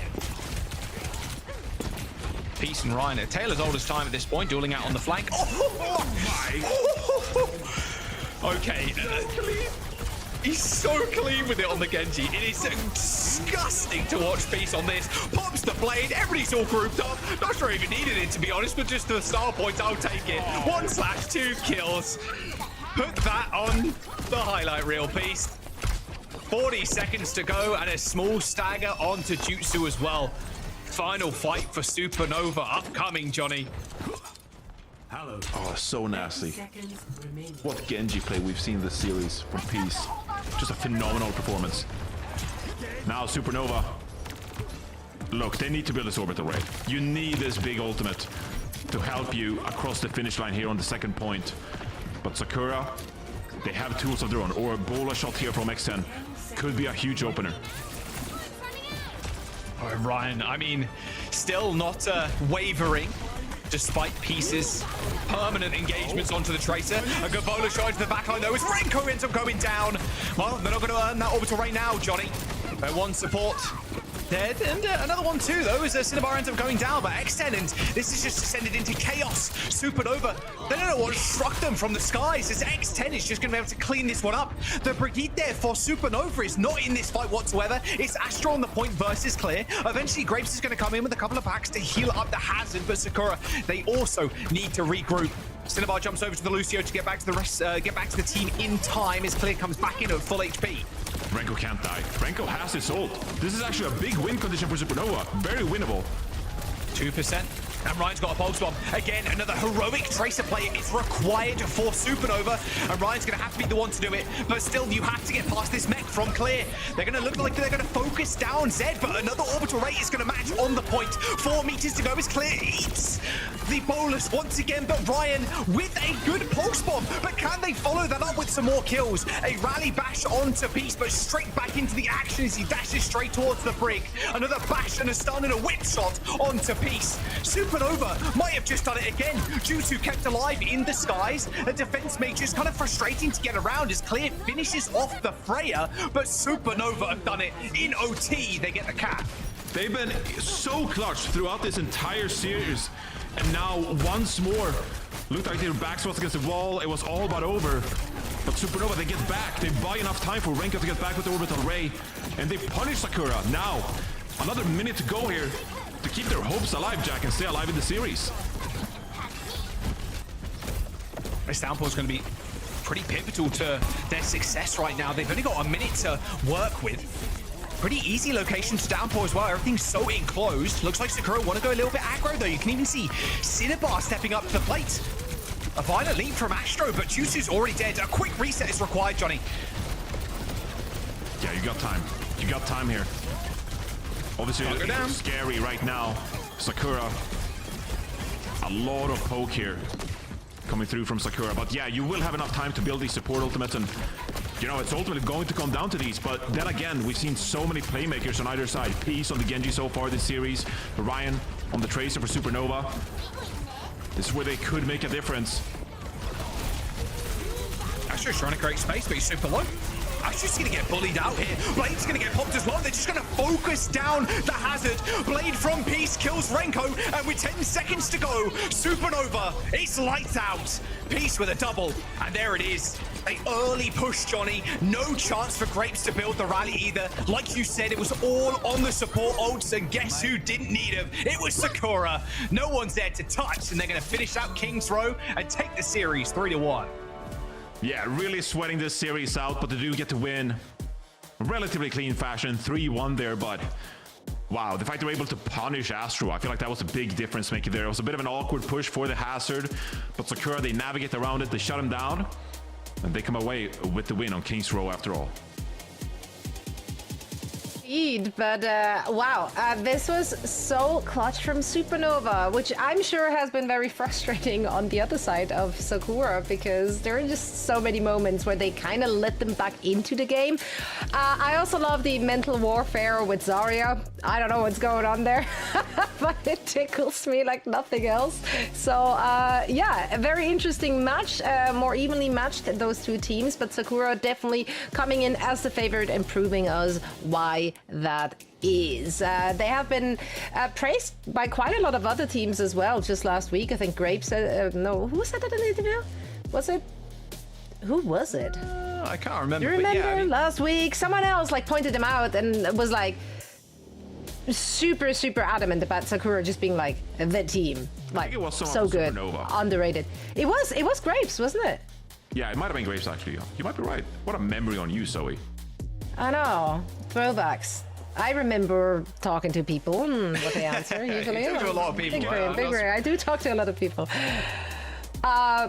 Yeah, either way, this was a very dominant showing. I'm wondering how far they can take it, though. Like, looking at the rest of their stage, they do have SSG coming up. If SSG is playing the way they have, Sakura might be a real test for them. Man, this, I mean, it is gonna be, that is gonna be a banger. Is that gonna be the Doomsday, like, match for SSG? It might be.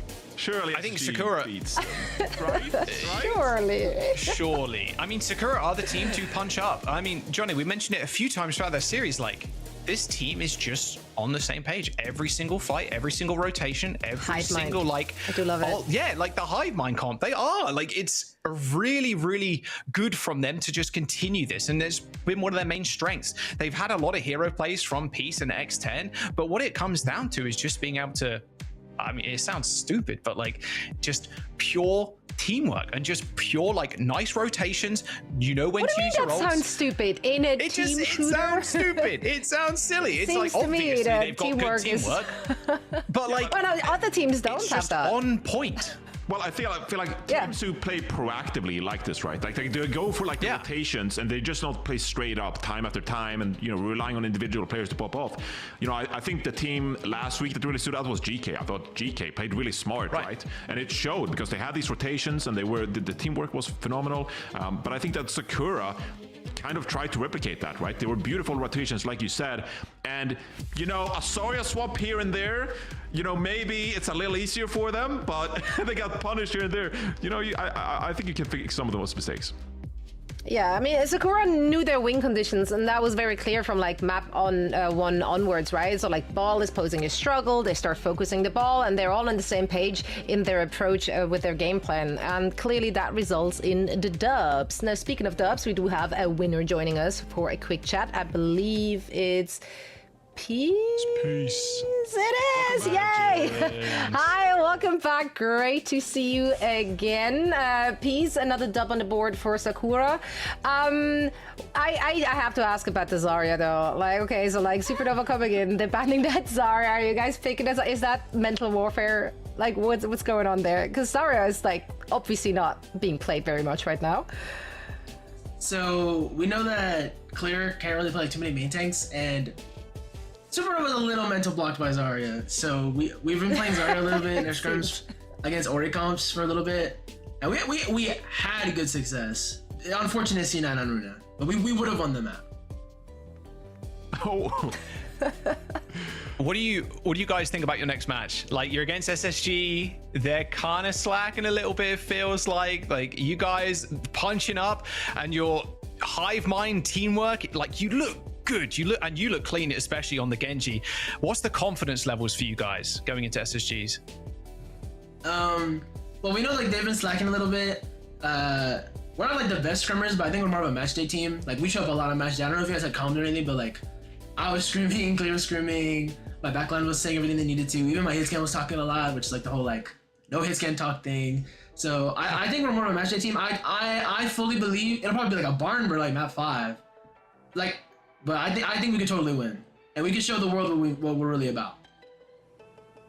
Yeah, we praise your teamwork and especially your rotations as a team. Like, who comes up with those ideas? Who would you say like is the primary caller behind some of those rotations? Because especially I thought on point B, I don't know if you remember the fight specifically, but you're trying to build this orbital ray, and so you kite them around, you contest the card from the other side, stuff like that. Like some nice little rotations here and there that make a big difference in the outcome of some of these fights. So who's coming up with those ideas? Mostly Clear. Clear was the only one screaming about the judo rotations on the fights. And NZ, it's a mix of Clear and Z. They're like mostly the IGL. I just call them my ult plan and my side fight. But those two are the ones who they make the real secret magic happen, you know? No, teamwork makes the dream work, and that teamwork was on full display today. Peace, however, we do of course always give a player of the match for each of every match, and you are our player of the match for this one. So congratulations! Yay! The award means nothing, but people still get excited, and I love that. No, it means something. Come on, Zoe. Well deserved, Peace. You popped up. Well, but we don't give them anything. Like it's just like it's like a verbal award. I don't know. Like, are we into verbal awards? Peace. What does it mean to you to receive bottom? I love playing the match because like I started from the bottom. Like I was in Melanation on B sides. I was thinking about that recently. I got 11. I got 12th. Amplify with PG and Danny and that team. I got 11th. Every time something like this happens to me, it means the world to me because that means people thought I played good enough. I love it. Something that I deserve. And that feels so great to me. Okay, you know what? I'll take everything back. Sorry. No, you go ahead. No, you go. Is that like the striker egoist thing? Like I love the idea that I played the best. It is. Can we start like host of the day and like caster of the match? Like I feel like we need a little pat on the back once in a while too. I'm so Maybe happy players for you, can start Peace. handing those out. Yeah, Peace, we're super happy for you. We're so happy for the team, and we wish you best of luck in your match against SSG coming up. Thank you so much for joining us. Of course, I'll be back here next week. Let's go. yeah. That's right. Can't wait to see you again. Thank you so much, Peace. Yeah, they're just so much fun to talk to. I love Peace. I think Sakura is just one of the most fun teams to watch, to be fair. They are, like, just across the board, great characters on the squad, and also, of course, fantastic gameplay, and that's why they're cementing themselves as that middle of the pack team, right? Like, they're the ones who can punch upward and take those maps off of the top teams, maybe even take those games off of the top teams. Now standing at the 2-2, solid in the middle. Yeah, real strength test for Sakura in the SSG game, and also an SSG strength test, you know what I'm saying? Because Sakura end up winning against Dildux. They won here as well. They lost to Nightmare, and they lost to Geeke. So, okay, you're like, top two teams, fair enough, but where do they really stand? I firmly believe in this team, and I think Peace put it perfectly. It's going to be a barn burner. It's probably going to a map number 5. It's going to be a fun one. I'll bring the copium.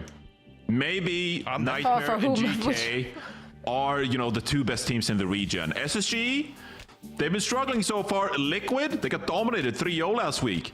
So maybe Sakura does have a chance against both of these teams.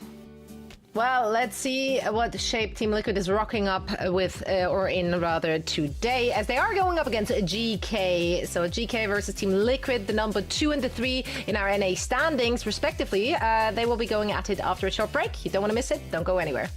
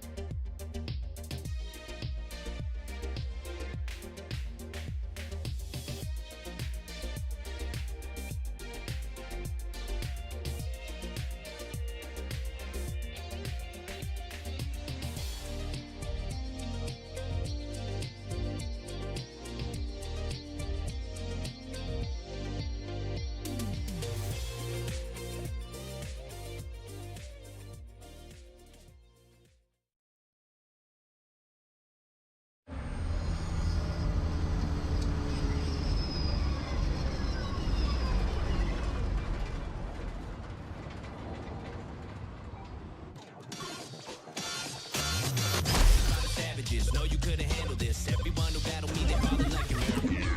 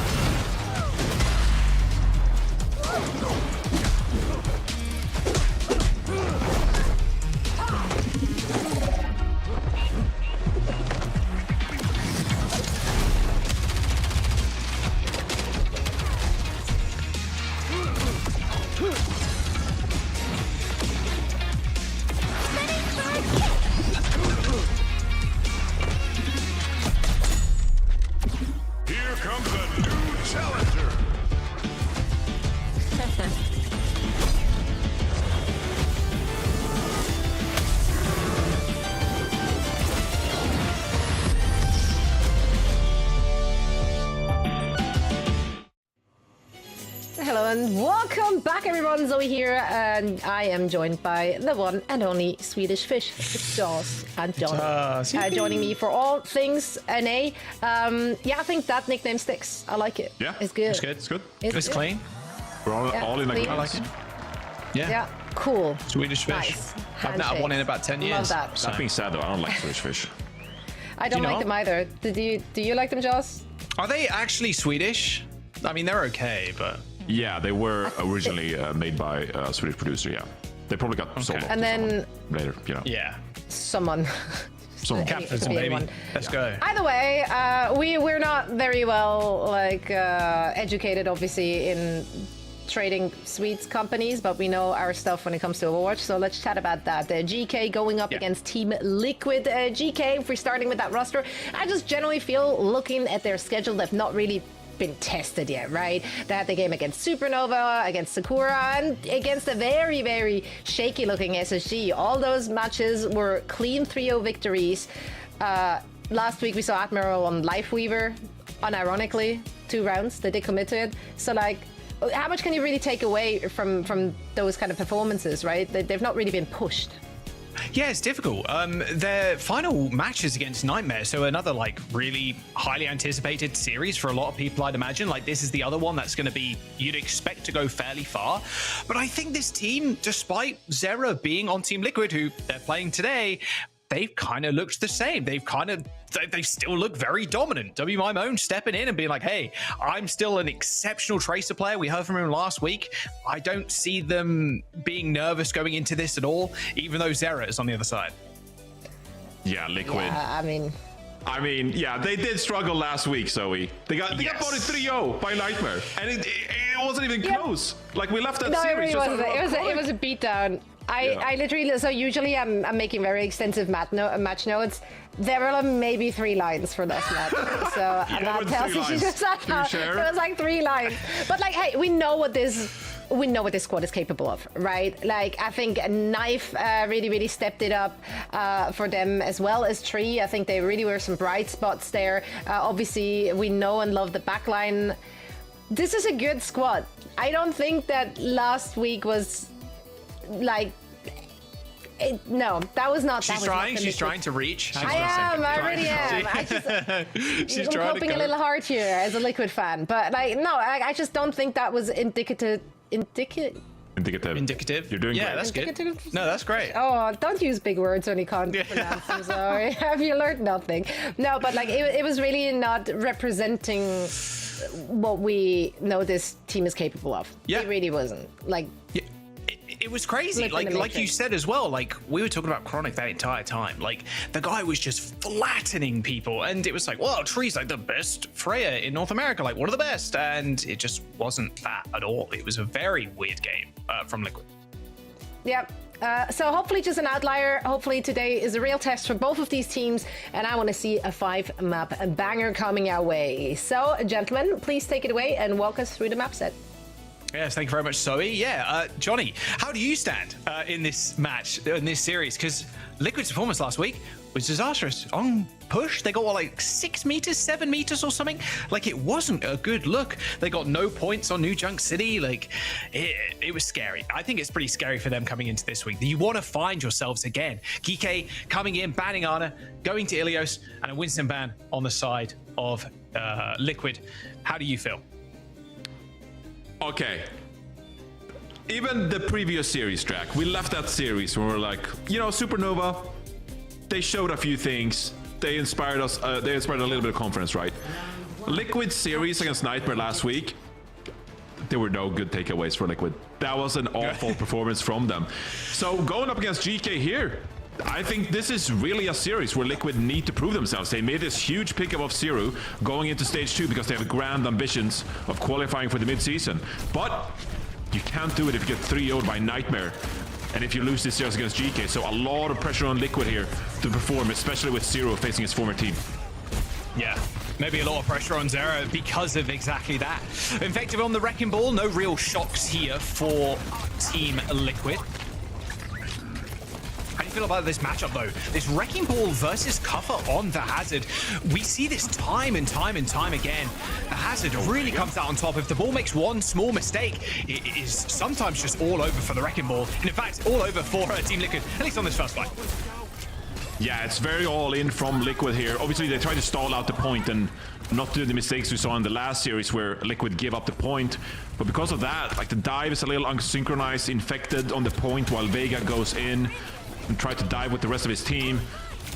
GK here, they're playing the Sombra Tracer, so obviously they're gonna look for picks, they're gonna look for people they can isolate, whether it's Tree or Infected. But I feel like it's really on Liquid here. Can they go aggressive enough and make this dive happen? It feels really bad for Team Liquid, though. Like, you're coming in and you're having to face Cuffer on the Hazard and also Lethal on the Sombra. Good kill onto Abril, though. Looks like he got bowled off the map there, just shot into the stratosphere. But at this point, notoriously hard to actually recap.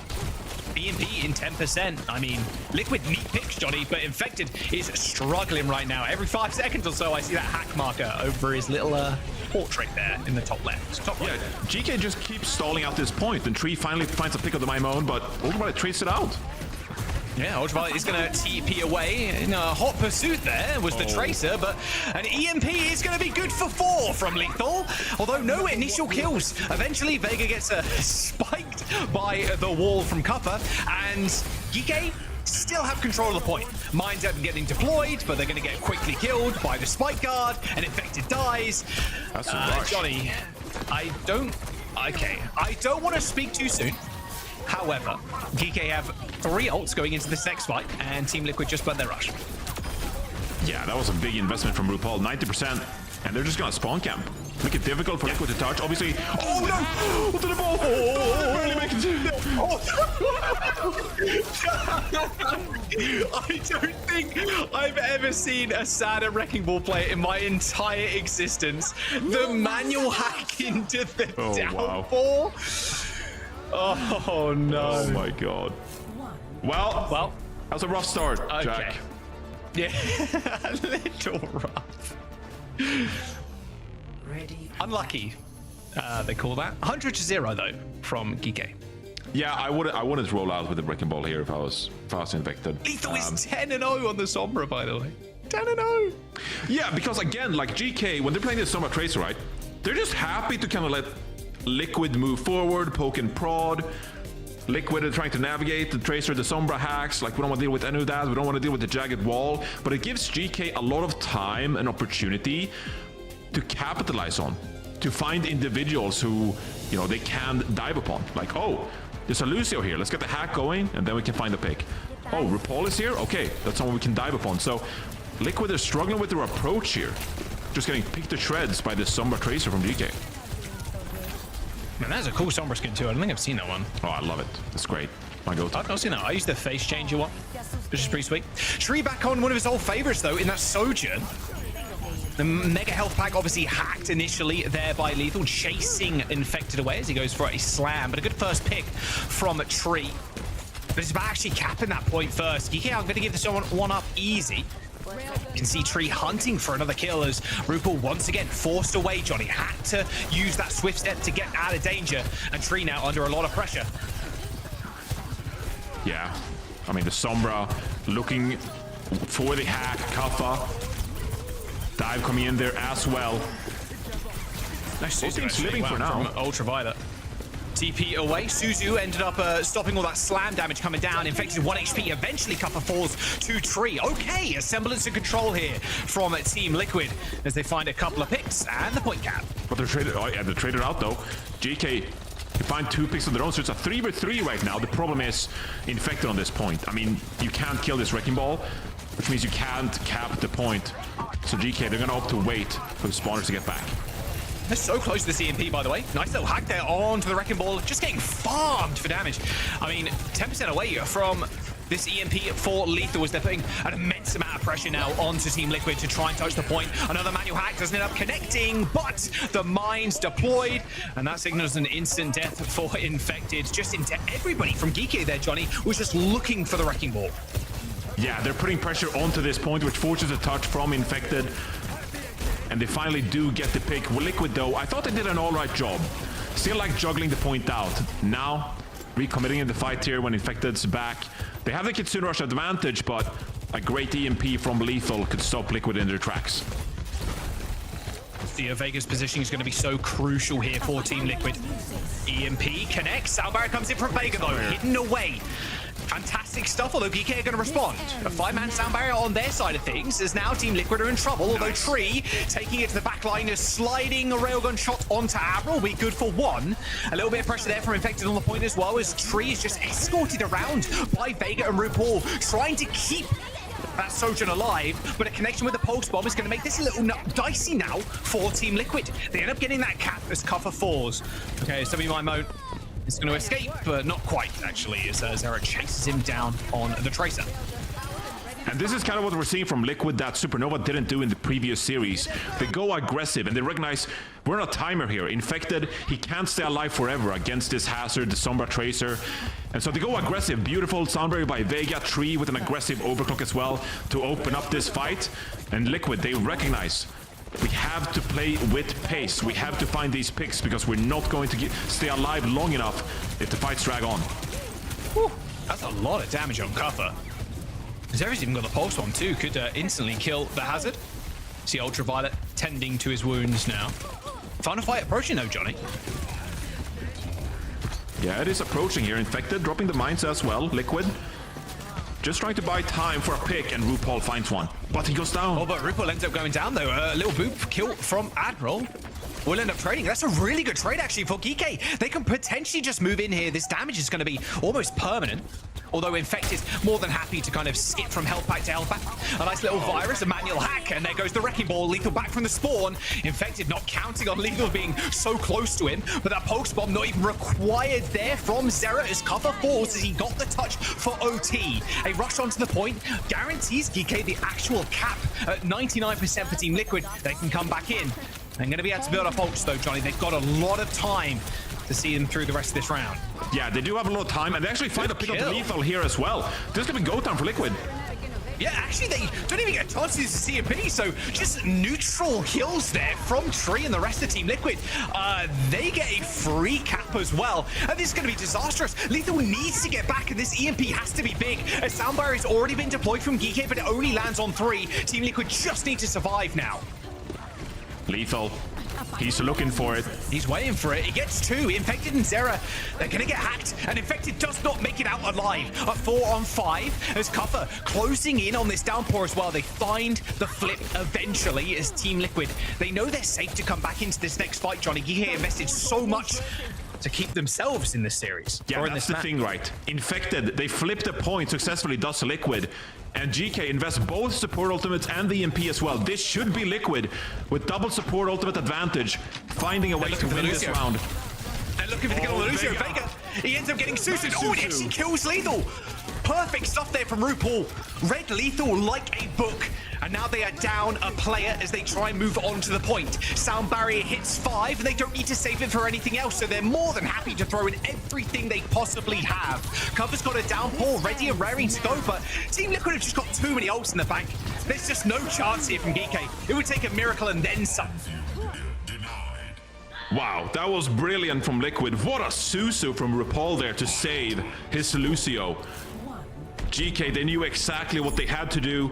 They had to look for the Lucio and they get the manual hack, but the Susu is just perfect. And from there on out, it's all just Liquid. Sound barrier, Kitsune Rush quickly followed after. Brilliant stuff from Liquid to stay alive in this Ilios. And the positioning from Vega and RuPaul as well. They were by their own spawn. Like, you have to overextend to such a degree where getting out becomes incredibly difficult, incredibly hard. And Lethal obviously overextending to get the kill onto Vega. Then they reverse it, get the kill onto Lethal, and it's like, oh, okay, the rest of our team are overextended. Like, puts them in a really sticky spot. All right, next map. Tree on the Freya again. And GK happy with this comp that they have against this Wrecking Ball from Infected. Yeah, with both Winston and Ana banned out on this round, it's going to be a bit of an awkward lighthouse here. With the Wrecking Ball, Freya Tracer play on one side, Sombra Tracer on the other. Oh, Zera. Oh, so close. Nice wall. You see Zera there was dueling out with his replacement in WMyMoan in the hot tub area. Do you swap off the ball here, Jack? Like, how do you feel about this now? Because Liquid without the point cap, they're really in like a tough spot here now to navigate the Sombra on this map and the Hazard. It's like, what do you play though? If you're Infected, do you match Hazard? You could go D.Va, but D.Va feels kind of bad, and Infected not the best D.Va. Like, yeah, it's a really hard spot for them to be in. It's a very much a Hail Mary, which they're making it work right now, at least. You are looking for those slam kills, and if you can just consistently get them with Zera, you're going to be good, but you're just dealing with so many factors, and it really shows you the prowess that Infected does have the Wrecking Ball, playing it against a Hazard and a Sombra. Yeah, and crucially, Zero finds the pick that enables the point cap to come through. GK now pressuring the point a lot here. Is going to invest the Kitsune Rush. This is a big fight for GK. Oh, alley up there from WMyMoan, looking to stick Infected, goes a little bit wide. They're going to get the flip though, just off the back of that rush, but Infected are going to come in hot and heavy into this next push. They got a rush, they got mines, they got pulse, a lot of explosive potential from the squad. We'll see if Admiral can kind of stay alive. Same with Vega. Of course, they're closing in on those sound barriers. Zera hit with a very early recall, but it's just too much. These mines on the point, Johnny, they're just so annoying to deal with. Cover's only got so much spike guard to clear them all. Yeah, when you get the point cap, no worries playing the Wrecking Ball. And so it comes back to Zero actually doing a great job and finding an early pick that allows that point cap to go in Liquid's way after losing the initial fight.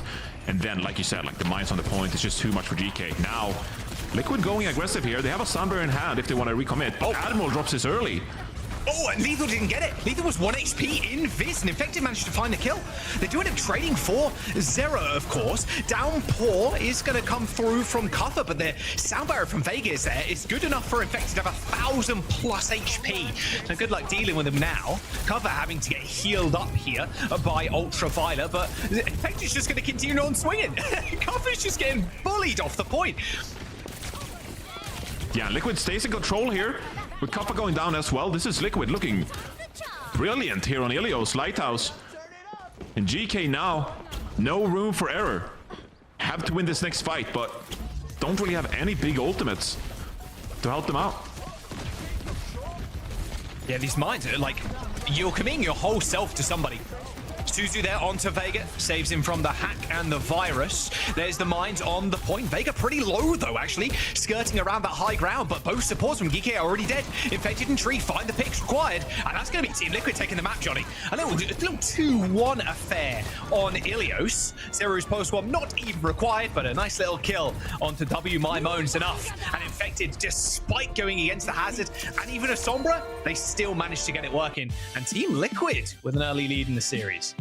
Yeah, looking real good on the Wrecking Ball composition so far.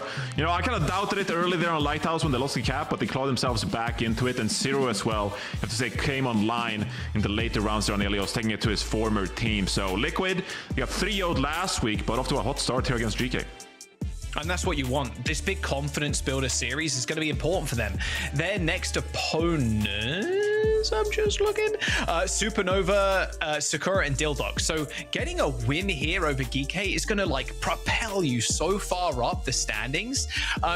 You're going to be in a good spot to grapple with like almost #1 seed. You've only lost one series so far. I don't want to get too ahead of myself. I don't want to be a one map Andy or anything, but this feels like a different Liquid than what we saw last week. Oh yeah, compared to last week, absolutely. I mean, I loved how aggressive they were, especially on this round there as well. You know, Tree getting involved on the Sojourn. Wait a second. Lethal dies to a mine mid EMP. The mines, man. The mines are tricky. The mines. Yeah. And I don't blame you for doubting the Wrecking Ball, I think, on Lighthouse. But there's a lot less, I guess, space for the Sombra to work with because it's very concentrated.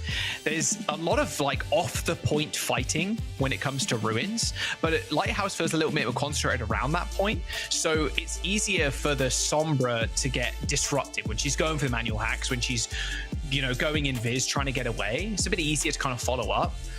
Where do you go now if you're Geekay? And what are even the bans looking like? You've already taken the Winston off the table. Yeah, it's a tough question here for GK. I feel like overall, you know, they've been pretty happy to lean into this Brawl stuff. You know, we even saw the Lifeweaver composition come out last week, right? Am I correct? That was last week? Yeah, we had a lot of Lifeweaver last week. It was a little wacky and wild. Yeah, it was a little wacky and wild, actually. So, you know, they can lean into the Brawl stuff if they like, but I think that this team, you know, they're so versatile. They're such a smart team that, you know, they'd have no trouble navigating something like a Lucio Kiri as well. Do you want to go to something like a King's Row, for example? I can see them do that. I feel like the door's open here because also it deserves mentioning that Liquid but themselves, they're pretty versatile as well. Some teams, they prefer to stay away from Liquid playing the Wrecking Ball and they want Liquid to actually play Brawl themselves. And so we're going to Circuit Real actually, which could be a good pick for just that, right? If you think that Liquid, they're at their best when they play the Wrecking Ball, you don't want to go to something like a Saravasa, right? So you'd much rather go to something like a Circuit Real, force the Brawl matchup. We think we're a bit more comfortable in that regard.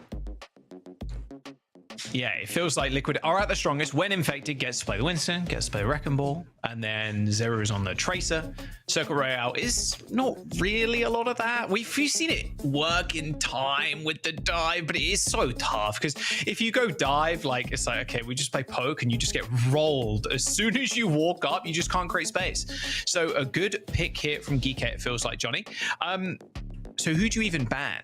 Because Tree, I think, if we're even looking at that last map, like Freya, Sojourn, we can just play it all. It's not a problem. Do you then kind of even more pressure out Infected, like start banning heroes he's even less comfortable on because you know he's probably not going to play the ball or the Winston? Do you go like a Rush ban? You go like an Orisa ban or something like that?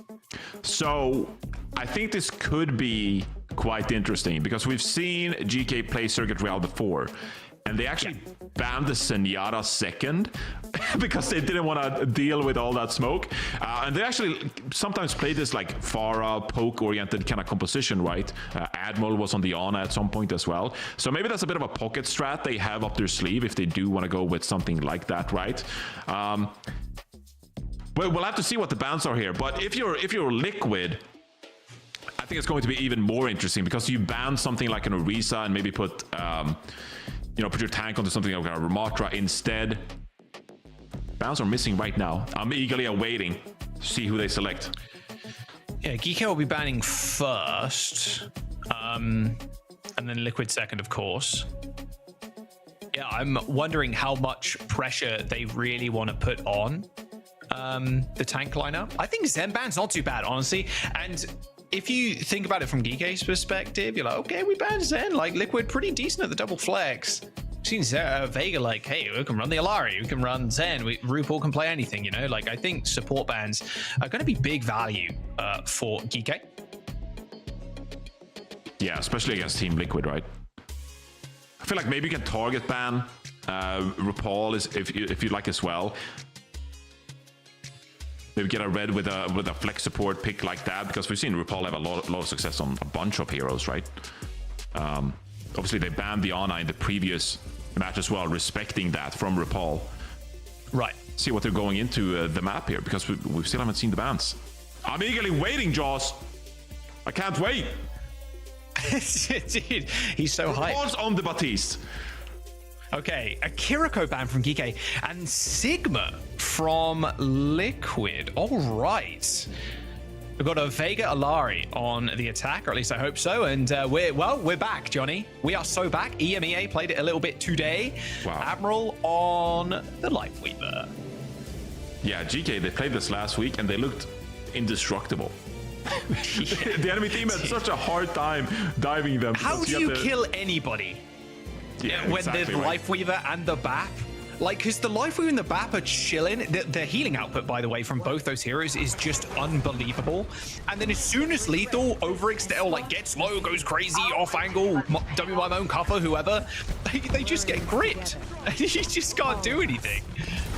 Yeah, but on the defense, I mean, it's quite curious. I think Ultimate as well. They play the Lifeweaver here. Early engage from GK. They just want to brawl. Yeah, Sarah walked up, was like, I can't wait to sit on the corner and railgun some people in the face. Lethal was just hiding on the side. I really like this setup as well. Like, the way they're positioned, that Mega health pack is going to get perma-hacked. Cover doesn't really need any support, can just sit on the Mega. Yeah, I was thinking this as well, because if you just sit back, like a Lifeweaver Batiste comp is not in any way, like, scary to deal with. But when you're playing close like this, gives the backline a lot of opportunity to get a lot of healing done and keep someone like Huffa up, for example. And Liquid, they're not pushing the cart at all, obviously. Yeah, and then the whole time, UV is shooting you in the back too. Because look at UV's positioning on the high ground. Protected by Kappa, who's on that Mega health pack. A high noon from Lethal already, by the way. Yeah, he's done a lot of damage, put it that way. Yeah, you need to clear out the flanks here. I mean, you can't... It's so hard, though. Yeah, well, you have to do it because you can't just walk up street and expect nothing to happen. I mean, Ultimate is sitting pretty there. Needs to be forced back, rotate out there. Kappa obviously has this pack healing, so that's a ton of sustainability for Kappa. But at the end of the day, like, you need to invest a lot of manpower and resources to deal with all these players over here. Yeah, there's 3 people on this small flank here. Mimone also getting manual hacks onto Infected. Another manual hack is Infected, walks through the door, instantly dies because of the virus and the additional damage. Like, dude, come on. It's like they've broken Circuit Royale. Get a little creative. Sarah? I mean, losing to the Lifeweaver, this is so sad. This is so sad. I mean, Zero's really struggling on this Genji pick. Because Zero, it doesn't seem like Zero is really committing with the rest of his team, and I get it, right? These are scary heroes if you're a Genji. Whoa. Nice grip. Don't worry. Saved. Saved. Nice Terror Surge, though. EMP connects with 4, as Infected was too busy taking that Mega health back, looking for support. I mean, this is not even close. This is... No. What team was it versus Korea in the World Cup last? And South Korea were just on top of the high ground, and the team didn't even get a single meter. I feel like that's a lot of World Cup matches involving South Korea. That's true. That is true. I didn't think about that. Well, they got Orbital Ray. And they have Captain Sun. Here we go, Vega. Captain Sun. Zero over the high ground. High noon. Oh, Vega. Oh, he takes him out. Nice little grip there into the skies. And a kill on 2-0, who's trying to flank on the Genji. Well, they've at least taken care of Ultraviolet, I suppose, but they still have to deal with this tree in the front line. Orbital Ray from RuPaul here. Investing quite bigly here. 45 seconds to go, Jack. Yeah, they got to do summon.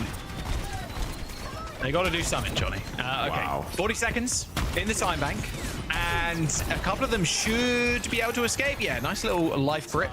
And Gike, easy recontest here. Yeah, now we're finally at like what is usually the normal fights for Circuit Royale here. But it's 20 seconds to go. At least Liquid, they have the damage ultimates, right? Blade and the Terra Surge should get value here. Watch Yeah, out for the Terra's platform, going to be big combo with the blade. Oh, downpour disconnects. Tree's in trouble. Here's going to come through just in time, though, from RuPaul to keep Tree alive, although WI Moan and Lethal picking up kills off their own. And in fact, WI Moan just escaping, and Ultraviolet turning himself into a DPS with the high ground window. DPS ults, Johnny, sometimes they're just not enough. And RuPaul is off of the map, trying to heal as far away as he possibly can, as Ultraviolet jumps to the skies, as Zera gets hacked, and that blade looking rather dull, as Team Liquid unable to cap that first point, as GK prove they truly are the kings of Circuit Royale. That was disgusting, bro. I can't believe. What do you do? Like, I'm not gonna lie, defense I would be flash slamming my desk so hard, bro. Okay, that comp. Zero's first blade was that last one. Yeah. I mean, it was just not the pick. Like, they were caught flat-footed. They didn't know what to do, and the hero picks, you know, they weren't willing to make substitutions to try to, you know, clear out the off angle, and you spent 3 minutes getting any kind of payload push whatsoever. Right. Admiral didn't die. Barely 2 deaths for GK. The Lifeweaver didn't die. Classic. So survival. Oh, that's a tilter as well for Liquid. Because you like had a great map 1 and you're like, let's go. Like, we're taking it to one of the best teams in the region. And then you get full held like this on map 2. Like, you know, I'd be fuming. Against a weird comp as well. Like, I don't know what it is about, like, weird comps or like off meta picks or whatever, like Lifeweaver, etc. But when you lose to that, it's just like, bro, come on. Like, surely, right?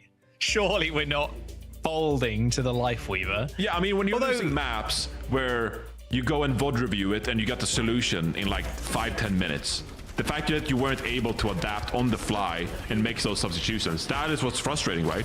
Because you know that realistically you should be able to deal with the Lifeweaver map, but you just weren't able to make the real-time decisions. The adaptation is necessary. Well, I love this pick.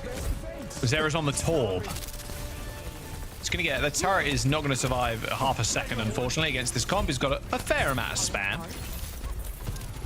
And the thing is, Johnny, because they've already given up this first corner, they just need one big EMP. This is like a 1 ult map right now. Yeah, it's looking rough for Liquid. This will be one of the all-time holds. Like you said, GK, there's no rush here either. Because if you're the offense as well, what you can do is just draw out the defense ultimates.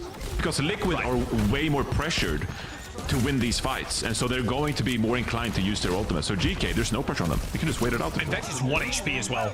Nice sleep from RuPaul. Okay, my moon's down. In some this is a very power position as well from RuPaul, I must add. Oh yeah. Stay aggressive. You gotta be able to get value with these nades, right? Because, like I said, if you want to hold on these ultimates, by the way, Kappa, getting caught on the flank. All right, wasting some more time. All good. Because these ultimates are so valuable now for Liquid on this defense, you know, the biotic grenades become even more important, right? Because if you can win a fight here and there with a biotic grenade, get a pick, that's going to, you know, be so valuable for your ultimate bank. So 1:30 of the timer. Obviously, we haven't seen any ultimates used here yet, but I think this is where it gets really interesting for Liquid. How desperate are you going to be with your ultimate usage? You're making a small swap there as well. No Sombra now, Genji. They have a big combo though. This downpour with the window. Anybody that's sitting in front of it is surely dead. Yeah. Rather gross. High noon now, creating space for Lethal. Up in the skies, in fact, on the pedal platform, looking for the skulls. But Zera caught out already. Turret dead, Zera down. Torbjorn, he's out of the fight right now as the tree is deployed. The tree deployed on Ultraviolet, and he's just going to sit on the high ground now and just shoot Infected until he falls over. Cover going pretty low, though, and that life grip maybe used a little bit early. Cover caught out in no man's land. As Tree now keeping the rest of GK at bay. 1:30 on the timer here. That's a big investment from either side, and Liquid Okay, happy surely not. to stay alive here. Look, surely not. GK still should be favored here. They find one pick and it should be over, but Liquid so far, gotta give them credit. They're doing a good job, and they got lava to go in this fight if they want it. Yeah, Molten Core available in 1%. Blade from Mimone as well. Final fight here. considering the payload's progress. Don't see 9, please. Rose isn't on the broadcast. There's the wall blocking off some of those heals from Infected. Early Bionade usage, and there's the blade pull from W. Mimone. Already here's the deflect going straight for RuPaul, though, and an instant kill. Oh, and he gets gripped away from the lava as well. They do end up trading, however, as Copper goes down to their front line, just getting deleted. So Team Liquid, they're still in this fight. They still have Vega alive as well, who's a large source of their healing, but a High Noon, once again, on the pedal platform, ends up assisting with a kill onto Tree. A Terror Surge, lifted up into the sky. Big platform from Admiral. That Terror Surge got absolutely nothing. And GK, they made it look close, but was it ever really? As they take Circuit Royale and they tie the series up. A couple of insane platforms at the end there by Admiral, Johnny.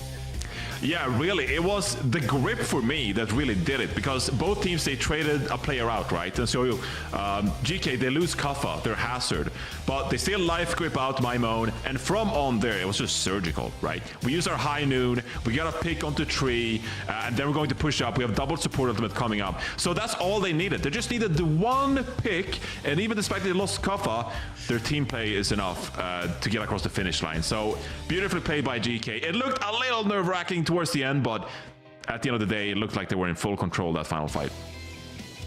God, it's like the heavy TF2 meme, like, sorry, what? I don't fear anything. I don't fear anything but one thing, and it's like this comp on Circuit Royale. Oh, but this, it scares me. Yeah, dude, I mean, you lose the it's kind of crazy. Yeah. You hold so early on that comp as well. It does take like 2 full fights, to defend against that push on the attack, right? So because the Lifeweaver comp requires you to clear out like the mega health pack, or you kind of push into the Cassidy with the Lifeweaver on the right hand side, like them making a full-on like, okay, we're gonna try and push this way, okay, we keep dying, we're gonna try and push the Cassidy and the Lifeweaver, okay, we're gonna get shot behind. Like, this comp's hard. This comp's very hard to play against unless you've got a definitive, like, okay, this is how we crack this egg open. But yeah, I mean, Zero throughout that entire first point attack really was just like hard committed to get into the enemy backline, right? And we it's saw the that Genji Zero was just jumping like over and over and over again. He just gets killed because, dude, how do you solo someone as a Genji when there's a Lifeweaver like next to you? Like, you just can't. Yeah, just ignoring the Hazard Sombra, it like leaves your backline exposed, and they just couldn't deal with that first point setup from GK. So credit to GK, by the way, for that beautiful demonstration of some creative compositions coming out. I'm sure that's the most popular composition in scrims, by the way, because surely you have to deal with this on a daily basis. Just like, oh my god, they're gonna play the Lifeweaver Baptiste comp. Like, why are they playing this setup? Like, are they trolling in our scrims? Like, what are they doing?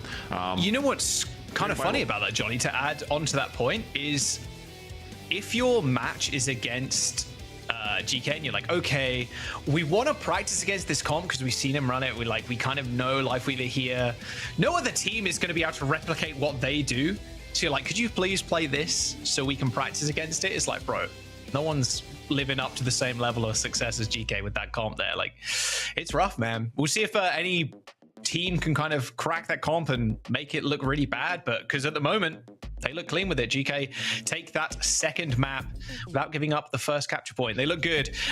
Liquid going to Runasapi now, Johnny, as we go into the third map. Yeah, this is a bit of a go-to map here for Liquid. Interesting to see if they decide to sub in Knife here, because Knife has seen some playtime on this map when Knife has flexed over and played something like the Sombra, for example, but obviously Zero is their go-to player when it comes to the Tracer, the Genji, and both very viable on this map here, of course. Infected, you know, a fantastical Risa player, and Runasapi is really a map where you can enable your Risa player to do great things, of course.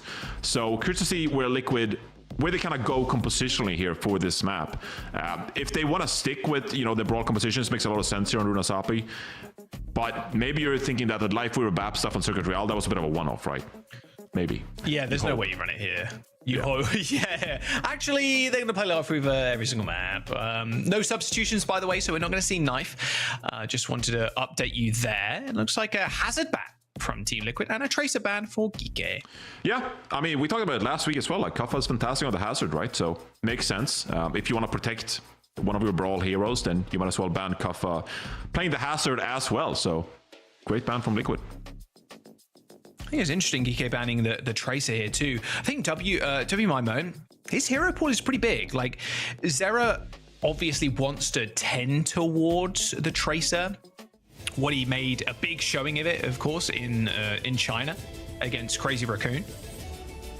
We'll see how they end up approaching this, because it feels like GK, it doesn't really affect them when you ban something like a hazard, because their rush and what they've been playing for the last like however long, like I don't know, since the start of the year, it's like, okay, we just play Ram, we just play Orisa, Kuffa's got such a deep hero pool as well. Like GK not going to be fazed by this. Yeah, they're not going to be fazed by it at all. And it really comes down to Liquid, you're thinking. They're trying to get back into their comfort, right? Because a map like Circuit Royale can like really throw you off. And you're just like, oh my god, I can't believe we lost to the Life Weaver Bab comp. You get back to Runasapi here, and I think Liquid, they're feeling, especially because remember, they got dominated on this map by Nightmare last week, right? And they just want to reestablish kind of their momentum on this map, right? They want to be able to go through Runasapi on a regular basis. A really good map for someone like Infected, and they want to make sure that this is a go-to map for them, when they're able to pick it. Okay, dive look for GK with the Sombra.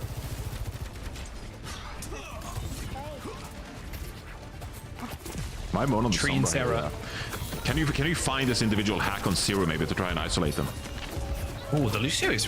Oh, the Genjis are really split right now. It looks like, yeah, being able to stick together here is going to be what's important for Team Liquid.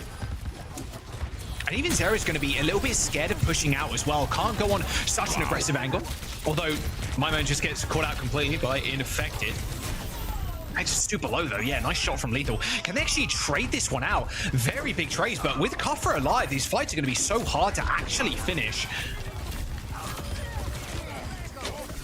The bubble play there was just fantastic. They're chasing. No! Swift 7-1, by the way. Oh, no, that's tragic. Oh, Kufra and UV end up getting killed by Tree. Very back and forth fight, but these fights, especially on Runasapi, they can't be this staggered out because you gain so little progress to start. Yeah, it's actually a, you know, low-key a big stall there from Kuffa, actually. And obviously they'll get back to this next fight with the Winston. Interesting though to see Kuffa opting for the Winston here. Obviously fantastic on this hero, but against Infected Orisa, they say we want to stay away from this Orisa. We want to try to hunt the backline instead. Oh, but Kuffa. Oh, Kuffa just got rolled by the Orisa. Yeah, it really is. This is curious if Kuffa's going to switch. He's at that point where it's like, oh, I could stay for Primal Rage, but WIMO and UV end up picking up kills though. They're winning. WIMO obviously swapping over from the Sombra. Yeah, Ultraviolet. Ultraviolet's got like 3 people in this fight. Okay. Even with the kill onto Kuffa, they still managed to come back, and Kuffa's like, nah, I'm gonna stick. I'm just gonna play Winston. Let them use all their CDs on me, and then everybody else kills the backline. By the way, I know we're 2 minutes in here, but I just want to say that I'm just feeling it for Lethal here, Jack. Like this could be a map where Lethal just takes over. By the way, I just want it to be said, because we talk a lot about the other players on GK, of course, when they're playing Life Weaver Bab like stuff. This could be Lethal just taking over the map. By the way. Well, we've got the overclock, so a clip incoming. Sound barrier connects with 5. Here comes the rush from RuPaul on the high ground. Terror surge, and even a beat coming through from Vega. And Lethal with a good sight line onto the team, but he's getting chased. A hard commit there from Team Liquid to take down the Sojourn, but they've already lost Vega in the process. But a trade, it was worth it. Tree's already killed 2. And still with the lead, Team Liquid should be able to win the fight, although they're still losing people, which is not good. Also, Primal Rage from Kuffa, so just continuing this fight as Team Liquid probably feeling pretty confident they win that one. After they chase down Lethal, Kuffa keeps them competitive. Can't die here either. Kuffa stays alive and allows GK to get back into form here. It was actually a great fight win from Liquid, actually, because they forced the fights in these narrow corridors, but this is now going to allow GK to spread out a bit more. Take a fight here in the open area. Tree got the overclock though. Dragon Blade's going to get pulled though from Zera. A nice little boop. Oh, he can't quite get the final slash, but it's all good. Distractions. Oh, and someone killed Vega. I think that was Tree. Yeah. Whoops. My bad. Yeah, we know that was you. with no LSU. But another great fight from Liquid, right? Because you see the way they're positioning, the way they're rotating. They want to fight in these small corridors where the Orisa player is just way more effective. They don't want to let GK swing out wide in these open areas. This will be another great sightline here where Liquid are able to take a good fight with their Kitsune Rush and the Overclock. Looks like you're just going to commit at full selves to it. Bubble's going to block a couple of those shots, but not the shot onto Ultraviolet. See, Zera there was just lined up for that kill. And Tree snipes Lethal, barely saw Lethal's shoulder too. That's checkpoint for Team Liquid. Yeah, it's checkpoint, and they're gonna keep rolling here. You got the Kitsune Rush as well to go with the Terra Surge, and this is a scary position for GK now. Nice Suzu from Ripple, saves himself. And these fights, these are going to be tough for GK to win. They got no ults in this dive. It's good, but the space creation from Infected and being able to lock people down with the Terra Surge cannot be understated. Bot is still moving as GK try and find a position on the point. This is beautiful. Look at Infected. He sees that GK, they're swinging out wide. We don't want to fight there. Amber ends up connecting with 5 there from GK. Because they have to do something here, because Liquid are just forcing this lead. And even if they lose this fight, Johnny, they've still got the checkpoint. RuPaul and Tree come out with kills as Vega holds on to this sound barrier. Now hunting for another. This is GK falling apart with this dive comp, Johnny. It feels like they're almost forcing it at this point. Comfort, though, with the Primal Rage, is going to find one at least. He's going to get booped around a little bit by the Lucio. But GK have invested heavily into this fight as Infected returns on the Wrecking Ball. Okay, he got a couple, though. He got a couple with the Primal. I see you, Kaffa. Able to claw themselves back into this fight. Infected over to the Wrecking Ball. I kind of can't believe that Infected swapped off the Orisa, considering how good they've looked so far. Oh, Sound Barrier's going to connect. As 4, Lethal goes down. Okay, Infected with 1,000 HP, rolling through everybody. And the ability to survive on this point is going to be so great. WMimone ends up getting pooped away. Still gets the kill onto Tree, though. Reset dashes straight into RuPaul. Cover finishes up with the assist. And WMimone taking over the game on the Genji. And that's exactly the heroics GK need as they try and secure their own checkpoint. Yeah, no ultimates available for GK here, but Infected if you get the cap, yeah, Infected is going to swap back to the Orisa here, actually. I think that's a good move here. If GK can get the cap here, I think that's enough here. You're not asking for much more, and Liquid are sitting back, so that's going to be the case, especially with Infected making that late swap, right? So GK, despite the fact they don't have any ultimates here, getting that cap is huge for the remainder of the map. Oh, they've got to go fairly early, though. They've got to force Liquid to use ults and then potentially back off. Speaking of forcing ults, the Blade, as Lethal ends up taking one slash there, and Infected finishes him off. Liquid, they're in firm control right now, and being able to save ults is important, although RuPaul does end up using the rush at the tail end of that fight. But Tree has been consistent with this Sojourner.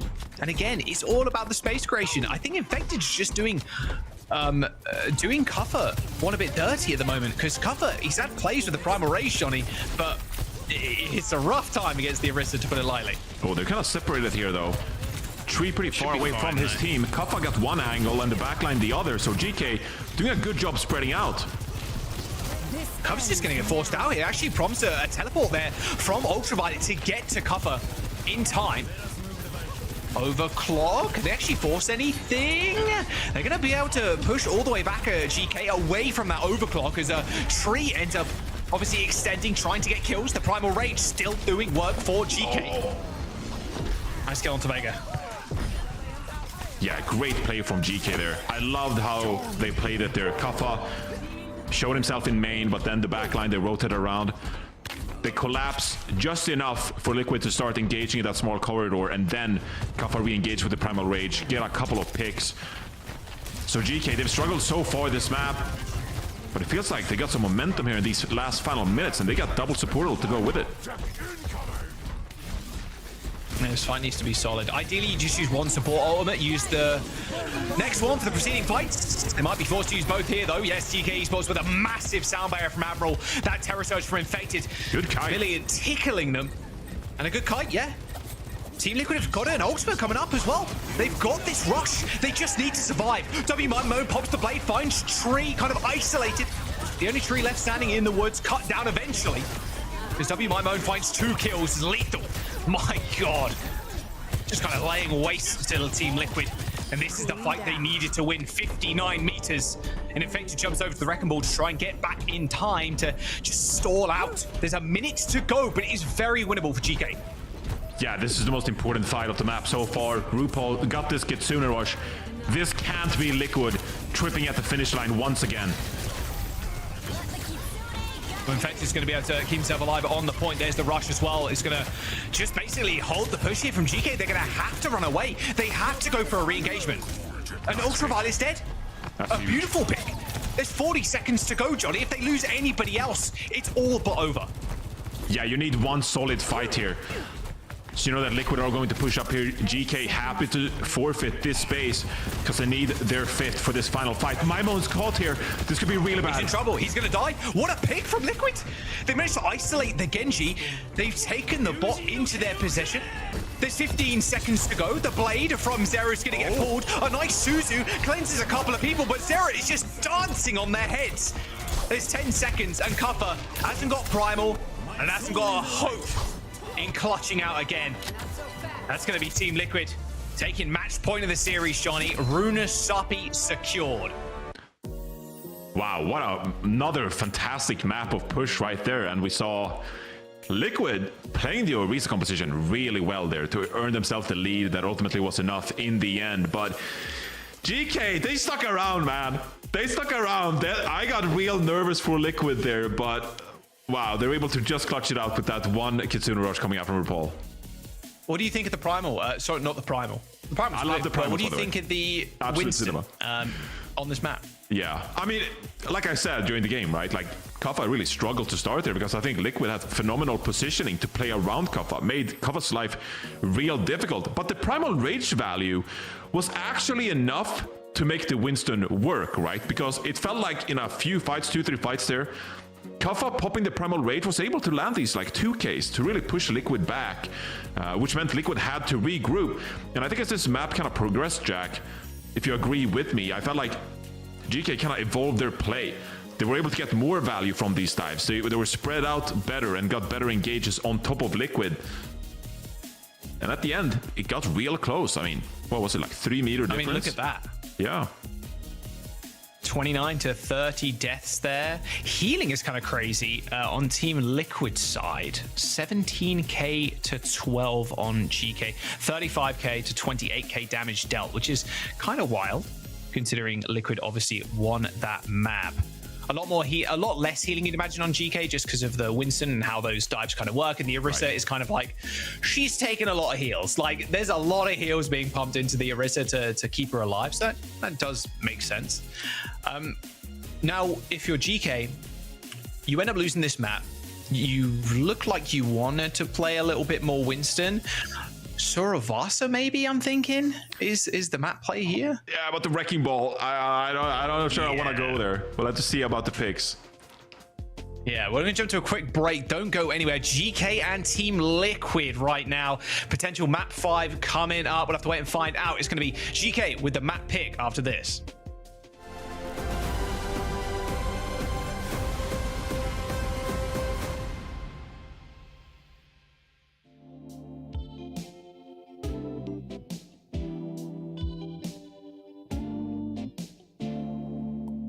Now I'm 4 stars from your shed house, and the raindrops in the sky. I promise I'm gonna make time. I'm gonna make time. I'm gonna make time.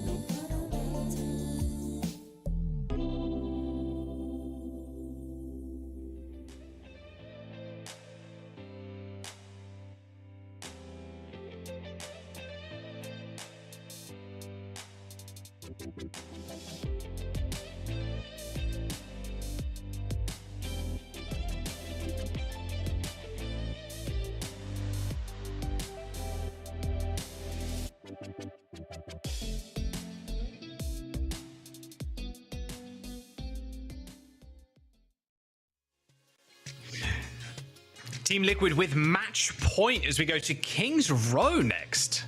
GK with the pick, Lucio ban, Cassidy ban on the other side, Johnny. I was speculating maybe a little Suravasa action, but going to a completely different map. King's pretty nice for the brawl here. Yeah, pretty nice for the brawl, and I'd say it's a go-to map for GK. Last week, they were fantastic on this map when they went up against Space Station. They went hunting with Maimon on the Sombra that time, but you know, we've seen the Winston come out from Kaffa here and there, but this should be, you know, Kaffa is sticking to more of a brawl hero, playing Juno Brig, especially with the Lucio not involved anymore. I think this GK team, like you said, we talked about it going into the game, right? But the fact they lost Zero, who was like their star player with an amazing performance in Champions Clash, but they're still able to put on these great teamwork performances with like really nice thought out compositions, right? It's a really fun, impressive team to watch because you know they're gonna come into every map with a good game plan and something they've thought through with great communication and rotations. Now I'm quite, I don't know what you think, but I'm quite surprised to see GK performing this well in stage 2 despite the fact Zero's no longer with the team. Yeah, because you, like you said, you kind of lose one of your superstars, right? But W Maimon, he's just slotted into the team super well. Maimon has been around the scene for like such a long time at this point as well, been on a variety of teams, but being able to slot in like that and replace someone like Zera is a big ask, and he's done it perfectly. And I think, like you said, the calling has been on point for the whole squad, and that win against Space Station last week, it was a big demonstration of that. And King's Row, the pick, they're probably going to run the same thing. A bit of an interesting ban though, when we look at Team Liquid's side of things. Cassidy, do you think that's really any kind of crazy here, or do you think it's more of a just in case? Like, how do you feel about the Cass ban? Yeah, I feel like it's more of a just in case kind of thing. Lethal has spent a couple of maps playing the Cassidy. So it's not like they're just throwing the ban to the wind, right? Because Lethal has genuinely played this hero at times, right? At the same time, though, don't really see as much Cassidy these days with Freya available and other hit scan heroes. But let's see what Liquid have in mind, because we talked a lot about GK and, you know, obviously the strats. We're seeing the Lifeweaver BAP come out once more. We're doing it again. We're doing it again. But what does Liquid have in store here going into this map? That's what I want to know. Well, Vegas hovering the no. Lifeweaver as well. That. I mean, oh, what? Look, Stop that, silly. Look at what's on the screen, bro. It's I'm honestly at this point not surprised with the Lifeweaver pick, because again, getting the high ground on this point is really important, or at least forcing the enemy team to leave that high ground is super important. But Admiral, being able to like grip someone from the point to the high ground, or from the point to the, or from a high ground to another high ground, like that's so annoying. And then Cover holds this off angle. There's a mini health pack which you can go to if you want to. I'm sure Maimon has hacked that already. Oh, the Hanzo. I actually love it. Oh no, no! I wanted the North American Stalker to pop off on the Hanzo. The North American Stalker? Wait, this guy's cooking with that one. I'm cooking. Oh, Infected finds a pick. Well, that was an anticlimactic first point. But wait, there's more. But wait, there's more.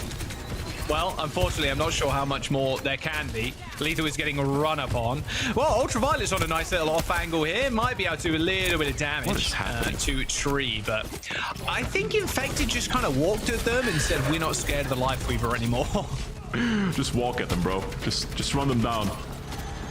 Yeah, that was a bit of an awkward first point here, and it's going to be Liquid getting the cap after they hold these support players down. Kind of awkward. Okay. All right, just parting ways. So Jack, what does the Lifeweaver BAP comp looks like when you have to re-establish some kind of momentum here on the second point? Well, it looked kind of ass on the first point, I'll be real. Cover just instantly died, so we'll see if it makes a difference on second. Tree almost available, so that'll be kind of cool. I like this RuPaul also. Oh my word. Okay, Zera is dead. I like the Ana pick though coming from RuPaul.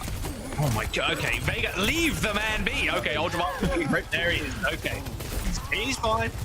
I like the Ana pick though against Lifeweaver Hazard. Like that think it's going to be so good against DK's team comp that wants to like get in your face. Yeah, I think so too.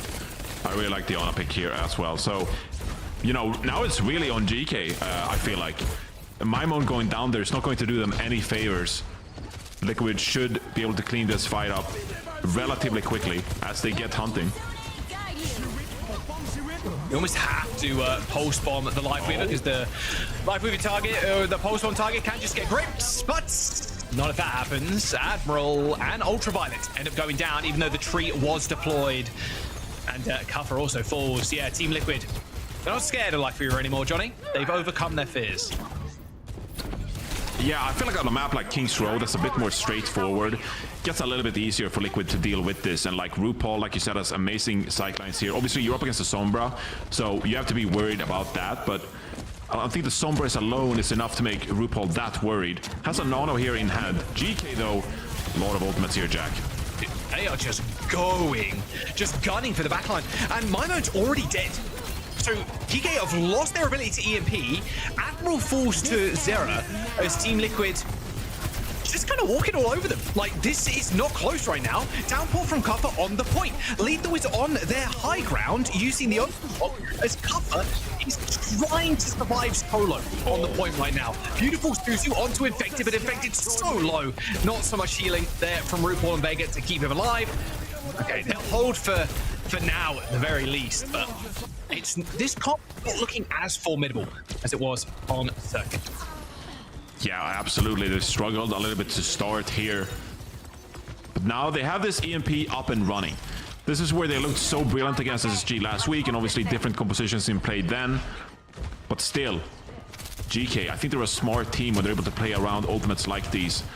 And if they can find the right position, the right opportunity to use this EMP, it could be devastating for Liquid. The instant stealth again. My moment's hunting. Oh, spotted Sarah. Oh, the solo EMP just doesn't like that. All right, okay. Got him. Got mine. That's enough. That's some disrespect at a whole new level is all I'm saying. That's all you need, I guess to farm Infected. Yeah, I got the Tracer. We win the fight. All good. There's something to be said for my mode, like replacing Zera and then solo EMPing him. Oh, wow. Zera's back. When you put it like that, that's good. There's no bad blood there. I'm just saying. It's kind of funny. Yeah, but we gotta start the drama. You know, we okay, write great. the story somewhat. When there's no drama to be had, we have to start it. Yeah, no, that's great, Jack. I love that from you. Okay. Well, there's the pedal platform on Cutler who was asleep. Rush available from Vega 2 is going to make this fight fairly easy, you'd imagine, for Team Liquid. Nano boost deployed onto Tree, and now he can just go hunting. A window from Ultraviolet. This is a really disgusting off angle for the Baptiste to be in. Tree ends up going down after that Nano boost does end up wearing off as Ultraviolet continues to pump out some damage and healing aimed towards Cuffer. But now RuPaul's got the sightline, he's got the angle on the backline of GK. So Sarah ends up cleaning him up, and Cupper's 1 HP too. I mean, Sarah just working them in the neutral. As Team Liquid, they're going to cap this second point, Johnny. A very split fight, but Liquid make it work. 2.5 minutes on point 3. Yeah, Zero came back from spawn and just cooked them. I was like, oh, you two are stuck between our backline here? Hey, yeah, what is going on back here? Like, yeah, what is all that movement back here? Maimo gets picked again here. Cuff us over to the Winston, which, you know, third point. I've seen it work, but still, you're playing Winston like we were BAF. I mean, all right. Ooh, wow. Wow, Zera got turned on there. Lethal with a 180 shot onto Zera. That was disgusting. Nice. That was a disgusting shot. All right, Infected, you know what? If you're going Winston, I'm going Winston. Oh, we're Kings rowing. Oh, now we're talking. Oh, the Brig Ana as well? Oh, let's go. Ooh. Okay, the Brig Ana versus the BAP Lifeweaver. Let's discuss this.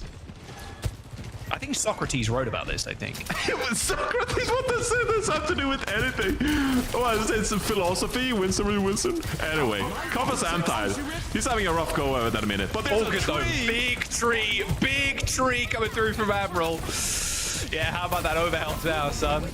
All right, Cupper's going to go back in with the nano boost, but see you later. Admiral's high in the sky now, far away from Infected's grasp. That overhead from the tree is quite devious, Johnny. Infected now on the high ground trying to duel out cover, but Ultraviolet's there. Honestly, all good though because they got the lab. Yeah, Infected cannot stay around for too much longer as Geeky with a good hold so far. Team Liquid unable to really capitalize on these nades. Drew Ball is slinging out. Yeah, GK actually has a surprising amount of utility here, actually, navigating these high grounds with the pro platform. My moan tosses that little pulse bomb straight over the edge and punished for his sins.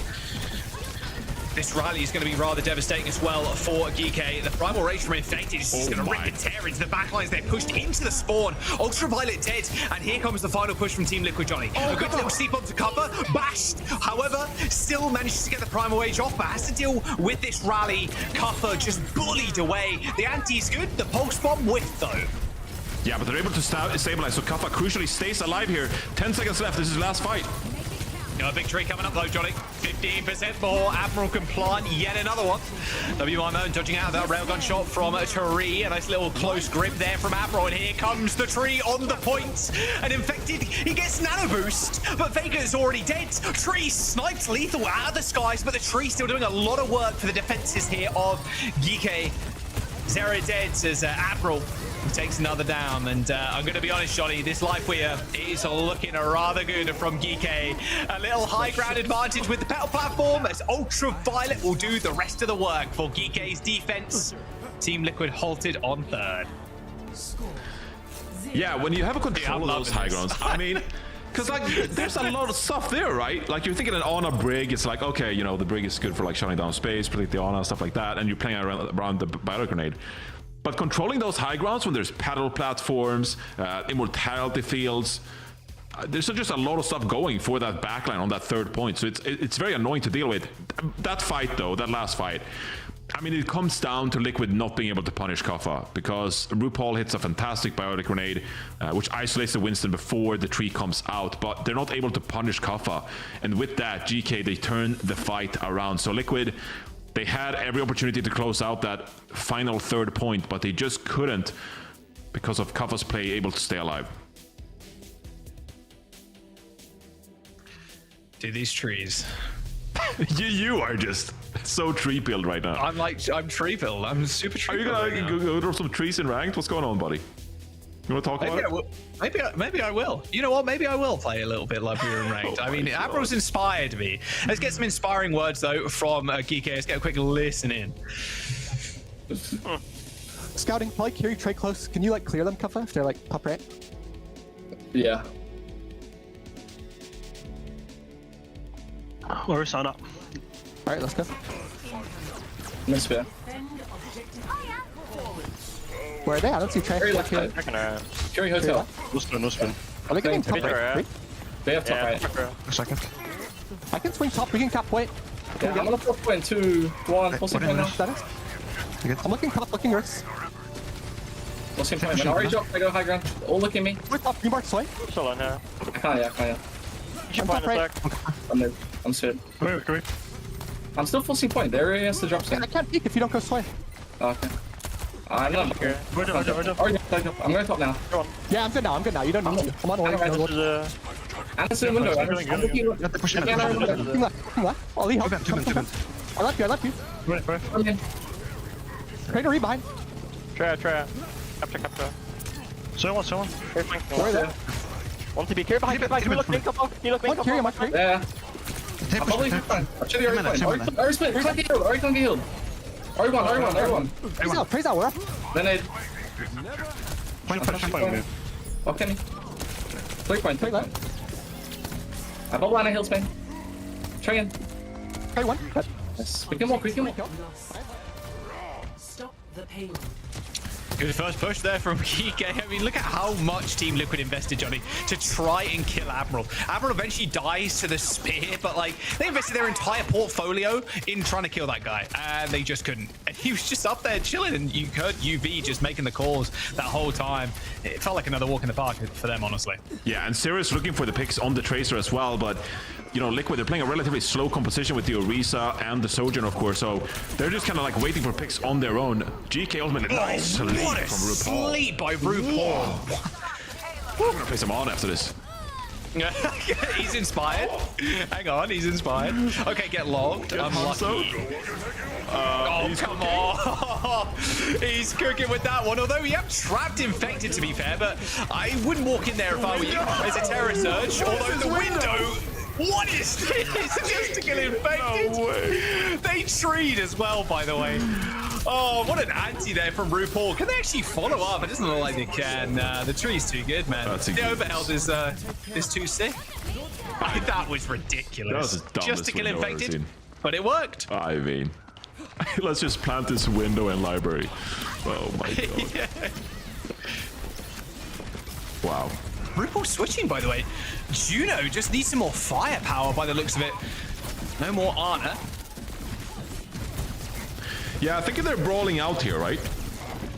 Like GK, obviously they're gonna play the flanks, they're gonna play the off angles like Kafa is doing right now. Liquid just want to contest the payload, stick together, and they gotta rally here to keep them alive, but you need to find the picks to go with it. Oh, there goes Admiral. Soon as Infected try and steps up and ends up getting taken up by that pale platform. Right. Dead though, and Lethal to follow. Okay, I'm curious if Lethal is going to just continue on this hard. No, he's not. Though. Probably right. Yeah, there you go. All right, back to Sojourn. It was fun. Let you finish. I'm sorry, Jack, but yeah, that's enough. That's enough of the Hanzo shenanigans.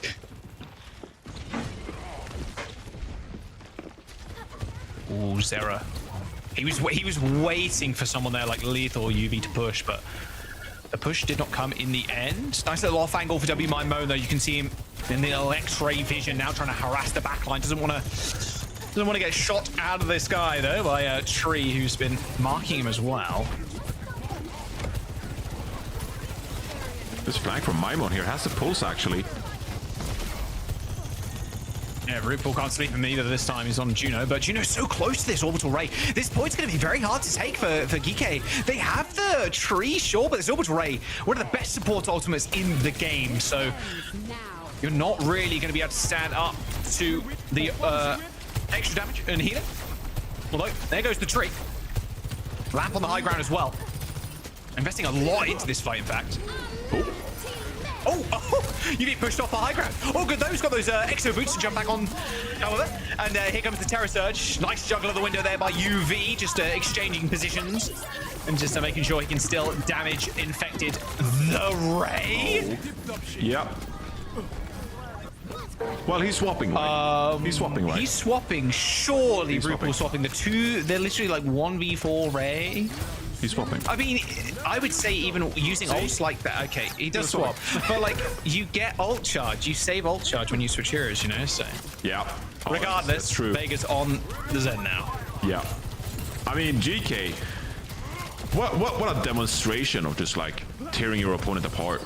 Like they're taking these off angles to high grounds. Kafa's playing these high grounds beautifully. Ultraviolet that previous fight. They're looking a very aggressive angle now, taken by Lethal. You still almost trying to double tap Tree there, but Vega's dead.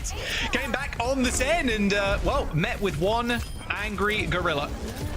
Tree also falls, and this is just Geeke walking this one in, Johnny. Team Liquid, they need to go fast. Zera's jumping on to the Venture to try and get back in time, but it's just not enough. It's just not enough. Map number 5 on the cards now as Geeke take King's Row. Are we in a Life Weaver BAP meta? Yeah, probably. So he is like, stop it, please. It's working great. They just keep winning with it. Looks amazing. What are you talking about? It looks good. Look at that first point. I said it, like the amount they're investing to try and kill the Life Weaver is just absurd. Like, you just can't kill him. There's a lamp that gets thrown. He's got the dash, which can heal him. Like, he's got the pedal platform to get away from people. Like, I don't know, man. I don't know. Do you ban Life Weaver at this point? Is that where we're going, Johnny? Is that what we're doing? Ooh. I mean, that's interesting. I was wondering, like, do you ban Winston? But I think they banned Winston already, so... Liquid and banned Winston. Yeah, on map 1. So... It gets... I mean, maybe you ban Lifeweaver? Dude, if they ban Lifeweaver, I'll lose my mind.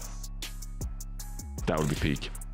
It is the year 2025. Like, they can't deal with this composition, Jack. So if you ban it away, then yeah, that does make sense. We joke about Lifeweaver, but they're clearly struggling with this. The Lifeweaver BAP combo, the immortal combo. Like, killing one of them is hard enough. Killing two, good luck without burst damage. Look at that KD as well, 4.3 to 1.4 GK. Kind of working TL in the neutral. That Lifeweaver combo is looking strong. And, well, where do we go? Because we're going to Flashpoint. Runasapi Suravasa. Is Lifeweaver good here? Well, I'm asking you, Johnny. I want answers. Well, Riji Hong popularized the Lifeweaver pick on Suravasa, right? So maybe stay away from that map. So true. So true. Exactly. Yeah, so we are actually going to New Junk City. So okay, don't think we're gonna see the Rhine shenanigans they pulled out 2 weeks ago. I'm not letting that, hopium. Dude, but it's so. What did Infected say? It was super good at 1 point. So yeah, the first one. Yeah, I mean, you symmetric teleport your Rhine, and you kind of go for it. But let's be honest. Like, what is a Rhine going to do against a bad Lifeweaver? Come on now. Not much. I mean, Ryan doesn't do. Sorry to say, Johnny, but Ryan doesn't do a whole lot of anything. I know. Not the best hero of all time. That's sadly. why all my teammates in ranked, they tilt at me. Yeah, I'm one of them. Unfortunately, look. I love playing Ryan. I love seeing Ryan. It's cool, but is it going to get played here? I mean, if Team Liquid really come out and go, okay, we're going to commit to the Ryan here, you are going to get eaten alive by the Lifeweaver. But then again, like I said, maybe you just ban it. If it's giving you that much of a headache, just get it off the table, because your bans are semi-limited now anyway. Okay, they're going to ban Ram, and there's going to be a Juno ban for GK. Huh. All right. What do you make of this? Well, wouldn't be too surprised to see Team Liquid, playing the Orisa once more here. I feel like GK, if they're gonna roll out with the Lifeweaver BAP, like maybe they're cooking with this Juno ban here because they recognize themselves that we don't want the enemy team to play something like a Juno going into our Lifeweaver BAP composition. Because if you force the enemy team over to like Lucio, Kiriko, for example, like, very fragile composition. Perhaps it's the word choice, right? So yeah, we'll have to see if GK even bring out the Lifeweaver map to begin with. Their speed pretty good on this map too, but they've been cooking with it so far this series, Jack. They have. I mean, look, Juno ban is kind of annoying to like the rush kind of game plan. Exactly, yeah. Normally you do want to play the Juno, but you could easily pivot to like a Lucio here. I don't think that's too far out of the realm of possibility. Obviously, you need the speed, like you said. But at this stage of things, I'm going to be honest, the backline, Lifeweaver back, just play whatever. Just play whatever. We've seen a whole variety of things. In New Junk City, just give us something else. Just keep on rolling with it. I'm down to see like Zen Alari or like something silly. Wait, what? Where did that come from? I mean, look, if we're seeing Lifeweaver, why can't we see other weird and wacky things? I guess Lifeweaver's not that weird. Okay, in general or right now in New Junk City? Just whenever. Just New Junk City will be fun. We did see the Alari against Real. They got first point held. Yeah, so true. Maybe I'm cooking a little bit too much. Don't forget though, Calling All Heroes is right around the corner as well. Make sure you go check it out. It continues in a few days, which is tomorrow, 31st today, and it's the first tomorrow. Yep, I looked at the calendar this morning, which means I have to pay rent tomorrow, which kind of sucks. But Calling All Heroes doesn't, so make sure you go check that out. Before we get into this map number 5, maybe I'm cooking a little bit too much here, Johnny. No Lifeweaver ban, so even Liquid kind of expecting them not to run it. What about the Hazard though? Because you could easily play Hazard on this map too. I think it's very doable and kind of what rolled them on map number 1 as well. Yeah, I mean it's a little stage dependent, right? Depending on what points we're going to here on New Junk City, right? Because Kaffa has favored the Winston throughout the series, you know, forcing it on Murasapi, playing it on King's Row at times as well. But then you go to like something like New Junk City, it's a bit tougher on some of these points to force it, to make it work, right? So we'll have to see what Kaffa got in mind here. I could easily see Kaffa on something like a Hazard, which he's selecting right now. Or, you know, flicks over to a different hero if he prefers it on the points later on. I feel like New Junk City, you know, it's pretty separated. You got the inside points, and then you got the outside points. So if you're not flexing between those points, totally valid. I understand that. Okay, so... But hovering the Hazard for now. This makes more sense. Kiri Lucio backline. Nothing crazy. Lifeweaver gone, sadly. And Kaffa on the Hazard. Okay, Hazard versus the Orisa again, but Mimone, who's been playing Venture a little bit here and there, and Venture I would say pretty good on this map. Especially the alternate route around the backline, and then being able to jump in with your Hazard. Venture can be quite a difficult character to deal with. Yeah, interesting pick here. Zero's going to get the first pick here. See if GK can force themselves back into this fight, but Liquid doing a good job staying away for now. Oh, heavily relying on getting to the backline though. Yeah, speaking of which, there you go. Nice little dig there from Mimo. And being able to survive on the Venture, it's just so nice. Like, against an Orisa, against a Genji tree, like just forcing a cooldown while you're burrowed and then have Kaffa jump in, it feels so good. This comp is super aggro, but they need to be proactive. Yeah, obviously want to get towards tree or Vega if you can.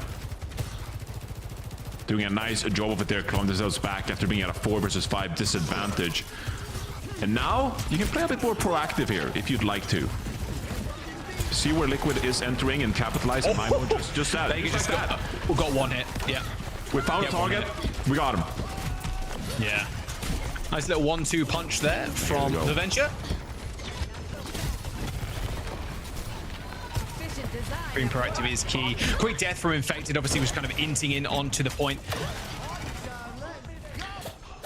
Yeah, I mean, GK here, they're playing so aggressive because Kitsune Rush available here as well. I wouldn't be too surprised to see them utilize this aggressively here, but Liquid, they're going to rotate because they don't want to take this active fight. But Infected cannot splitting himself away from the team, wants to get this touch. Infected's just dead. Like, there's just no chance you get out of that. Again, proactivity is the name of the game here for Kiki's comp. Yeah. They want to go early. They want to turn heads, basically. Both literally and figuratively, I think. And, oh, nice shots from UV. Ultra violent. Being able to jump to the backline as the Venture and, like, turn heads also just gives Lethal a lot of space. Same with UV as well. Like, if you're worried about the Venture burrowing beneath you and then, like, booping you around, you're not looking at the other DPS and, like, UV, for example. 10-0. 10-0. Ultra was 10-0. Wow. Yeah, it turns out UV's pretty good. Yeah, not only on the Ana, which we saw so much of stage 1. Kiri here in stage 1 too. Infected's here on the ball now, Jack, so they don't want to take this fight. But Sion goes down again to the Venture. Oh my god. Probably got one shot. The combo's pretty hard to pull off as the Venture, but... Oh, the Lucio. Oh, the Lucio. Ooh.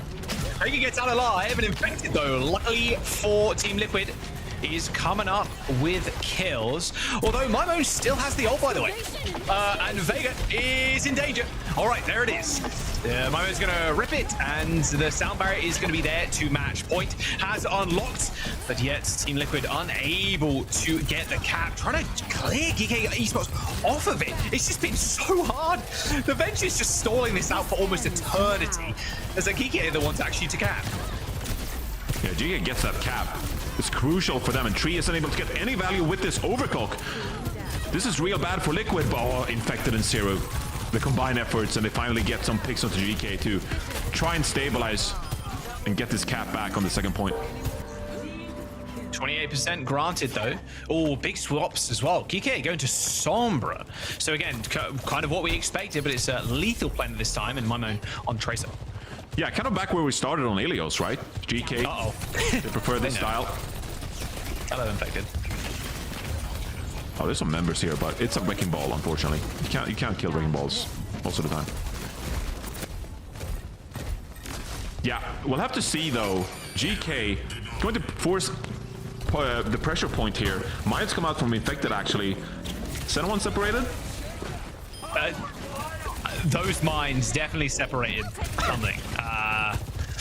Yeah. Zera and Abor end up trading. Geeky managed to get the cap, Johnny. My Moan and Cover just take the point away as Infected tried to make another play. Ultimate ripped here from Ultraviolence. So a rush down. They still got downpour. Oh, good stick. Oh, no! Cover leaps into UV, and that's the free double kill for Zera. Name a more iconic duo, Zera and getting double kills with pulse bombs. I mean, that's unlucky. To be fair, I think Cuff was like mid-leap or something, so cannot be blamed. Oh my god. You see UV tried to Suzu as well, like frames off of not being able to Suzu. No. Oh, that was... Well, all right. That's a bit of a boom here. GK, though, they have ultimates. They have the EMP and the downpour, so still very much in it if they can maybe push Vega here with the sound barrier. Oh, EMP hits 4 though, that's big, and Vega can't get the sound barrier off. Oh, he hits it at 25 HP, almost Ajax's, but is it actually enough? A 3v4 on the point, but an Admiral sound barrier, it's going to see them through this fight, for sure. And there's the flip as well, 90%. Infected stays alive though, Johnny, so they might be able to get another touch here. Yeah, we'll be able to get a touch here, potentially. Zero, recall force there. Oh, UV. Neutral fight. Vega, sorry. Oh, he's getting chased away. Postmon's in the hand of WMO, and he's looking for somebody. RuPaul. TP's away. No swift step available to the Kiriko any longer. Downpour. Where's the connection? There it is. Tree spiked into the earth like a tent camping pole. Geeke, Johnny, they save Pulse, they save Rush, and they're just going to roll on to this next point. How does Team Liquid even come back to this? Infected struggled so hard on that first map against the Sombra, and it's happening again. Yeah, especially when you give up the point cap, right? Because I feel like GK, they got so much percentage built up on that second point because Liquid just weren't able to stall out the point. Pretty all-in approach from Liquid when they sent both the Tracer and the Wrecking Ball to the backline. Need to come up with something here. Tree's got the overclock, but against all the pressure from a Sombra Tracer in a Kitsune rush especially, it's going to be very difficult for Tree to make it happen. Infected is trying his hardest to slam somebody, but it's just not happening. Tree, overclock, yeah, lights out for the Sojin. Oh, there's one kill with the mines at least. Lethal down. Same with my Mona. Gets chased out by Zera. Oh, no, my kill. Admiral jumps into one. Whoops. All good, though. Team Liquid, there you go. There is the stabilization. The mine's working out for them on this point at least. But Infected, I feel like, still struggling to get value on this Wrecking Ball. Yeah, playing it nice there, though. Put pressure onto the point, obviously get tons of value from the mines. And Maimon's pulse bomb was really the only thing that went GK's away that fight. Now, though, lethal with this EMP. We've seen them solo Tracer before. Oh, you're ready. Zero is ready for it as well, by the way. Unfortunately, though, Zero actually ends up going down. Lethal dies in stealth, so they trade DPS. RuPaul with a rush. Yeah, he's just going to rip it now just to be safe. You cannot go down here. You cannot give DK a lead on this point. And UV actually ends up getting sailed over the edge. Okay. Here we go. Liquid still in this. They used the rush, but they saved the sound barrier. They could not make that close. They still have to deal with this EMP, though. Vega, once again, is all on him. It's all on Vega, indeed. So much pressure gonna come Vega's way here with this Sombra composition. Oh, nice Vega. Nice Suzu, though. From RuPaul saves Vega's life, but unfortunately Infected left out to dry. Sound barrier comes in from Team Liquid. They're trying to turn this fight around, Johnny, but are they actually going to be able to? Lethal ends up falling over to RuPaul as both supports jump on the Sombra, who decloaked in front of them. DK end up capping the point, however. A downpour. Well, I'm not sure where that went, to be honest. I'm not sure where Cover knew where it went either. He's looking around, looking for frozen in place targets, but they are just nowhere to be found. Admiral tries to get back to the point to contest it even further, but Vega's there with the double kill. Overtime for Team Liquid as they clear Geeke off the point. They're still in this series, Johnny. It's going to have to be perfect from here on out. They need 2 more to win this series. Yeah, finally a brawl goes Liquid's way there. You know, it's a fight that is kind of all over the place, but Liquid, they do a nice job actually staying alive in that one, and then they force GK to touch the point, of course, with Infected's Wrecking Ball play. Now, though, this is where I feel like it kind of gets tricky for Infected. How are you going to get value from this Wrecking Ball on these stages? Kappa's over to the Winston. So now we're playing the dive game truly here. Infected has the mines, but it's going to be hard to convert here. Nice for Mimone there. Has the health pack actually hacked behind him, so he can use that if he chooses. Looks like Team Liquid are just going to quickly rotate there. Use that rush on the point. Zero with a pulse bomb, though. Chased out by Admiral, in fact. As the point is going to get taken by Geeke if Team Liquid aren't careful. Infected is pretty low, so his ability to actually stick in this fight and go for a contest is pretty slim at this point. It's actually all on Zera. A pulse bomb thrown out, same with the mines and the overclock, but where are the kills? Ooh. Finally, Tree picks up one. Mimone sniped as he went for the chase. And there's the mine kills Infected was after. Geeke once again only getting a fraction of percentage there as Team Liquid invest heavily into that fight. Yeah, and I'm going to be interested to see how Liquid now take this next fight. Vega has the sound barrier. You know that there's no Kitsune Rush on the other side, of course. Oh, see, Liquid, they're playing active here. They're out in the open fighting. Vega, I think, dies to the virus, sadly, as Lethal threw it out as the last Hail Mary. Ripple should be fine here. Same with Tree. They're able to continually touch this point now because Infected is alive. They've got a sound barrier for backup, and now they just need a better sound barrier. Zera actually ends up going down, though, to Lethal. I mean, this is not good. An EMP available to the squad as well. A 2-man EMP. That'll do it. Vega Tree dead.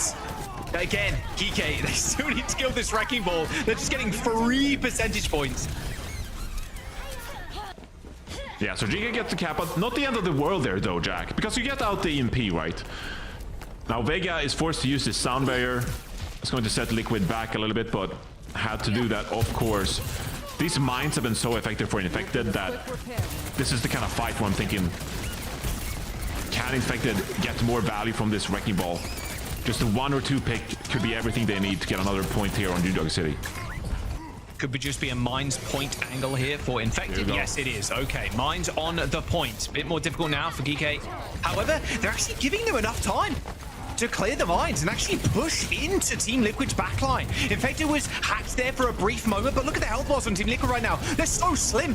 Cover used the Primal Rage to buy space for Geeke. They've still got the rush. And what did Team Liquid have? Well, they haven't got Tree, that's for certain. As Geeke are 5% away from taking this series, and the rush is both ripped on the point. Mimone ends up going down. The Primal Rage eventually ends. Now the chase continues on to RuPaul. He teleports away, but a nice little boop onto the Winston stops him from continuing that chase. A slam into the backline there as cover goes dangerously low. And without little resources now from the backline, as UV goes down, there's no heals for them, meaning Liquid can take over the point.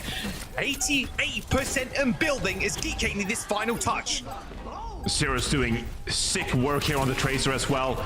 With both teams training the Kitsune Rush, Liquid come out on top and are going to cap this final point here. We're getting to the final point, Jack. All the way. 5-map scenario. 5 maps, 5 points. Both teams now on a knife's edge as we move into this last point, Johnny, with sound barriers coming up.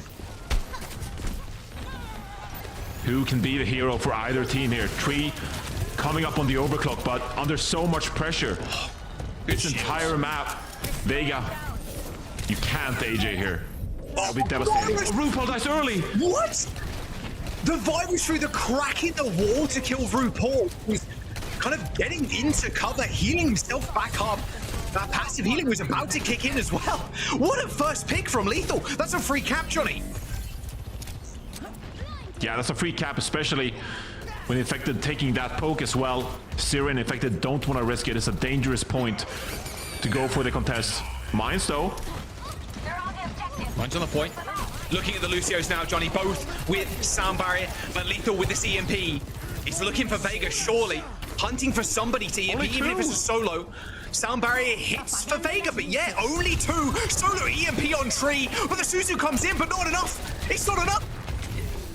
A nice little recall there from Zera to keep himself alive in the fight, but this is falling apart for Team Liquid.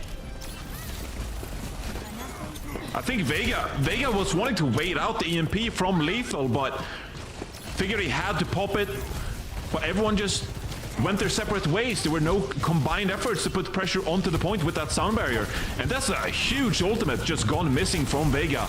80% here for GK, and they're going to go. They can go. They got Primal. Why not? Suzu already used for RuPaul's cover hunts for a target here. Just managed to isolate Vega. Nice little manual hack onto RuPaul. Cover's taking a whole lot of damage, but doesn't really need to worry. He knows that he can just buy space and time for the rest of his team. RuPaul with the rush. The point was touched, but DK still at full fighting force. WI Moan has got the pulse bomb in his back pocket as Team Liquid try and make their last-ditch attempt to try and get the cap, Johnny.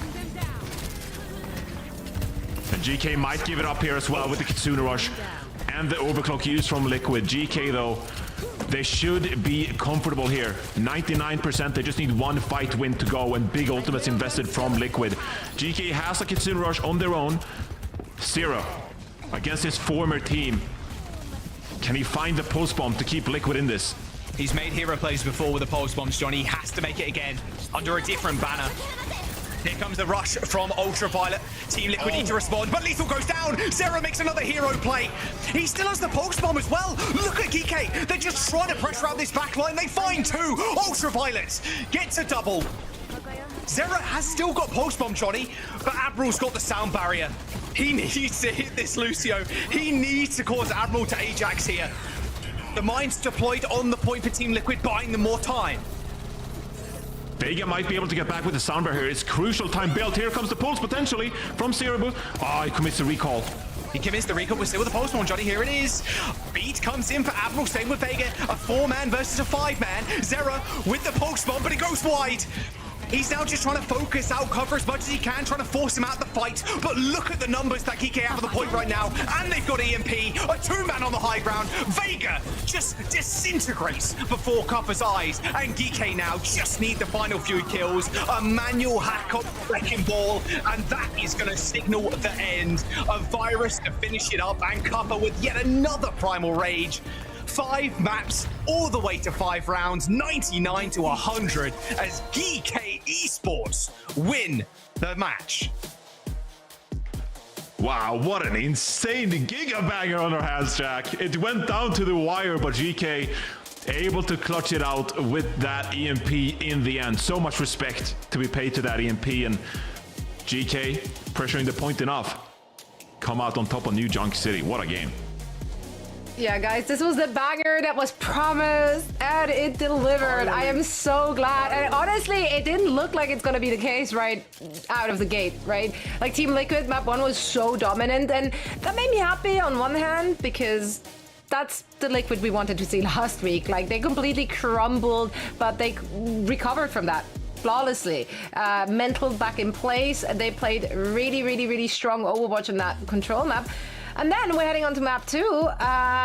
It's, you know, just the kings of circuit, I guess. That's just a GK thing. And then they just started trading blows. What a phenomenal game. I love the clash of compositions. We also see both of those teams playing to their strengths. Yeah, 100%. I mean, there's been a lot of comps, a lot of silliness with the Life Weaver. That snipe, by the way, was so sick. Is it silliness at this point? It's not silliness, no. I shouldn't call it that. But it's it is just a well-drilled comp, and taking this team to circuit is kind of disgusting. Like, you don't want to do it. You don't want to face that Life Weaver comp, right? I think what's crazy as well, GK, they are on the path to a perfect stage as well. Like, as under the Nightmare banner in stage 1, they only lost 1 series. Like, they could potentially do it again. They could potentially go, what, like 6-1? I mean, up until today, they haven't even lost a map. Crazy. Okay, and we're halfway through the stage, and they have not had a scratch in their armor. Yeah, I mean, what is best about this as well is that they're playing Nightmare in the last week at 6 as well, and both of those teams, they're eyeing each other with a perfect record so far. So this streak continues for GK. It does. The old Nightmare versus the new Nightmare. One is the imposter. Sheesh. Story writes itself. So good.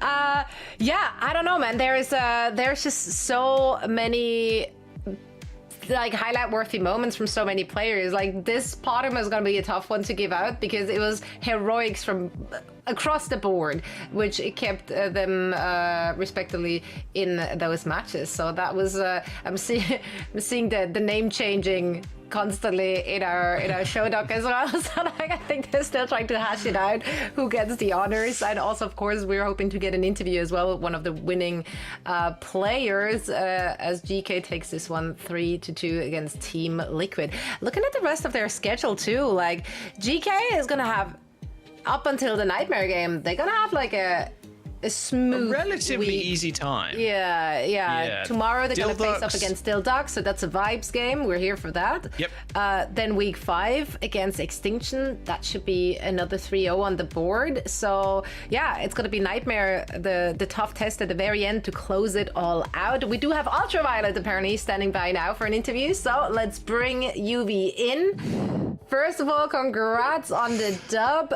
What a nail biter. What a series that was. So I don't want to keep you too long, but I need to chat about that Lifeweaver. Clearly you guys making a very strong usage case for that Lifeweaver. Initially we thought last week that you guys were just trolling because then it was like a Lifeweaver backline against what was played on the other side, Moira or something. So we're like, okay, that's a troll. That's not real. But you busted it out on several occasions this week. When did you guys start to implement Lifeweaver in your compositions, and what's your usage case for it? I've always like wanted to play a lot of BAP. I played a lot of BAP back in Contenders, like back in the day when he was like still like a common hero in the meta. But he's kind of fallen off since then. But I think I was like really good at BAP, and then after like the patch where Weaver got buffed lately, our coach was like, I think BAP Weaver can be really good, and we're like, okay, let's try it. And Admiral turns out to be really good at Weaver, and I'm just like shooting everyone and killing everyone on DPS while he's saving us all. So yeah, you guys caused so much trouble for them. Like it was very, we almost expected a ban in that direction to kind of shut it down. Yeah, we protected the support. So on Circuit we banned the Kiri, and then on King's Road banned the Lucio, and didn't really have an answer for it.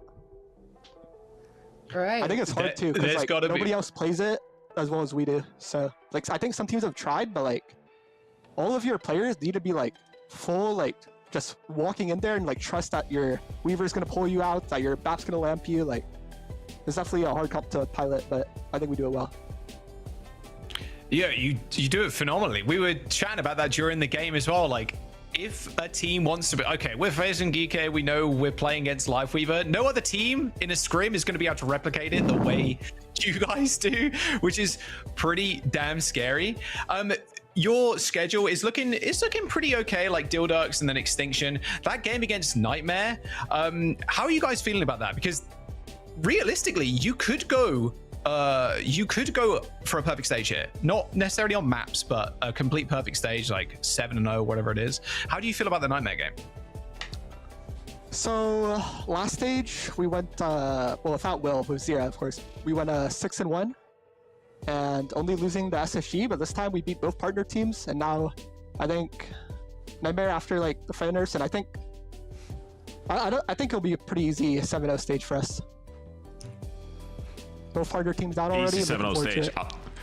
Yeah, I can't wait to see that matchup against Nightmare. Look, last stage, I think we talked a lot about your Ana play. You know, it was fantastic with the way you were rotating, setting you up for some beautiful biotic grenades. I feel like in this series towards the end, though, you kind of got bloodthirsty with the Kiriko there as well.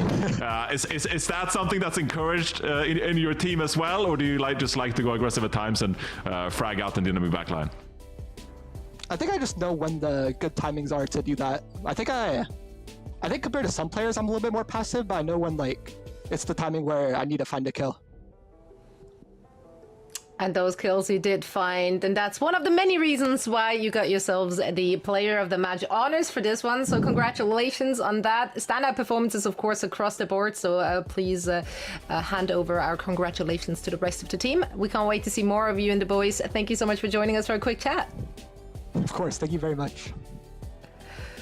And that was Ultraviolet from GK, which just took an absolute banger of a 5-map series against Team Liquid. Team Liquid are back alive as well, so I am just excited to see them back to what we expected to see from them last week. Let's take a look at the standings to see where this puts us here in the NA region. GK now up on top, sharing that spot, of course, with Nightmare with the same map differential. So things are heating up here.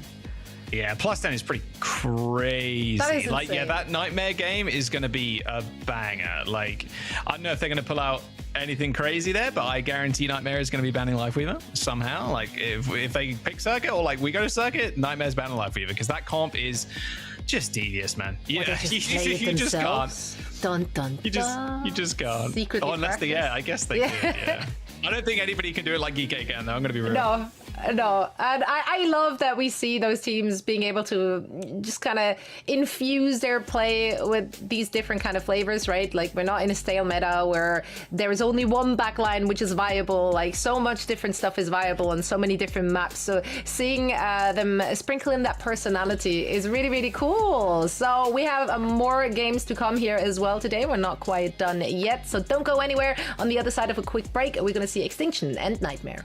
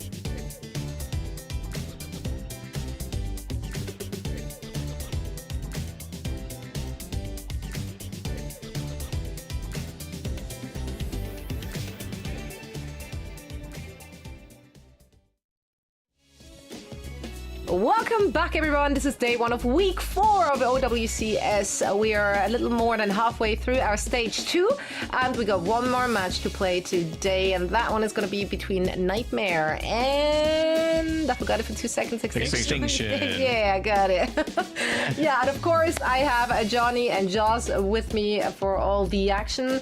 You finally got to cast a 5-mapper. Apparently, this was the first 5-map series in this region. Johnny just pointed out whilst we were in a break. I double-checked. The numbers check out. We were crazy. expecting last week to go to map 5, like the GK SSG one. We were like, yeah, it's gonna go map 5, and then like the Nightmare Liquid one as well. I was like, wow, banger weekend. That was really funny because both of us were talking about it before that the day actually commenced. And it was like, yeah, the Saturday we thought it was gonna be the day. Yeah, we were like, oh wait, no, it was not the day. But today was the day. Map 5. Today was the day. Who would have thought? And maybe you're gonna round it out with a amusing series between Nightmare and Extinction. Obviously, this might be a little more lopsided as far as the skill level goes. Extinction, not the favorite heading into this one. Alas, let's chat about these two teams. Of course, there's lots of absolute lovable characters on this very team that we've been following through a variety of tier 2 tournaments and calling all heroes as well. So we've been supporting these players up and down the road. And now they're here in OWCS. Yeah, Wub Nation standing tall still on Extinction. Feels good. What? I have to say, I'm sorry. You're not part of the Wub Nation. That's crazy. That's crazy. You're not? Wait, Johnny's crazy, not part of it? You're not a Wub head? No, I'm a Wub head, but it's like Joel's go-to fact about Extinction is the Wub Nation, and I love it. Are you having like? Yeah, I mean, if you're looking at their match last, there wasn't so much to take away from last week's game, right? They got jerseys. quiet rolled by Sakura. Sorry, I just like Wub. Okay. I'm trying to like hype up the team. Nenwai is very deadly on that Lucio. No, I'm trying. It's okay. My personal, we should have just showed a highlight of Nenwai farming kills on map 1 last week. Yeah. They were farming, honestly. Yeah, they were like top of the leaderboard. This team is pretty well rounded. Like, Hattori's got a pretty decent tank hero pool. Like, Wub, very flexible. Zomba would preferably be stuck on the Tracer a lot of the time. Just an exceptional, like, Tracer player. Against Nightmare, though, like, we saw what Chronic was doing last week on the Freya. And even the nerfs, like, dude, good luck. Like, this team is just so well equipped for this meta. And having Rhino and Painkiller sub in and out, I think is such a massive strength for them, and such a massive boon for them. It's hard to really bet against this team most of the time. And, well, you can't really because they're 4-0. With plus 10, they've already made it. You're not running the numbers right if you're betting against them. And maybe stop betting. Actually, it might not be for you. Rocket also super stepped it up yesterday because we've been talking a lot about Chronic, and we obviously know Rocket as like a fantastic Tracer player. But I feel like in their last week's match, he just like took it to another level as well. Maybe we talked too much about Chronic. It was like, hold on, there was 2 in this duo. Talk about me too, and so we did. Absolutely phenomenal performance across the board. Yeah, I think Rocket is one of those Tracer players that kind of was like, I don't want to say forgotten about because obviously that's overhyped, but last year it all became about Zeros. It's just like, oh, Zeros has come up for Nightmare last year. Oh my god. But we kind of forgot about how Rocket shined early in OWCS last year and continued this year in 2025. So it's a standout Tracer that can take it to anyone in the region. Yeah, and getting those crucial picks like time and time again. They're both making so much space for the team to just exist and play their game. So let's see what they have in store for us going up against Extinction. Nightmare, obviously they have a favorite heading into this. So let's hope they have some fun with it. Guys, we're ready for this last series of the day, so please take it away. Yeah, thank you very much, Zoe. Nightmare versus Extinction, Johnny, Winston ban, and a Sombra ban for Extinction. As we go over to, a little Busan. Don't mind if I do. What are you thinking at the top of this series? Like, how are you thinking Extinction do, like, against Nightmare? Obviously, Nightmare undefeated, 4-0. We know how strong they currently are in this meta, especially with the DPS picks. How do you expect Extinction to really tackle that kind of problem in Zomba and Chronic? Jack, it's gonna be tough, buddy. Sniper's a pretty good team, man. It's going to be an uphill battle for sure. I mean, Hattori, were great on some of the dive tanks, especially playing stuff like Wrecking Ball. But I feel like last week we kind of saw Extinction fall back and play more brawl stuff, leaning more heavily on brawl kind of compositions, hazard kind of compositions. So not as much Wrecking Ball was shown in that series last week, and here on Busan with Nightmare getting the first map pick and Winston getting banned, Painter in the lineup, we're gonna be playing Brawl. We're gonna be playing Brawl and Hazard here on this Busan. Oh, 100%. Yeah, it's just a straight up mirror. Rocket versus Zomba is going to be pretty interesting. 2 exceptional Tracer players. Okay, well, Lep's dead. Where was, I mean, Lep was just, he was just in. All right, well, that's 1 kill for what, at least. Extinction, find the first blood. That should be an easy kill on Painkiller too. Yeah, just kind of propped himself up on the wall there. Yeah, and if you remember last week when Nightmare faced Liquid, Lep was actually off to a really hot start on the Lucio against Liquid's Wrecking Ball composition, right? Because Lep got aggressive with it, joined his dive partners. But here, Extinction, they find a pick early onto Lep, so maybe identifying that Lep is a bit aggressive at times. God, you really just take infinite damage when you're against the Freya. Well, there's 1 kill on Hattori. Nice kill onto Chrono though. Zomba following that kill up. You saw the high ground control is just so important for the Freya, so any kind of Lucio presence there can be kind of a thorn in the side, force your CDs and force your positioning. Although this point take is still going to be fairly tough as NY is kind of dancing around Painkiller right now. The Spike Guard doing a little bit too much damage though as Lucamino ends up finishing them off. Yeah, Zomba though, that's a nice couple of frags in that fight. I think this is a player that we want to see step up as well and take it to Rocket. Last week it was mostly NVM that saw playtime in favor of Zomba, but here in this matchup we hyped up Rocket, how good of a Tracer player Rocket can be. You know, competing with the likes of Zero in the region, right? Well, Zomba, definitely one of those players who wants to take it to one of the best Tracer players in the region. Oh, got headied there, unfortunately. Lucamino still willing to take that duel. Well, the point is controlled by Nightmare right now. Zomba is creating a little bit of space, turning the heads of, well, both Rocket and Lep just in the 1v1. Hits the recall in the end. Oh, what a stick from Zomba, though. Recall straight on top of them. Hits the stick. I mean, Rocket took him out, but you don't have any Lucio anymore, sadly. Nightmare used that rush on the point. Here comes the polar shot. Potential Chronic. I mean, taking 1 kill, or assisting in the kill, sorry, on NY. Wub's got a polar shot as well in hand. Lep's back, and there's the bowler shots. A little bit wide for Wub, as eventually ends up bleeding out to the Tracer. Just trading back and forth here. I mean, there's 3 people on the point here, so could be the cap. Yeah, Rocket can play behind this wall as well. I mean, Painkiller's already back. They haven't actually given up the point. It's a sound barrier advantage used there as they advance on Nightmare. Okay, NY hit the 3-person sound barrier and they get the point. Wow, you saw Nightmare, there's like, yeah, we'll take that. Yeah, sound barrier immediate disengage. It's like, yeah, we're good, we're leaving. Oh, Lep. Oh, Lep's called out again. Yeah, Lep dead. Post bomb, Rocket goes wide, taken out by that Spike Guard from Hattori.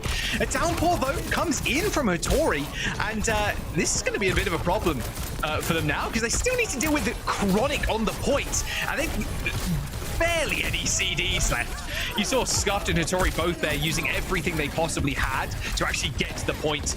And Nightmare still in firm control as Lep is back with the sound barrier. Okay, I tell a lie. Lep is back in the spawn room as Wub takes him out. Yeah, I mean, these teams are trading back and forth like crazy. But dude, the thing is, Extinction, they've been throwing ultimates so liberally, so it looks about even right now. But Nightmare are going to come up with some big ultimates. Oh, there comes the sound barrier. Okay, Lep is back in the action once again.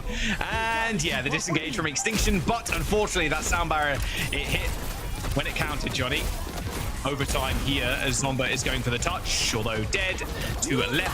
They're just going extremely aggro. There's just no way you win this now as Nightmare will be able to take this first round. Very scrappy. Very scrappy indeed.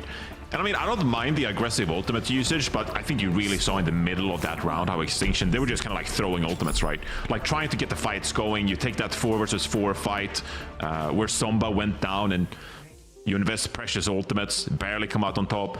NY with an aggressive sound barrier, Nightmare disengage. So at the end of the day, it's a pretty close round, but Extinction not getting the value from those ultimates that they need. 4 deaths for everybody on Extinction side, okay. Rocket 17-1. That's points, baby. You got him on the fantasy team? No, I removed him earlier today, so now I feel real bad.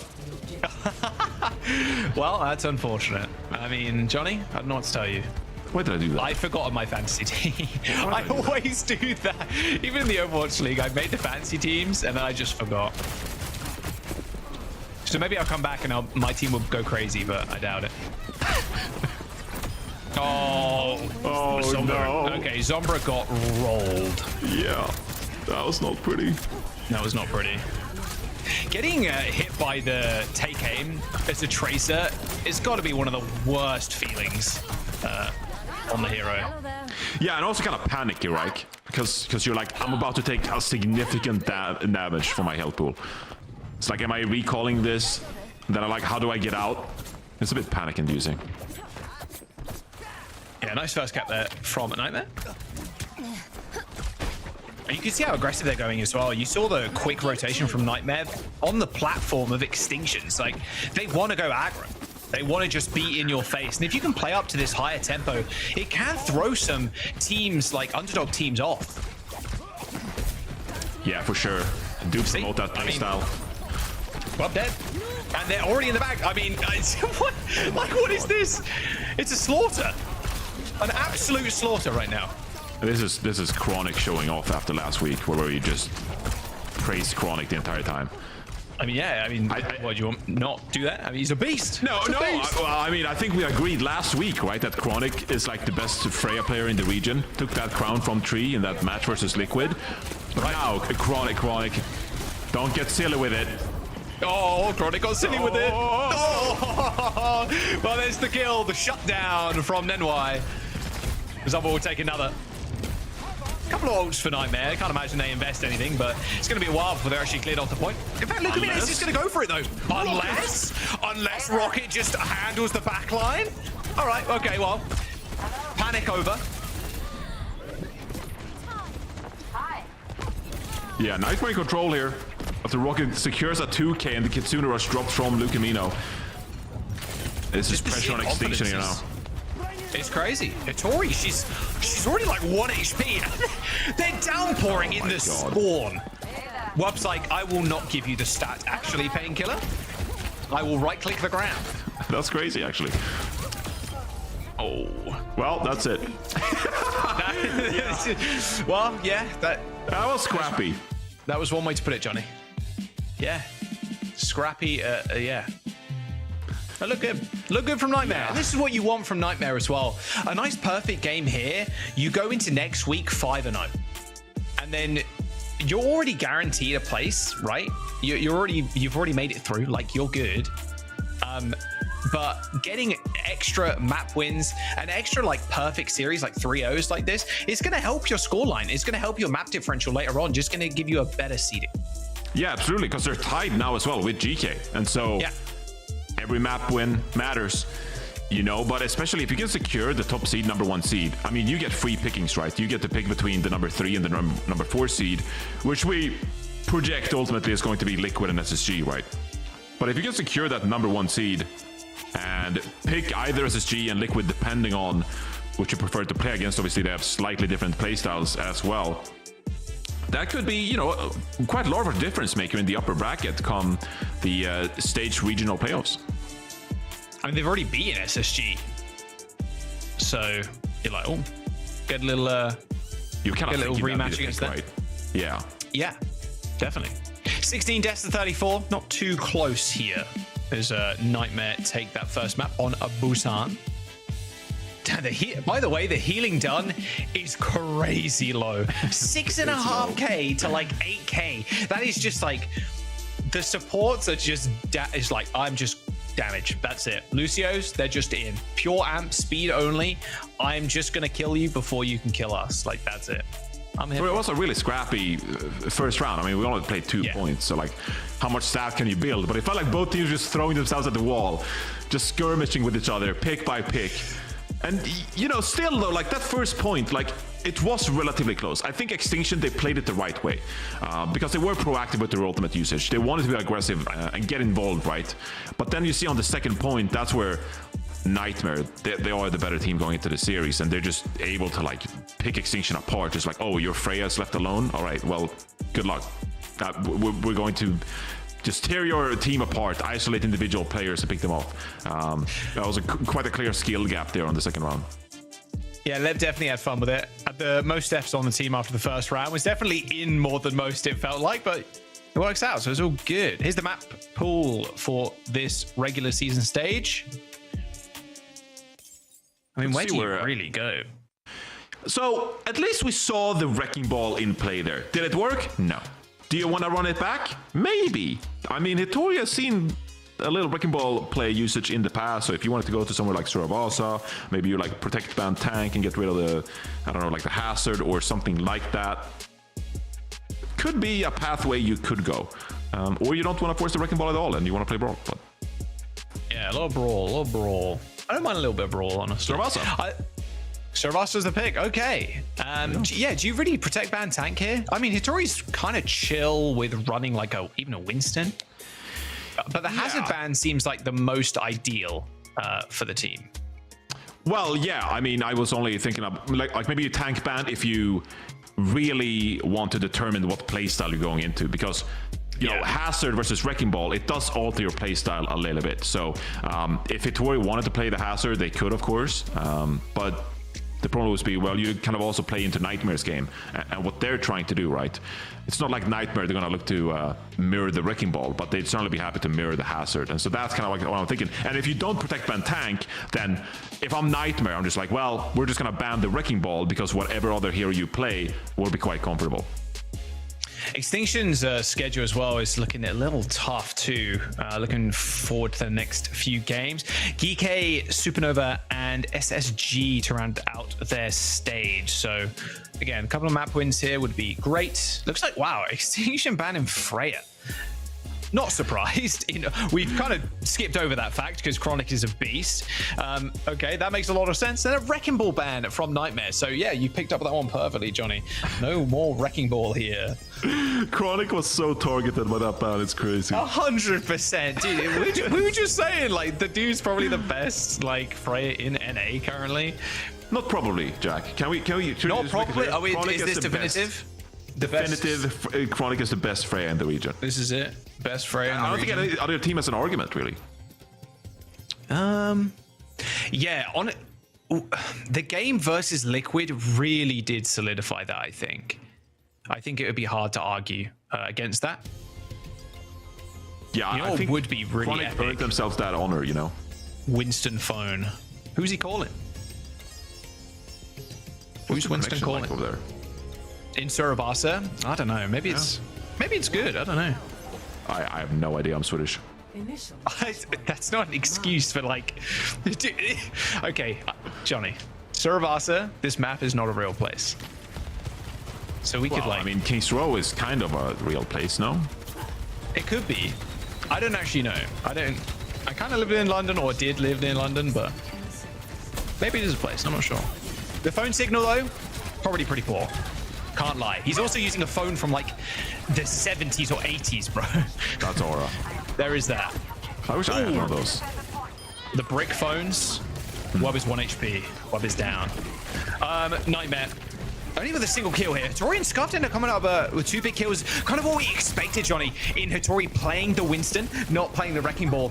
Painkiller, kind of alive and well, ended up picking up a mega health pack, but Extinction running around Nightmare, and this is what this comp does best, is as soon as the Orisa team makes a play to take space, the Winston team is just going to run around you and try and force a swift step, force the Lucio out of position and get kills.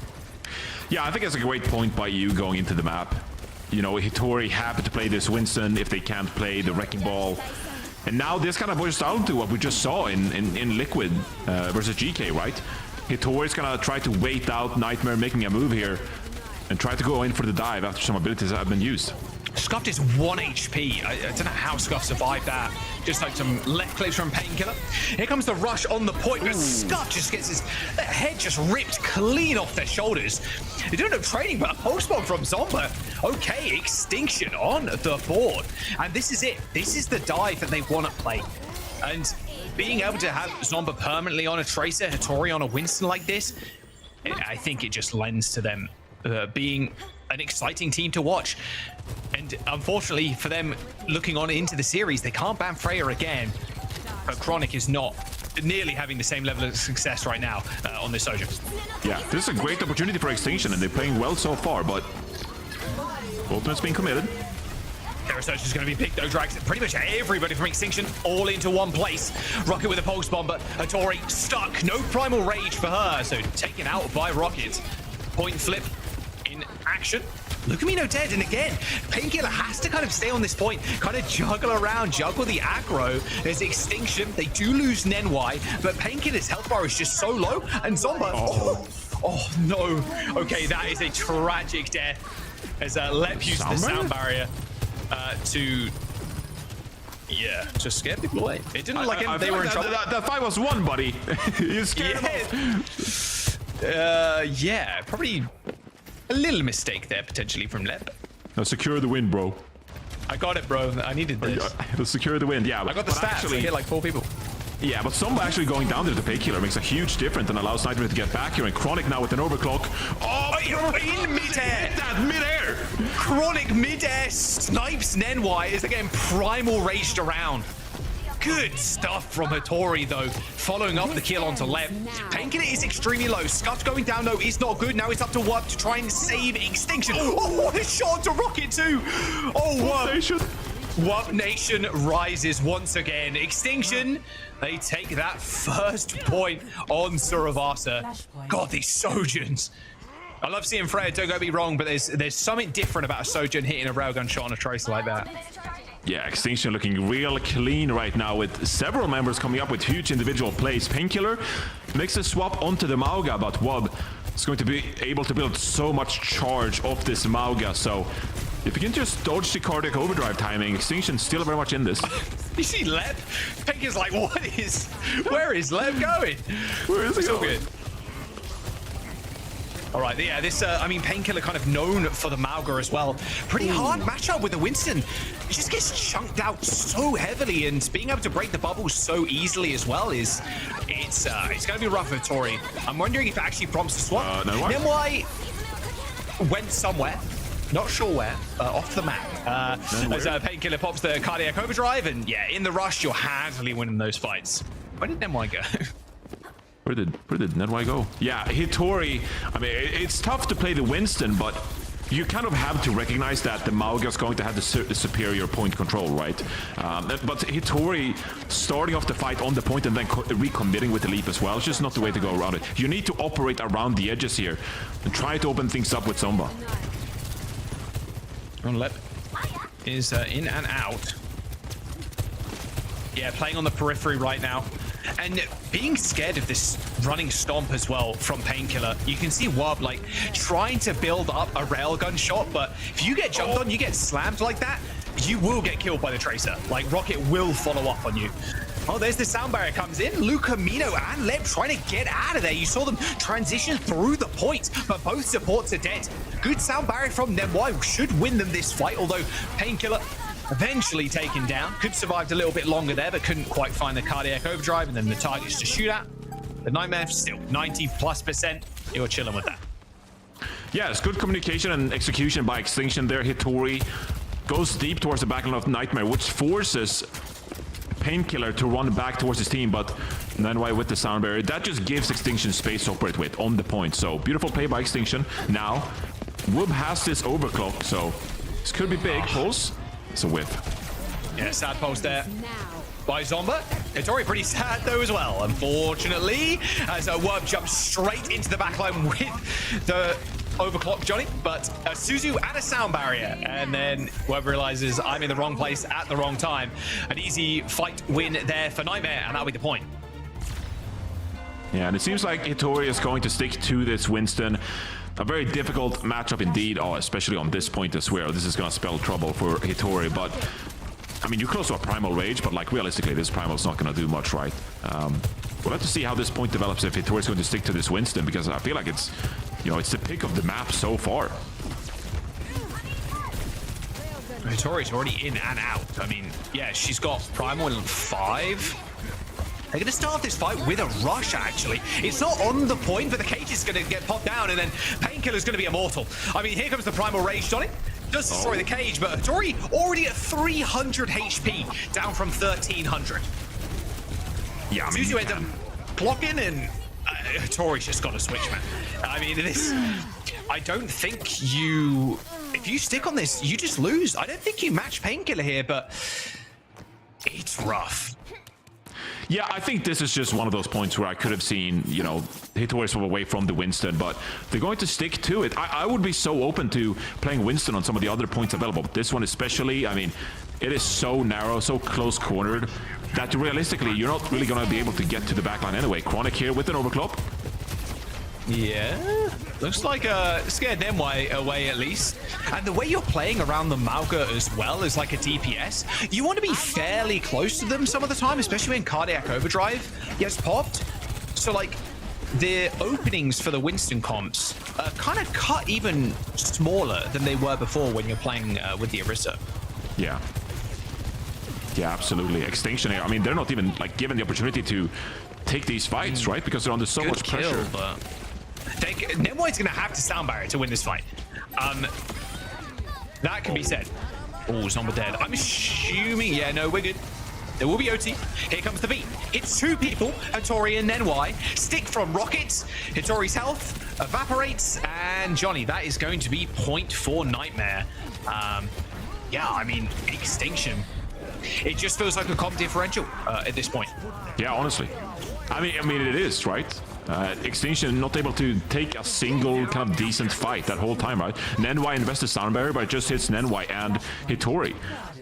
Like, that's not enough. It's not going to keep you up to take a proper engagement, especially without your Tracer. Now, though, this is where, okay, the Winston hasn't done a ton of work so far, but at least these 2 points remaining, it opens up a little bit. There's a bit more separation between the different backlines. You can create some more space for the rest of your team. This is when I see it start working. Okay, well, Lab dead. Okay, that's a good start. Again, catching people on the rotations as well is a big benefit for the Winston comp. They do end up losing Nenwai, sadly, but it's a Lucio trade for a Lucio, so... Oh, here they come, though. Uh-oh. Both rushes almost on the same frame there as Wub actually ends up going down. And, dude, the Cardiac Overdrive is just... Oh, my... It's just so much value. It's ridiculous. Because a Winston? That's a lot of value. I mean, if you're Mauga, you're having a great time. Like, Painkiller is having the time of his life playing this Mauga. But there, Hitori finally swaps over to the Orisa. There we go. Yeah, there it is. Feels like too little too late, though. You've lost this point. You're on, like, such a big disadvantage now, having to now walk into this cage. Yeah, this is going to be an issue here. Wub needs to make something happen with this overclock to open things up. Now he's going to find a nice little angle here on the side. Just Zomba as well, just kind of dueling out. Forces the recall, however. Sound barrier from Leb hit 3. Here comes the cage from Painkiller as Rocket. I'm assuming recalled off the edge by accident. Unlucky or good, we got the trade. Hitori down, and here comes the overclock from Chronic. And this is going to be all she wrote, I think, Johnny. That's it. There's just no chance. I mean, Chronic, absolute beast on the Freya. You forget how good he is on the Sojourn, as well as Nightmare.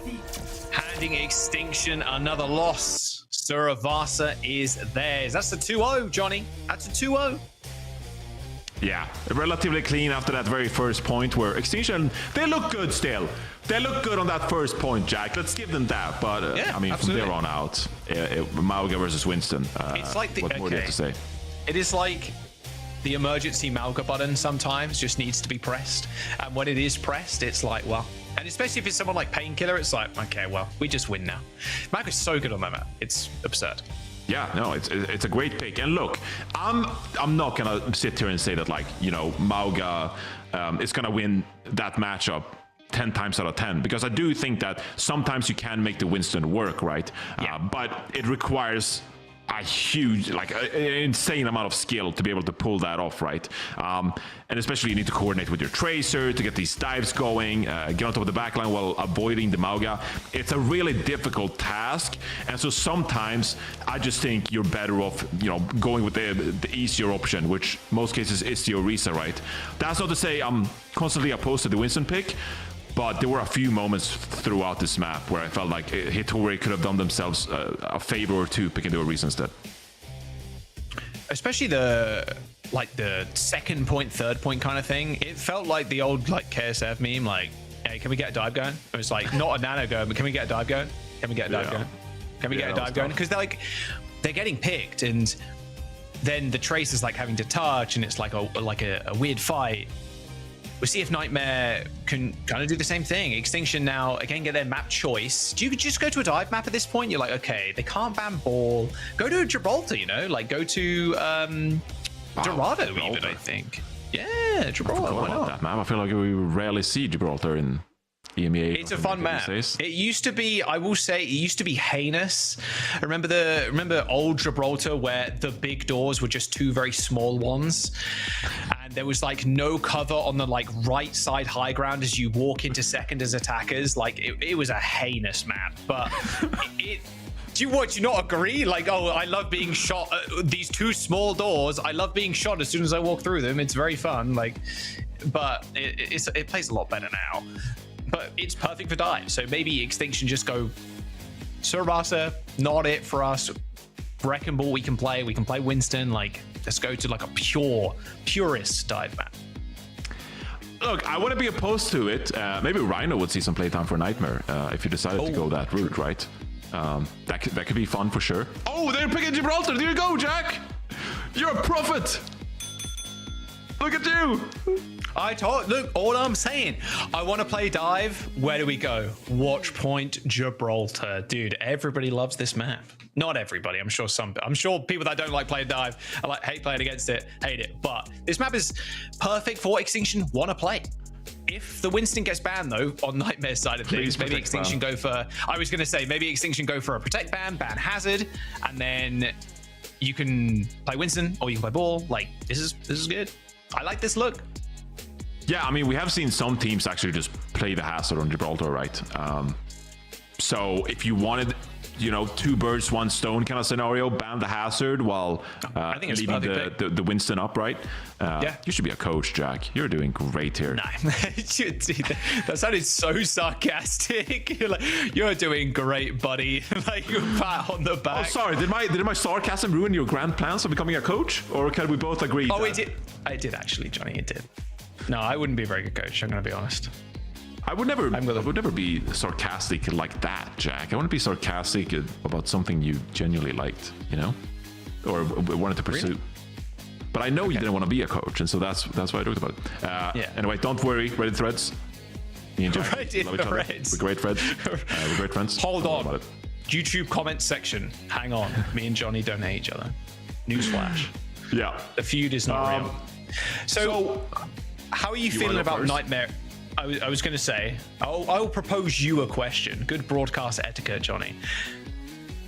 How would you feel for Nightmare coming in? If you do see a protect tank ban, Extinction, for example, they ban Hazard, how does Nightmare kind of respond to this? Because Chronic obviously here is just going to play the Freya, and it feels like Rhino's going to come in. Is that your kind of game plan, or do you just keep Painkiller in and maybe opt for even a rush here? I mean, you can play Malga, it is possible, not likely, but possible. Oh my god. Did you just propose Malga on Gibraltar? Dude, wow, we've seen crazier things.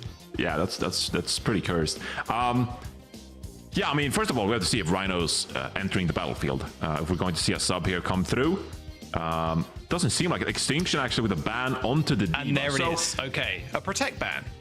Yeah, but it still leaves the door open for Nightmare to play the Hazard, or Extinction to play the Hazard too if they like. So we're not restricting ourselves to Winston dive here by any means. I like this a lot. I like the Diva ban. I think Diva Hazard would have been perfect. Ana ban for Nightmare kind of sucks. Ana very, very strong on this map, but actually makes perfect sense because they know Extinction want to play dive. You want to play Winston, you want to play Ana for sure. So we're just going to take that away. Now you have to play something else. Probably like what you could. Kiri, obviously Kiri, Lucio. Like you could even play if you want to play something kind of crazy like Alari Kiri. I think that's actually not too bad. Alari's poke's kind of crazy on this map. Dude, I'm just saying. It's good. Yeah, I mean, the Ana is very like default ban on Gibraltar. How many dive teams have we seen here? They have to protect ban the tank hero, and that leaves the door open for the enemy team to ban the Ana, which, kind of sets the Winston back at times here. That being said, though, Extinction, they like playing the Lucio Kiri. Right.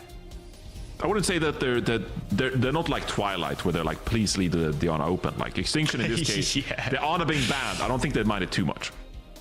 Oh, on defense. Okay, Extinction starting on defense. Hattori on the Hazard. Okay, dive-esque. Dive like adjacent, I suppose. Yeah, we've seen this. Hazard being the go-to pick here for Gibraltar. So, if Winston doesn't have that Ana, I mean, it's way rougher. That is a cursed hog skin, by the way. Like, super cursed. I think so. Let's get a quick Nightmare listening. We'll see what they say about the hog. Because it's easy. Oh wait, I thought you were playing Red Hog. I thought you were playing. I'm playing Chronic. Let's go. Kitten. Freya. Very top left. There's still top left. I'm jump scaring them top right. Yeah.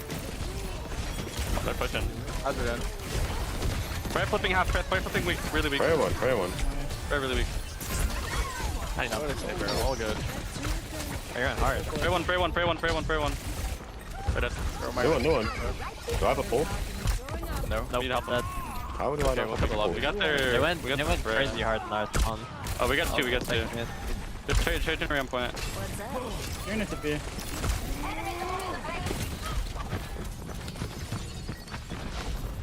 Has a top. Getting out. They have any ults. They're gonna touch soon. They're walking cart. Alright, I'm back. I'm on the ground. Freya dropping too. Blue one. Blue really weak. Kayla, you're not CP. I'm slowing that back. I need Curator. Grab me. I need Curator. 2 seconds. I have a shot on you. Come. Nuri right here. Oh, the pedal. Nuri in the room. Do I have a light? Nuri in the room. Has to blink out. Trade one. Trade literally one. Carry TP under. No TP. Do I have a light? Okay, Johnny. Two things. I think the Mercy Mythic weapon is playing audio locally, no matter the POV, so we can hear the little like bear thing. Also, they're playing Mercy. So I guess we can unravel that. Let's unwrap that Christmas present. Chronic, very good. Damage boost. Yeah. Please damage boost me. So, well, I mean, Chronic is Extinction. Yeah. I mean, Chronic's 35 HP in the backline. Dead. I think let swaps here. Potentially. There's 2 minutes to go. Not a cursed first point Gibraltar hold with the Mercy Life Weaver attack. They got fouled. I've almost got fouled. Guys, trust me. It's gonna They're go having fun crazy. with it. I like it. I want to see a real Neptuno Valk here. Whipping out the pistol and getting frags. Neptuno Valk. Oh, good kill onto Scarf. Dodges out of the way of the downpour as well. Nice stuff from Chronic. The Valk! It's going crazy! It's going crazy! It's going crazy! Wait a second. No. We're still healing. We can res. I've chosen not to res. I need to heal my rocket. I mean, come on, man. That was a Neptuno Valk, bro. Of all time. That was. I don't know what that was. Well, there's 1 minute to go, and Nightmare have decided maybe the Mercy is not for us, and the Life Weaver 2. Back to Kiri Lucio. Dude, that actually sucks for my fantasy team too, because Mercy can't get a limbs, bro. Come on, man. Okay, never mind. Rocket's got the pulse to work with here. Sambo's got theirs as well, but 45 seconds. I mean, there's really no room for error here for Nightmare. They're actually in a pretty bad position to get full health. Whoa, Zomba. Like, grazed his nose there, that pulse bomb. Well, here come the kills. Okay, Lucamina and Painkiller finally on the board. Zomba explodes. And here we go. Okay, despite the Mercy Life Weaver shenanigans, looks like Nightmare are back in the driver's seat. That's all Chronic needed. Just a one fight on a regular support comp, and Chronic just got a 4K. Yeah. That was disgusting. Are you saying the damage boost isn't good? I mean, come on now. It'll be a touch here, though. Oh, wait, Zomba actually managed to get through that wall. Oh. No, they don't get it, though. That's really unlucky. Hattori even switched to the Malga here, too. She's not going to survive too long. However... Oh, dude, Chronic's so good. His movement's Just exceptional. All right, well, it's 2 minutes to go, Johnny.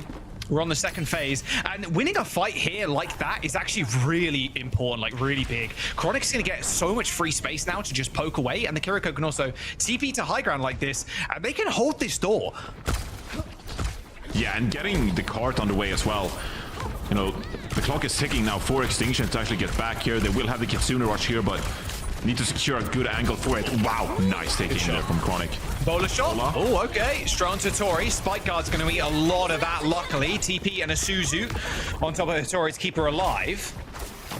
But yeah, the card getting... Wait, is that Nenwai? Nenwai! Where is Nenwai going? Where is... Nen where? Nenwai is not dead, so we're... Okay, there we go. Okay, cursed you a little bit there, Nenwai. All good, though, and there is the kill onto Wub as well. Yeah, this rush is going to be so hard to deal with. This angle. The one gate. Yeah. The one gate of the Kitsune. Hey, it was on the corner, bro. Yeah. It's enough. Luca Mino was making full use of it. There's the point. 2.5 minutes. Yeah, real tough for Extinction there. You would have hoped that maybe you can make a bit of a stand there on the second point, but that first fight being kind of scuffed and the payload pushing combined with Nenwai going to, I don't know, Narnia, whatever that was. I mean, it's an easy point B cap here for Nightmare, and they got ultimates to go with this. This could be an easy cap for them. Oh yeah. Boy. Wow. Wub just had a mantis blade push through his head. Sound barrier from the high ground though. Nenwai is in. I mean, straight to the back line for Nenwai. All good. Should be able to escape as well. Although Scuff going down isn't great. Rocket is just waiting for Nenwai on the other side of those doors. Oh, dearie me. Nenwai will eventually go down, you'd imagine. There it is. There's the kill from Alep. 2 minutes to go. Tori's stuck they here, round this final corner. They don't know where she is. Okay, they do now. She manages to get out. Although that pulse bomb does a significant amount of damage. And a polar shot on top of that too. 2 ults to kill a Tori there. And now they have positioning on this high ground here as well. Extinction. Scuffed's dead. I mean, Chronic Suzu'd. Beautiful Suzu. Wow. That is going to be cap. Tori is back. Downpour in what, like 1%? But Chronic on this high ground is just a menace. Dashes out of the way of the downpour. And that is going to be it. Nice double shot there on Nenwai. And Nightmare will finish the map. I mean, Johnny, it was a bit of a fun start to the map. Almost an OT there with the Life Weaver Mercy. But as soon as they strayed away from it, they get the full cap. 3 points on the board now as Extinction. Their chance to attack. I mean, they essentially capped out Watchpoint Gibraltar without 3 minutes needed. Like, they got a little silly for 3 minutes and they just end up capping the map anyway. That's demoralizing right there. But that's how good Nightmare they can't hear us, so stage. it's okay. I mean, they got demolished on the first point. So they died like 3-4 times and then they just rolled. Yeah. Look at Leb's damage, by the way, because Leb was playing the Mercy.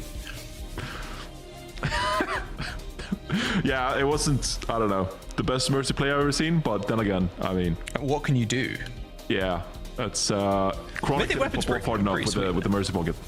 I know, yeah. Although Chronic now 21-4 with like 8k damage. It's crazy. A bit. Yeah, it's true. Well, they're doing it again. They're doing it again. They're doing it again. They are. It's on defense. Wait a minute. Okay, so in theory, on the defense it's better because you have the positioning already. The Mercy is better on defense. I mean, you're not wrong, but wow, I can't believe it's come to this. I can't wait to see Nenwai go hunting for the Mercy. Dude, give me Nenwai POV. I want to see this Lucio dance. Peep this rollout. Dude, Chronic is gonna get ult like instantly as well, by the way. With the damage boost as well. Yep. I mean, dude, Chronic is just gonna farm. And it's like you can take these duels like so aggro as well, because the Mercy just hides around the corner, just right clicks the Fret. Yeah, and I mean, you're not super scared of the hazard, right? Like, you know, if you get too close, you're in trouble, but for the most part, Chronic can play pretty greedy. with the Freya. Zomba has to get out of there. Same with Nemois. Sounds are back. I know, it plays it locally to the POV. It's kind of funny. They're in my head. They're actually, it's so cursed. Someone's up there loving it, Jack. Let's not take it away from them. I'm not taking it away from him at all. All right, Chronic's gonna get Dover. Lucamino is down though, left under heavy duress. And yeah, surviving the dives of the Mercy, it's just not happening. It really isn't. As Hattori takes him down. They're gonna stick to it. They got no positioning whatsoever. I've almost got Tree. Contest his card, but yeah, coming up on Tree and Valk here. Oh, see ya. Okay, well, Chronic, well, not too far behind, considering Chronic has the damage boost. As Painkiller kind of needs healing at this moment in time, kind of waiting for that passive healing to come in clutch. God. But Leper, yeah, ends up falling. I mean, this is it, really. I mean, not being able to heal 2 targets at once, a big detriment. Big not really working out for them at the moment, but the tree is good for a little bit. However, Zomba with the pulse bombs, yeah, the tree doesn't help against that instant pulse bomb damage from around the corner. As Extinction, cap first. Okay, there we go. There's the swap. Lucamino and Lep, Kirilucio. All right, it's game time. We've had enough. It's game time. Yeah, lock in. I mean, we got Extinction coming up on 4 ultimates here. We got control of the shit. Cap, point A. We're ready to go. All right, let's pump it. On the high ground, use that rush. Yeah, Nightmare going to clear off there. Evicted from the high ground. There's Lep kills Zomba. Chumba down, and Hattori on the high ground still with Wub. How long can they really hold? Chronic appears out of nowhere. Wub receives a nice little Suzu. However, quickly ejected. Lucamino with a quick little 2k there as well. Yeah, finding that pick on the Tracer, I mean, that's brutal because the Tracer can do so much work when they have the high ground available to them here. It just opens up the door for Nightmare to get back into this point. But Extinction, though, they kind of held on to the ultimates, though. They utilized the Kitsune Rush, but they still have a Bola shot and Sunbear to re-engage here. Not quite out of it yet. Okay, it's still painful getting through these doors. Look at that. I don't take back what I said earlier about Jabora being just a horrible map before, but it can be tough. Luckily, though, with these dive kind of comps, it's a little bit easier. Good violent leap there, but look at how quickly Chronic's able to get away. Zomba, however, is still kind of tearing it up. It's really down to these Tracers, Johnny. Like you said before, if Zomba or Rocket go down early, it can be tough for the Hazards and the rest of the team to follow up on these kills, because Rocket and Zomba are there for the finish. Yeah, it felt like Extinction got so much work done there with the dive coming through from Hattori and Zomba. But Rocket just matches it, and they kind of trade out evenly. Now, Nightmare with double support ultimate. They're looking pretty on this defense. Oh, Zomba being checked, though. Has got recall. Here comes the downpour. Down barrier is going to lock in, though, for Nightmare. Hits 3. Pulse bomb in hand for Zomba. Lost a little Lucio there for a second, but surely found Rocket in the front line. Hattori and Rob coming out with kills. Here comes the payload as well, Johnny. Looking good for Extinction, I can't lie. Yeah, it really is looking good. They're going to end up capping point B here with Nightmare no chance to recontest. Painkiller, poking, prodding. Oh, nice boop. Should die too. Super low is Painkiller right now. Pulse bomb connected to the wall there. Unfortunate stuff from a Rocket. Steve's up it. Should be an easy finish. And yeah, Extinction with a decent time as well. 3 minutes and 20 seconds. Nightmare like, why did we play Mercy Life we were on first, man? Why did we play that? Yeah, this is quite doable. I mean, they got a Kitsune Rush in hand. Zomba, you know, pulse bomb away from looking really good on this Gibraltar. Of course, they have to cap out with time here because Nightmare in a great position with 1 minute to go here. Rush is traded. Tori watching an entire army jump over her. She still manages to get Chronic, though. Probably the best target to kill in that comp. As Nightmare just kind of flood the point, but yeah, they just get swept up. This is a very decent person. And thinking about this next fight as well, if they can get a pulse bomb kill, or if they can get like a bolus, Nightmare they're gonna fall over. Yeah, addressing my previous point, they obviously don't have the cap out with time because it's escort, but Nightmare. They're still favored considering they have 1 minute in the time bank here. So what? With this bow line, now you have positioning here as well. One good fight here, and gonna cap out Gibraltar. Somebody looking for a good target here. We can see Extinction. They're poking parting. They're gonna build the Sunbear as well. Nice dive kill from on Solar to find Leb. Lucamino trace though, but it's all good. I mean, Chronic's dead. Soundbarrier comes in, hits 4. The Bolus connects with Painkiller. Hattori's found 2, maybe even a 3rd. Painkiller going back to spawn. Quake tried to heal up, but Hattori's now locking down these gates. They should be able to get a touch. I mean, Lucio's alive, like Rocket, Chronic, they're good to get another touch, but Rocket's not going to be able to survive too long, especially with a re. There you go, Zombie gets the kill, and 1 minute and 40 seconds. Have we become too silly? Have we reached maximum silly with the Mercy? I think so, Jack, because Extinction are now fully back in this game, and yes, it's looked rough for them the majority of the time, but at least there's a chance.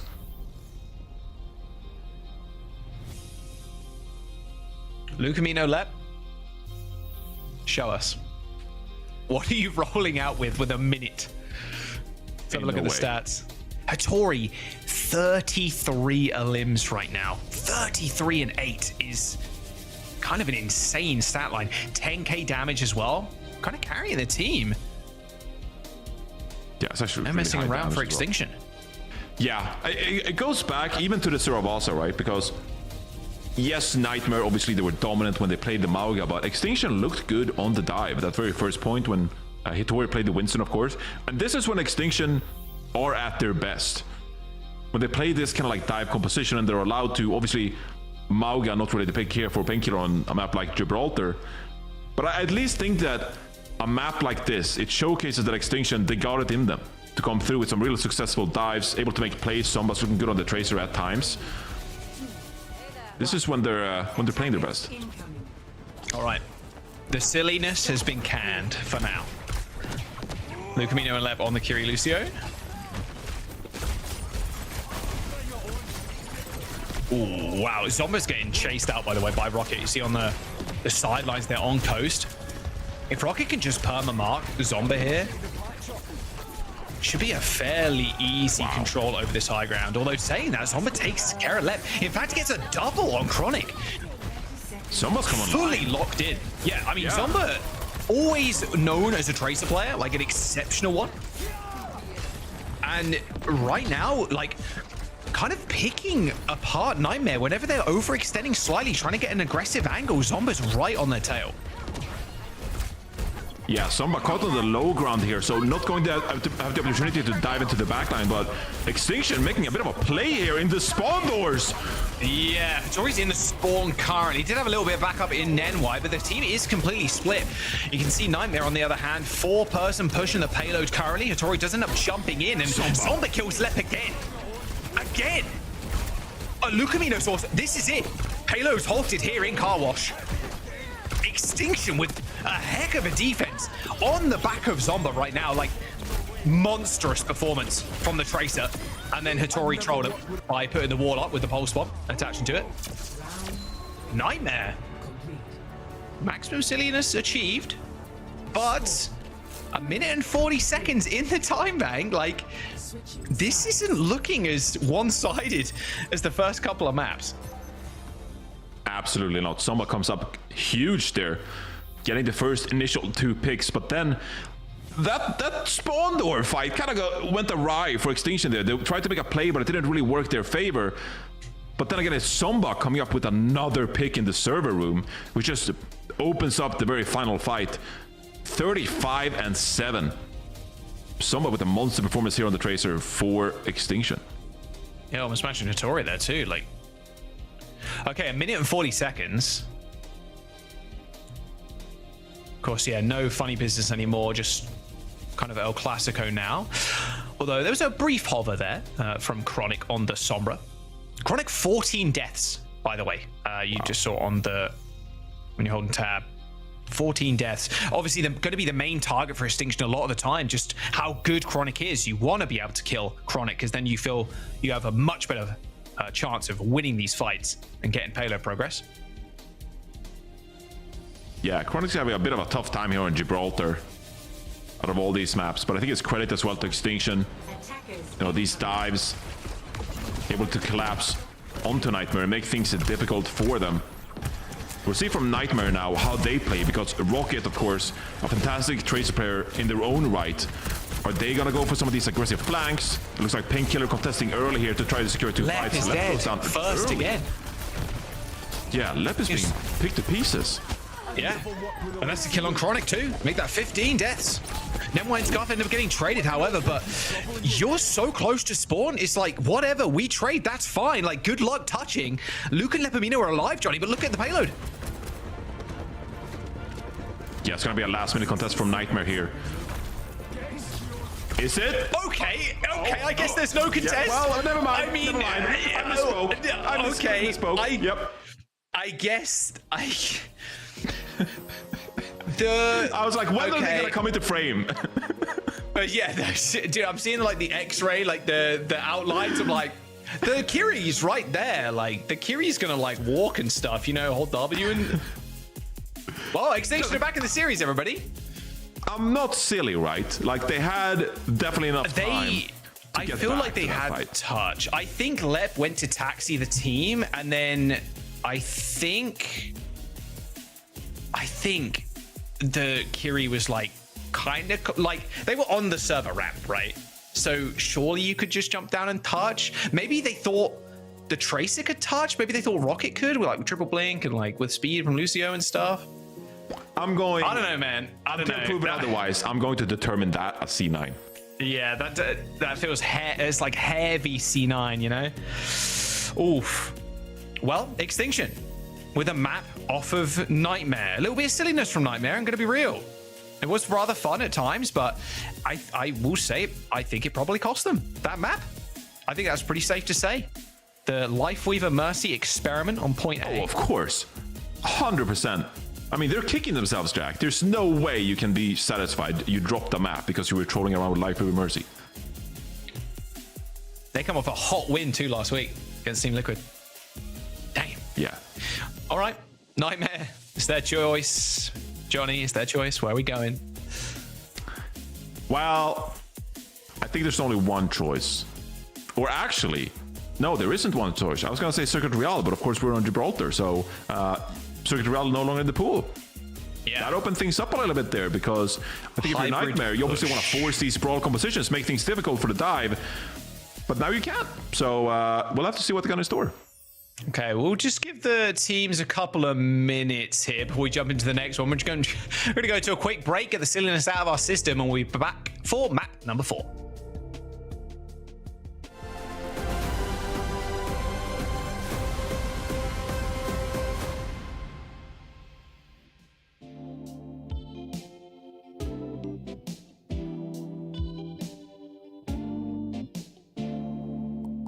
Now I'm 4 stars from your shed house, and the raindrops from the sky.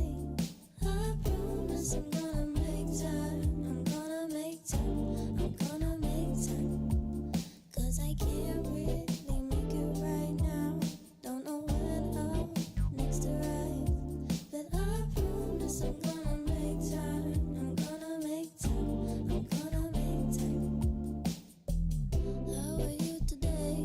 I'm okay, that's great. There's nothing else I really want to say. Stuck in the rain by myself, it's a shame. I didn't need your company anyway. Don't feel comfortable, sad, honest, right? 'Cause I'm hesitant to say goodbye, goodbye. Now I'm 4 stars from your shed house, and the raindrops from the sky. I promise I'm gonna make time. I'm gonna make time. I'm gonna make time. 'Cause I can't really make it right now.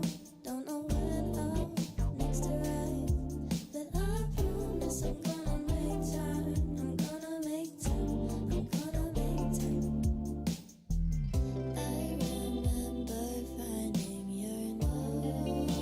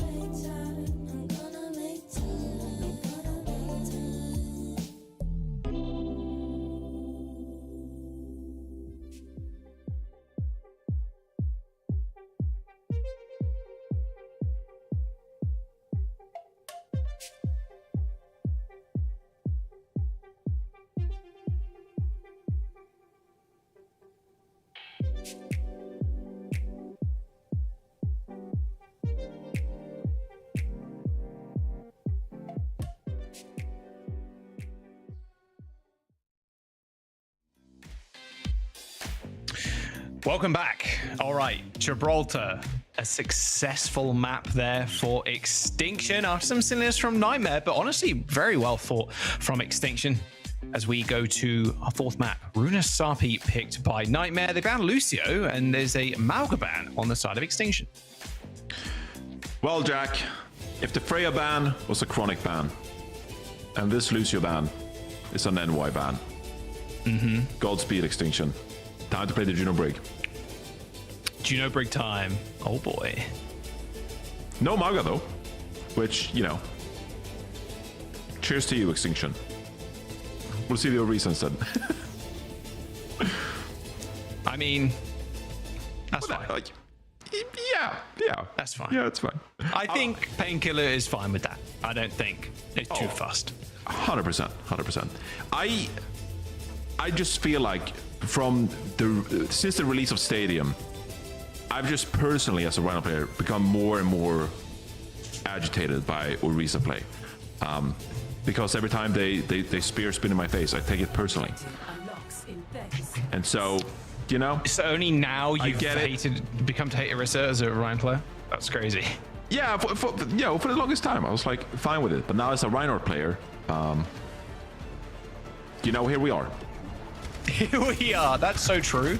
Wow, so real from you, Johnny. So real. I can't share my full opinion about the reason on broadcast. Continuing the hot streak. Here we go. Lep is dead again, Jack. He's popping off. Zomba is a little beast on the Tracer. This is, a performance you kind of need to see from Zomba in this series. He might just get another solo kill. Wow. That's 2 solos from Zomba there, and a little tickle on Painkiller. I mean, okay, I don't want to speak it into existence, but Nightmare, especially at that point, losing that last map, like, it's gonna feel a little bit demoralizing, like you said before we went to break. And now you're dealing with a Zomba who is on a hot streak. Like, this is gonna put you in a weird spot.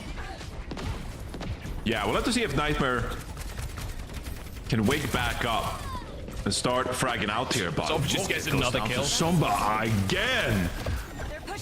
Yeah, it's a little... Zomba is like 2v1ing on this high ground. Painkiller's gonna die if they're not careful. Use the gold already. That's checkpoint already from Extinction.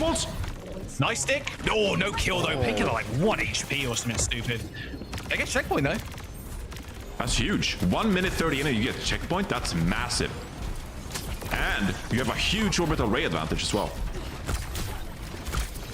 Good 2 connections there from Chronic. From afar. Well, obviously on the Cassidy now, no Freya or no Sojourn.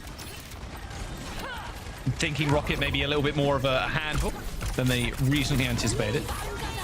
Can't die. Bowler shot. Bowler shot ends up getting a couple of little tags there, but that's about it. Orbital Ray coming through from Extinction. Lucamino is already dead. I mean, a nice stick onto Wub. I mean, that's 1 kill, but you require a little bit more than that. Chronic's going to come up big though with 2. Both backline is taken down. A Terra Surger brought Hattori in. And they've extended their lead just a little bit past this checkpoint. But the spawn advantage is going to come in now as Lucamino TPs to Rocket and Hattori eventually finished off. Yeah, that's huge that Nightmare are able to come away with the win on that fight, because it looked real nasty when Scuffed popped that orbital ray and you're thinking it's going to go Extinction's way, but nice well-timed Terra Surge, Rocket with a pulse bomb to Wub. Oh my Zomba is back at it. Oh, he almost gets the 1 clip on Rocket as well. I mean, check him, PC. This is disgusting, truly. If your Tracer players performing like this, it's like they just don't need support. Like pure solo operate, you know. Every now and then maybe you throw a pack, but dude, Zombie, he's just farming. And look at the way they're positioned as well, Johnny. I mean, this is gonna be so hard to come back from. If Wub can take this high ground, like, good luck. A nice little spear, sure, but now Nemway's on the high ground. Eventually, Rocky gets the best of Zomba, but it cost them a ray. Yeah, they took the bot though, which is crucial because now Extinction, they're caught in a tough place here where they're trying to rotate back, but they're all spread out. They're like behind Nightmare now. Here comes the rally from Nenwai. Chronic looking to get a bowler shot. Hits the shield. Tori finds 2 as Chronic Yeah, it's nothing to do in this fight at all. Throws out the ult and that's it. Zombies still got a pulse bomb and, well, 0.55 meters is all Nightmare have in their bank right now. That's not what I expected this map to go. But Extinction, they're showing some teeth. They've come to play. Missed pulse bomb from Rocket too. And look at this. What menacingly walking up this high ground right now. Missed pulse bomb from Zomba as well, but still. Presence very much felt in the back line right now of Nightmare. That's good positioning here. Getting your Cassidy into this room. I mean, no one from Nightmare wants to fight Wobbin here with a Brig. Oh, good headshot actually. Helped Nenway fall. Still though, getting these weird... We speak about this all the time on like push, but getting these weird kills right now is just so good. Like, these random pickoffs, it is nice being able to sustain on these points, get a kill on Lucamino like this. Like, good luck actually finishing this fight and getting progress. I mean, Zomba kills Painkiller at the end. Sure, I mean, a nice kill streak from Rocket, but resetting in the mid over and over and over is just not how you progress it. Yeah, you're totally right. And now Nightmare are finally gonna be able to push a little further here. But Extinction are already back to contest, and they got an orbital raid to go with it. This could be a great fight coming up for Nightmare here, because you have the Terra Surge, which could be potent against this orbital ray if you use it right. Kitsune rush aggressively from Lucamino. Well, yeah, they're just backing up real quick. Here comes the orbital ray, and Chronic is high in the sky, taking just a boatload of damage from Wub there. Just permanently looking for where Chronic is trying to place himself. Wub, Zomba come up with kills. Wub dodging out of the way of the pulse bomb. Nice headshot on the Tracer, but quickly there's Lucamino to the rescue. TP's to Rocket and help finish off the kill, but meanwhile, Johnny, the bot is still pushing for Extinction. Oh, it's so obnoxious. Notorious just pushing this bot, so yeah, it's a pretty fair fight, but Extinction, they steal the bot and they're happy campers. I mean, how do they get a perfect team wipe here, right? How do they only lose one player in this next fight? It seems almost impossible. They've only got the Terra Surge to their name. They need this raid to be big, but the way Extinction are also playing, Johnny, they're flanking. Like, Zomba's on the flank. Oh that my stick God. was... Zomba MVP of this match already. I don't care what happens with the rest of this series, like what scoreline it is. Give Zomba the MVP, the player of the match. Nemwhite goes down to a Terra Surge. Zomba is still fighting in the backline. Is going to get out, gets the Mega Health Pack. Is straight back in the action again. 100% uptime on this Tracer. Forces the Suzu, eventually dies, but still resetting in the mid. Yeah, it's like you said, Extinction, they're so happy with this, and Hitori's already poking aggressively. It's like, yeah, we're 3 members here, but I'm still gonna look for picks. And it's working out wonderfully for Extinction here. I mean, still just 0.55 meter from Nightmare. They gotta get the cap. They gotta win at least a couple of fights. They're coming up on double support ultimate, so this needs to be the crucial timing where Nightmare comes online on this map. I honestly wonder how the mental game is coming through as well for Nightmare after that map, and then being down like this as well. Zomba's on a hot streak. It can't feel good. Stick on to the cast, but Nemway ends up going down. That wasn't a stick onto the cast, right? Nemway ends up falling over to that pulse bomb. Could have been wrong there, but at least Extinction now. Oh, they can rush as well. They're gonna rush. They're feeling themselves. They gotta try something. Zomba dead, and eventually now Nightmare potentially getting this bot rolling, but Hattori still comes up with a kill. Well, our Painkiller's taken the shield to perk as well. They use double support ultimate there. I mean, I understand they want to get the Kitsune Rush out because they want to win that fight cleanly, right? Like we've hammered these last few minutes, you need to win one of those fights cleanly. But the fact you invested both double support ultimate and here Extinction are 4 members pushing the bot again. This is, no pun intended, nightmare fuel for Nightmare. I mean, Extinction's got double support of their own now, and they're gonna push this high ground with their Cassidy. +2 on the pump. Well, they're going to use the Volus to try to clear out the sidelines. That rally from Nemway is pretty crazy, but it's actually going to force Nightmare to rotate out of this high ground. Nemway eventually goes down, but this orbital ray coming through from Extinction, if they can pick up another kill here, or even just more brawl, they're going to be good for an overtime fight. And Nightmare have 1 minute and 20 seconds to gain an unbelievable amount of meterage. Like a disgusting amount. Yeah, this would be a huge comeback from Nightmare. Odds are really stacked against them. You have a couple of ultimates here, but them completing this entire push in one go right here, that feels very unlikely.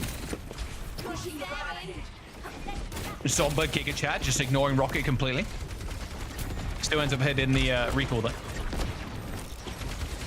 All right, Rob's in a good spot for Extinction on this high ground right now. Still has to deal with the Orisa shield.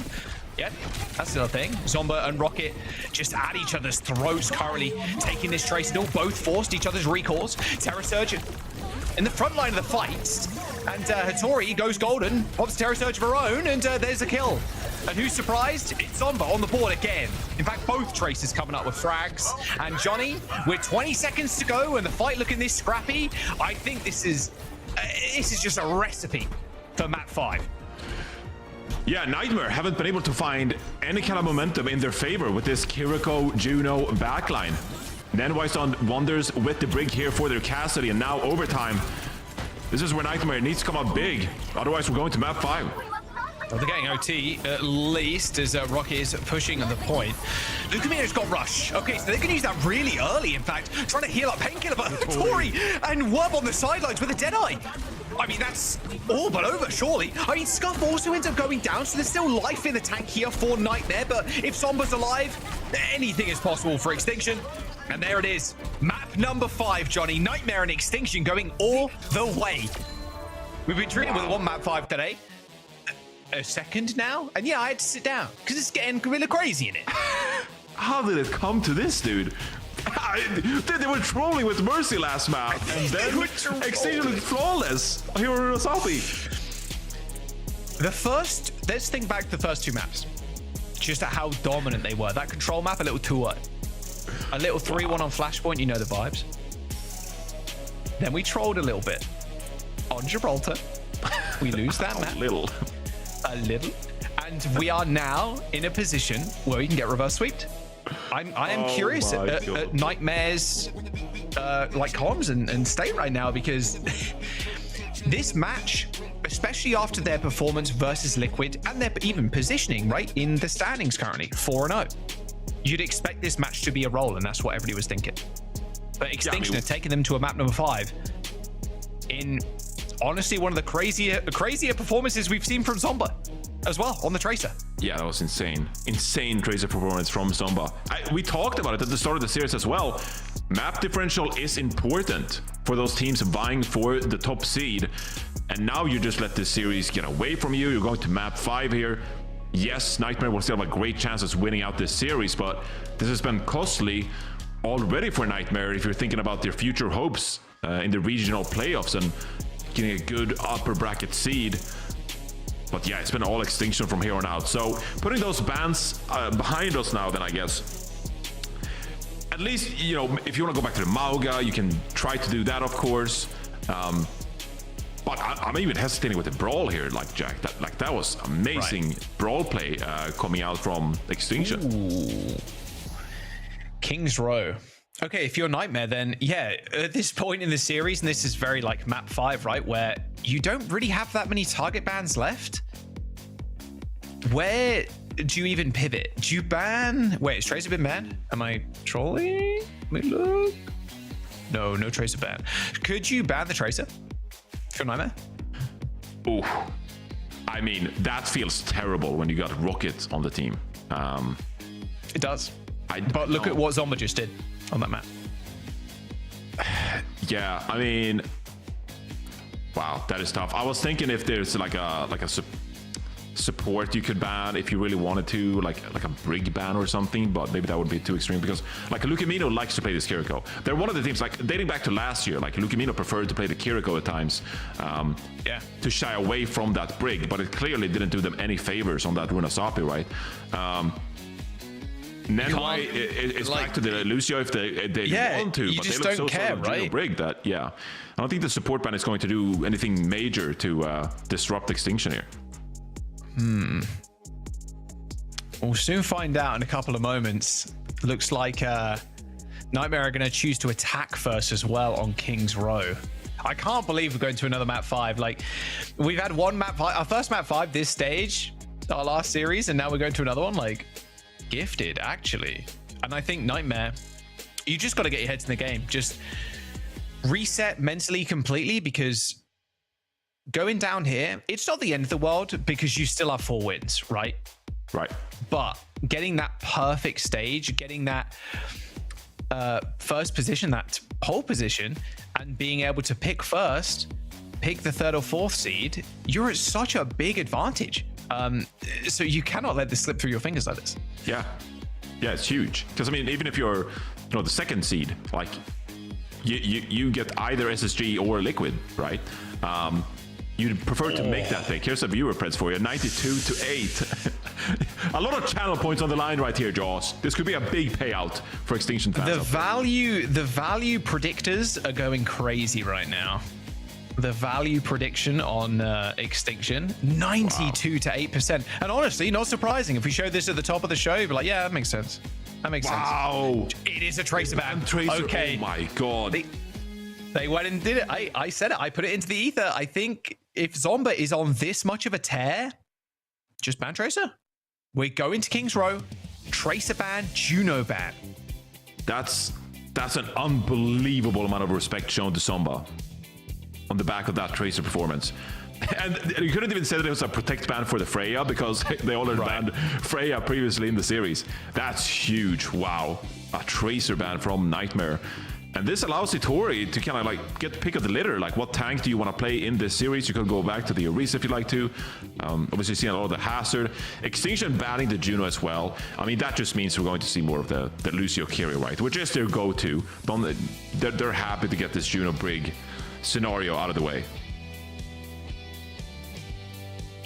Mauga on the table for Nightmare. I mean, there's a lot here for the tanks, and it more often than not does, especially on King's Row, like the first point is so heavily dictated by the tanks. I think if you're banning the Juno here, like you said, you go the Kiri Lucio. You're not obviously trying anything silly here if you're Nightmare, and we're not seeing Rhino in, so I think it's just going to be a little bit more brawly here. We're gonna go towards Mauga. I think the emergency Mauga button might be pushed again. I mean, maybe for Nightmare, I feel like if you're Nightmare, Extinction gonna go there. I was more thinking like, does Hitori play like Winston or something here? Right. And I think if Nightmare think that they're gonna do that, and if she does pick Winston, then I think it's easy for Painkiller to go, okay, we'll just play Mauga, and we'll kind of own like we did on map 2, right? Survasa. Let's have a look. Defense first here for the blue side. It will be a Hazard for Tori.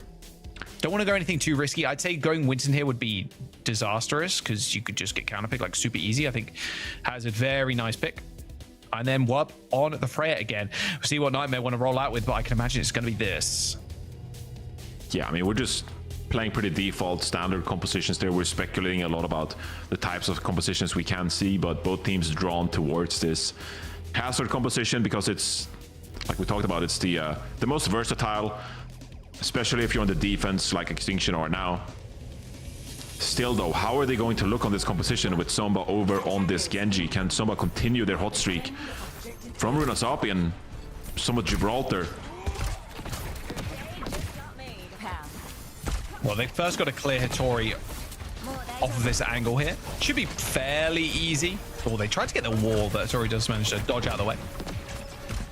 Okay, so angle cleared, and now ideally if you're Rocket, right, you're just kind of hiding on this high ground. Not hiding, but just poking away on this high ground. Hitori is very deep though. White to the rescue, but unfortunately not in time. And Scuffed ended up teleporting in as well, but a very deep engage from Extinction. That's going to cost them pretty dearly as well, actually. White does get a kill onto Rocket, but it was like 1 HP. Yeah, Hitori kind of overheating there on the Hazard a little bit, and Extinction are kind of in this fight still, trading a little bit back and forth, but that's not the defense you want to kick off with here. You need to be a bit more tactical with your engages. Nightmare, they got a easy way back into this series and get some progress going, which they saw none of on Runasapi. Chronic. Can Chronic come online here? Hello there. hyped up Chronic so bigly and looked so great at the start of the series, but kind of went quiet the previous map. This is where some of the individuals from Nightmare need to step up and really take it to extinction. I mean, it really was just the Zomba versus Rocket show, really. For sure. Chronic's got the bolus though in like 5, so in a decent spot. Oh, hello. Oh. Zomba didn't even know where Chronic was. I mean, that's a classic Freya moment, I suppose. Oh, it does end up connecting a shot though. Again, very aggressive from Extinction, really just trying to fight them whenever they can, just try and get the maximum amount of fights possible on street space, but it's not like they're even getting trades. Like, they're just straight up losing these fights. Yeah, it goes back to the way they played on Busan, right? The very first round of this series, we commented on how Extinction, they play really aggressive, and it can favor some of these teams, right? To be the initiator, trade ultimates. It hasn't worked out for them here. I still like the playstyle, though. You just need to be able to find a pick or two. So far, haven't been able to. They've got an early rush because of how much damage and how much healing they've been doing. I mean, yeah, Extinction, they got to make choices here. They got to make decisions. They got to be able to form up as 5 and just fight, but they're just unable to. I mean, this is looking like map 1 and 2. Like, Nightmare are not messing around. They want to win here. They want to be 5-0 after today. They want to be, okay, it was a fluke, guys. Like, we trolled on Gibraltar. Like, we kind of own last map, whatever. Like, this is us. We are Nightmare. We will win. We will be #1 seed. Yeah, this is Nightmare looking like they're back a little bit here. They got tons of ultimates, have only spent the Kitsune Rush. And oh, wow, that is... Yeah, look at that, though. Nightmare almost perfectly set up to disengage from that ult as well. Downpour does end up connecting. Chronic going a hunting, but Rocket actually ends up going down first. Scuff dead, though. Painkiller in a heap of hurt right now as the blades get pulled by Zombie in that very small room. Isolates Painkiller and goes for the reset kill onto Lucamino, but a quick, swift step away will save the Kiriko's life. Yeah, still, though, very liberal with the ultimate usage. Could have almost wanted to see Zomba keep that Dragon Blade because he used everything else, but now they're forced into this pretty awkward neutral with Lucamino coming up on a Kitsune Rush. Yeah, oh, a second time in a row there. Wob is killed Rocket. Those take aims.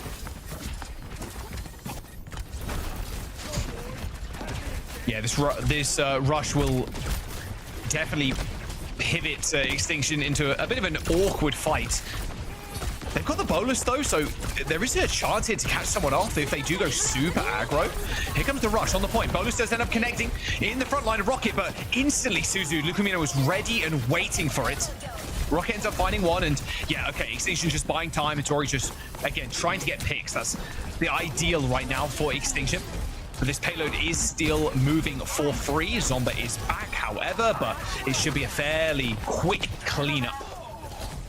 And a cheap one, too. They don't need to use anything else, although they don't have anything, to be fair. Yeah, at least there's a lot of contests coming through from Extinction, so they'll get another fight. That late death on Zomba, actually. Real tough for Extinction here now, because they have to push through these doors.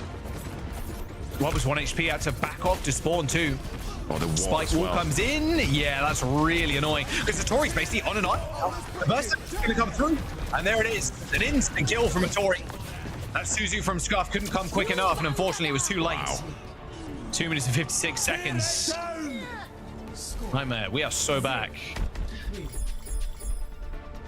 Yeah, that's brutal for Extinction. Weren't able to find anything going their way on that defense.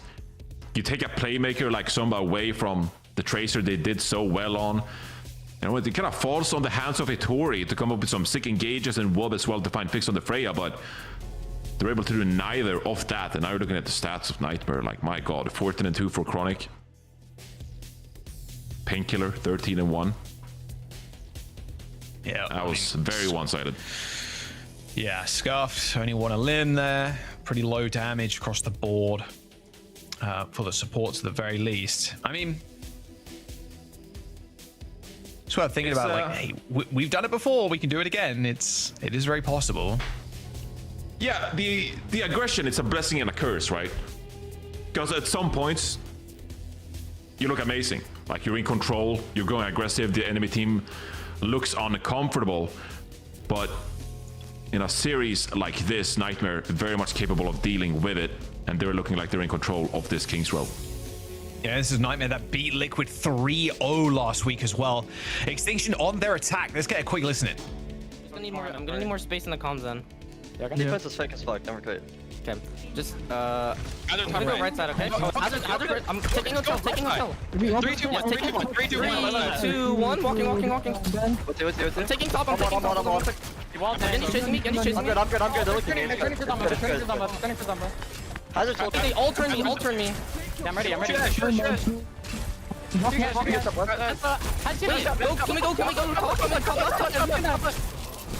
Wait. Bottom left.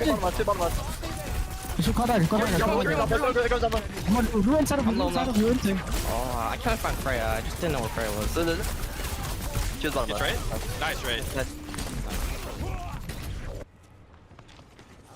Oh, I just couldn't find the Freya, just couldn't find Chronic. They eventually got Chronic. I mean, Tori gets him, but yeah, actually locking down the Freya a little bit harder than most other characters, let's be real. Yeah, you hear those comms and like, they are really amped up. Like they're going for some of these engages. Rocket caught here actually. That could be an opening here. Yeah, Rocket thought they could get the edge dash there with the kill onto potentially the Freya, but was not to be. Painkiller does die though, and I mean, Extinction, this should just be a free count. Like Painkiller dying that late is not good. But they might be able to get a forward hold. Yeah, it's too risky to go for a retouch here, so they're gonna let it go, just get better positioning, or at least hope to. And I think that's wise here as well. I think Nightmare, they know very much what Extinction are all about. These aggressive engages, and they need to know that these initial pushes are coming. That's why Rocket, on that defense, you can't get caught like that, because you know the quick rotation is gonna come through from Extinction. Here, for example, Painkiller have to be very much aware that at any moment Extinction could round this corner and go for him. There's a polish available in a couple of seconds as well, but a flank coming through from Nemway and Scuffed. Okay, both supports. A little bit of aggro here, but Zombo at least is able to get one. It's a rush on the streets at the moment for Nightmare, but half of them aren't even using it as a Tori traps Painkiller in the pub. Wake up from Rocket too. That's a quick reset dash, Johnny. Let me get out of there. Yeah, kind of wasted blade. You really didn't get any value from it. You find a pick, but then you have to forfeit all the space anyway. Kitsune Rush committed from Lucamino here as well. This is Extinction at least starting to build some momentum. They're being proactive, taking these flanks and getting into the backline of Nightmare. Can they keep this up and get a nice push going on point B? Oh, wow. Somba, wow, what a wall. Yeah, that was really nice from Painkiller. Everybody's so split as well. TP Suzu used by Scuffed. Rocket still hunting in the skies this time, trying to clip Wub's wings. Soundbarrier comes through from left, so you know what? If you're okay, it's a bit of a rough fight to lose, especially on this phase of second point, but you've at least got Soundbarrier out. Yeah, and it's got what the more of a free blade kind of yields you as well, because as soon as Somba goes down, Extinction say, okay, we're 4 versus 5. Our best chance of winning this fight is committing. It's just going in and trying to trade out. But to get the sound barrier out, and so that's what this aggressive playstyle gives you. Now, Somba, Dragon Blade in hand, and no sound barrier to match from left. You're gonna get escorted by Scuff there. Takes a hit initially, pulls the blade though, goes straight to the skies, hits 1 dash, hits 2. Okay, 3 is what it took to kill Chronic. A downpour connects with the Genji, but a perfectly timed sound barrier from Nemway. It's just ult advantage. Easy as you like, really. Although saying that, looks like, uh-oh, a little stuck there, a little stuck in the doorway. It's all good. Somewhere ends up dashing out. As Satori just managed to hotly pursue Lep, who is on the other side of the map. The rest of the team at this point, and this is all good for Extinction right now. They've got rushed to finish this fight, and Painkiller had to violently leap out of there, but they are not going to get away, and that is point B unlocked, Johnny. 3 minutes and 45 seconds to go. Yeah, all the while Nightmare were kiting the best they could. Extinction were pushing the payload, which leaves Painkiller in a top position on the hazard as well. So this is now Extinction. But With a 3-minute 30 time bank as they get towards point C. Got a Kitsune Rush here as well. They found their stride here on offense draws. Can they complete the map? Nice early rush. Again, keeping up that aggression. We saw it in their attack, in their defense as well. Wanting to take as many fights as humanly possible. Zomba is in trouble though. They're going to match this rush as Lucamino and the rest of Nightmare, but they've already lost their Genji. Katori is super low. In enemy territory too, it's worth keeping in mind. Like, these supports from Extinction and Tori 2 going so deep that as soon as you get low and you require healing, both Wub and Zomba are left on an island on their own to fend for themselves. Yeah, Wub especially have to play so careful, right? Like so far back because you can't get punished. Let's see though. Wub's got this Ebola shot. It's not much, but it could open things up for Extinction. Bit of a tough place to be in here after they utilized the Kitsune Rush already. This is really where you're looking for a nice little pick to try to give you an opening. Oh wow, Zomba's already dead. That's an easy kill for Rocket. His burst damage is a little bit unbelievable at times, especially with the hazard and the violent lead. Scuffed? Okay, Scar, take down Chronic. I mean, we still 2 minutes, Johnny, and Painkiller having control of this high ground is not good for Wub, to say the least. Yeah, I mean, realistically, Extinction, they're looking for something to mimic what happened on the second point, right? Where Left committed the sound barrier. You're looking for a scenario in which Nightmare are forced to expend these ultimates on the defense, and then you can find yourself in a winnable scenario using your own. Yeah, just play the auto economy game, right? For sure. It's been really hard though. Blade's been pulled. Zomba's already used the deflect, so he's a sitting duck on the Genji. Still manages to find the kill though. What? What was that, Zomba? Just so casually killing the blading Genji with the right clicks. Well, here comes the sound barrier from both sides. Zomba's now got a free blade, and Chronic is straight in his sights. Just managed to get away though, and yeah, completely lost and dominated by Chronic there. Okay. You had your time in the sun, Zomba, when you killed Rocket, but Chronic quickly sunsetted you. 1 minute to go now for Extinction. Notori dead. Reset required. But that kind of felt like the fight to win, though. They were in a great position, but the team splits up a little bit. Hitori not with Zomba at all as they pop the Dragon Blade, and now 50 seconds to go. You're not going to be able to build these support ultimates in time, or it's going to be close. Hitori's only got the downpour. Suddenly the odds stacked against Extinction here to complete the map, and even so, you're in a draw scenario. Downpour? Looks like it connected there with Painkiller, but not much else. Chronic as well. Snipes Nemwai. High ground control. You can see Nightmare just putting so much priority, Johnny, on keeping control of that. If they let Hitori get up there, well, Painkiller's going to be up there in a couple of seconds. Nice Suzu's going to keep him alive, but they're going all the way to the spawn doors, making this one hurt. 10 seconds to go. Nenwai? Oh, Nenwai with the touch. Godspeed. Nenwai! Oh, dead. Well, Extinction, unfortunately, their trail ends here. Nightmare shut them out on that third point. A map 5 bang it indeed, as Nightmare claim this series, deny that reverse sweep. But what a performance from Extinction, it must be said, against currently the #1 seed in NA. Wow. Wow, what a performance by Extinction to claw themselves back into that series and force map 5. Zoe, what do you think about the Mercy stuff? What do you think about the Mercy stuff in Gibraltar? No, man, not even. No? We got a little silly there, okay? Yeah, a little too silly. What's our excuse for Runosapi, though? I don't know. Like, I think the Gibraltar one, you can be like, well, okay, yeah, we deserve that. Not only because we were silly at the beginning, still managed to finish the map with a little time to spare, so kudos, you know, for that. But, yeah, the C9 at the end, does have to be mentioned. Gotta put some salt in that wound, because why not?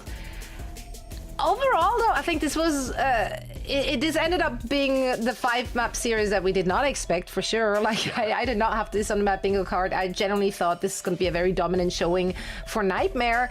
Now, are we more worried about Nightmare, or are we more impressed with Extinction, or is it a bit of column A and B? Yeah, that's It's a little both, I think, especially if you look at Zomba's performance on Runosapi. Like, pounded. Absolutely pounded. Like, not even a quarter pounder, a whole pound. Like, dominant. Whole pound. And, like, if you can just continue that, like, the the sky's the pounder, limit. please. The whole pounder. And, like, you obviously Nightmare were trolling with the Mercy and the Lifeweaver on Gibraltar.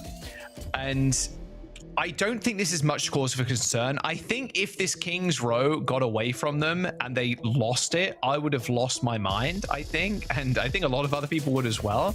And then it would have been like, okay, I am really concerned now. I think if you look at the series as a whole, I think Extinction did very well. Zomba had some crazy performances, but the asterisk is there. Nightmare, when they lock in, it does look pretty simple for them. Yeah, I mean, they're at the very top of the standings for good reasons, right? Alongside with the GK. Like, it's a phenomenal team. They've been impressing us throughout the entire stage. We do have Lucamino joining us for a quick chat now before we're wrapping up our day. Lucamino is going to be voice only. Can you hear us? Are you with us? Yes, I can hear you. What's up? Yeah, we always got to start it like a seance. Lucamino, congrats on the dub. Can you hear us? You said hello too many times. Now Yeah, we got it. Okay, we're good. It works. Confirmed. Looking good. Comes on point here with us. We love that. Lucamino, we have to address the silly goose in the room here. Gibraltar. Did you guys have a little too much fun with that backline? Like, Mercy, Lifeweaver, really? Was that necessary?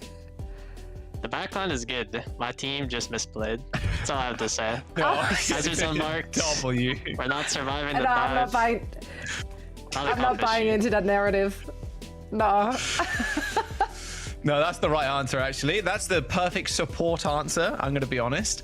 I want to ask, do you think you're going to go perfect this stage? Obviously, your next biggest match is going to be GK. How is the confidence level in your team for that series? Because they are also currently undefeated. Like, they also look unbelievably strong, especially after that series versus Liquid. Yeah, that was a pretty close series, and considering we 3-0'd Liquid, I think we're good for 3-0 on PK as well. But, you know, we'll see. Ooh, a 3-0? They had some interesting comps. They did have some interesting comps indeed. Well, you also had interesting comps, so maybe it'll be a match of the interesting comps. I do want to ask, heading into map 5 there, I mean, Zomba was just amazing on the Tracer under Unasapi, and then the Tracer ban comes through from you guys leading into map 5. What was the communication like going into map 5? You know, trying to refocus onto the game, and, you know, what made you win the game there? Was there anything in particular you told yourselves in the comms before map 5? That's actually a word, because we're dead silent, but, you know, people locked in. That's all that matters. We banned the Tracer, and Zomba couldn't get solo kills anymore. Just won the game off that, I think. Yeah, Zomba had a phenomenal performance there, really doing some damage on that Tracer. Now, Lucamino, we're gonna let you go, but not before we congratulate you on the Player of the Match honor. So congratulations, it's been an absolute joy watching you popping up. Who do you dedicate this honor to? This imaginary award. Dedicated to my grandparents. Love them. Always support Love me. That. My dad love as well. Appreciate them. Team is good as well. Yeah. Love that. Yeah, just dubs across the board. Thank you so much, Lucamino, for joining us, and have a good rest of your day. We can't wait to see you guys back in action. Thanks. GG's. GG's indeed. A 5-map series to close out our day. Wow. Not what we expected, but aren't we lucky? Now, hear me out. Hear me out. When we talked about GK and Nightmare coming up in week 6, I jokingly said, and maybe Nightmare is just also going to play that Lifeweaver. Exhibit A.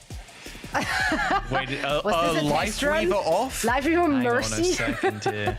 A Mercy Hold off? on. Are we just going to watch what you brought, just play silly stuff? I'm just going to throw this into the universe and we see what happens with that. I'm sure it's going to age like, I don't know, milk, probably. But yeah, for now, Nightmare on top, GK closely behind. Insane map differential for both of those teams. Sakura cemented themselves in that middle space. Space Station Gaming is starting their stage today. So congratulations. Thank you for joining us. And we're going to see more of them, of course, throughout the next 2 weeks of play. In the bottom there, though, Extinction and Supernova. Do we feel like this is going to be... Is this an obvious race? Are they facing off against each other? Yeah, in week 6. Yeah, week 6. Oh. Yes. Oh, week 6 too. That's... I'm telling you. Okay, that's actually going to be hype. Bottom here. Huge. No, but this is important. Yeah. Like, it will come down because, like, if we're looking at the rest of their schedule, it actually looks like it's going to come down to that very match to decide who's going to find themselves in promotion and relegation. So that's mega hype. And we keep that, we save that one for the very last week. That's awesome. We love to see that. Don't worry. Supernova going to clutch out. They got the game tomorrow against Space Station. Watch this. Watch this. Yeah, let's take a look at tomorrow's schedule, actually. Here is day 2 in week 4. One little thing to mention is you're seeing OWCS logo. In case you did not check the World Wide Web today, Quick Esports actually dropped their roster just a few hours ago. So they're now just EMEA Seed 7 for the time being. That's a good name. Yeah. It rolls off the tongue like that. They have the uphill battle going up against OWCS. Is that another 5-map banger? Not so quick esport. Not so quick. Well, they're definitely not quick esports anymore. Quick. So maybe this is the not quick esports rebrand that we wanted to. I think OWCS would be the one series where I'd say that team would not go to map 5 because OWCS to me have been the best team in the region so far. So. Yeah. We'll see. Maybe in the spirit of their name they will or not. Or it's up for grabs. We'll see. By tomorrow they rebranded to 5-map esports and they're going to go up against OWCS. 5-map esports. It's going to be so good.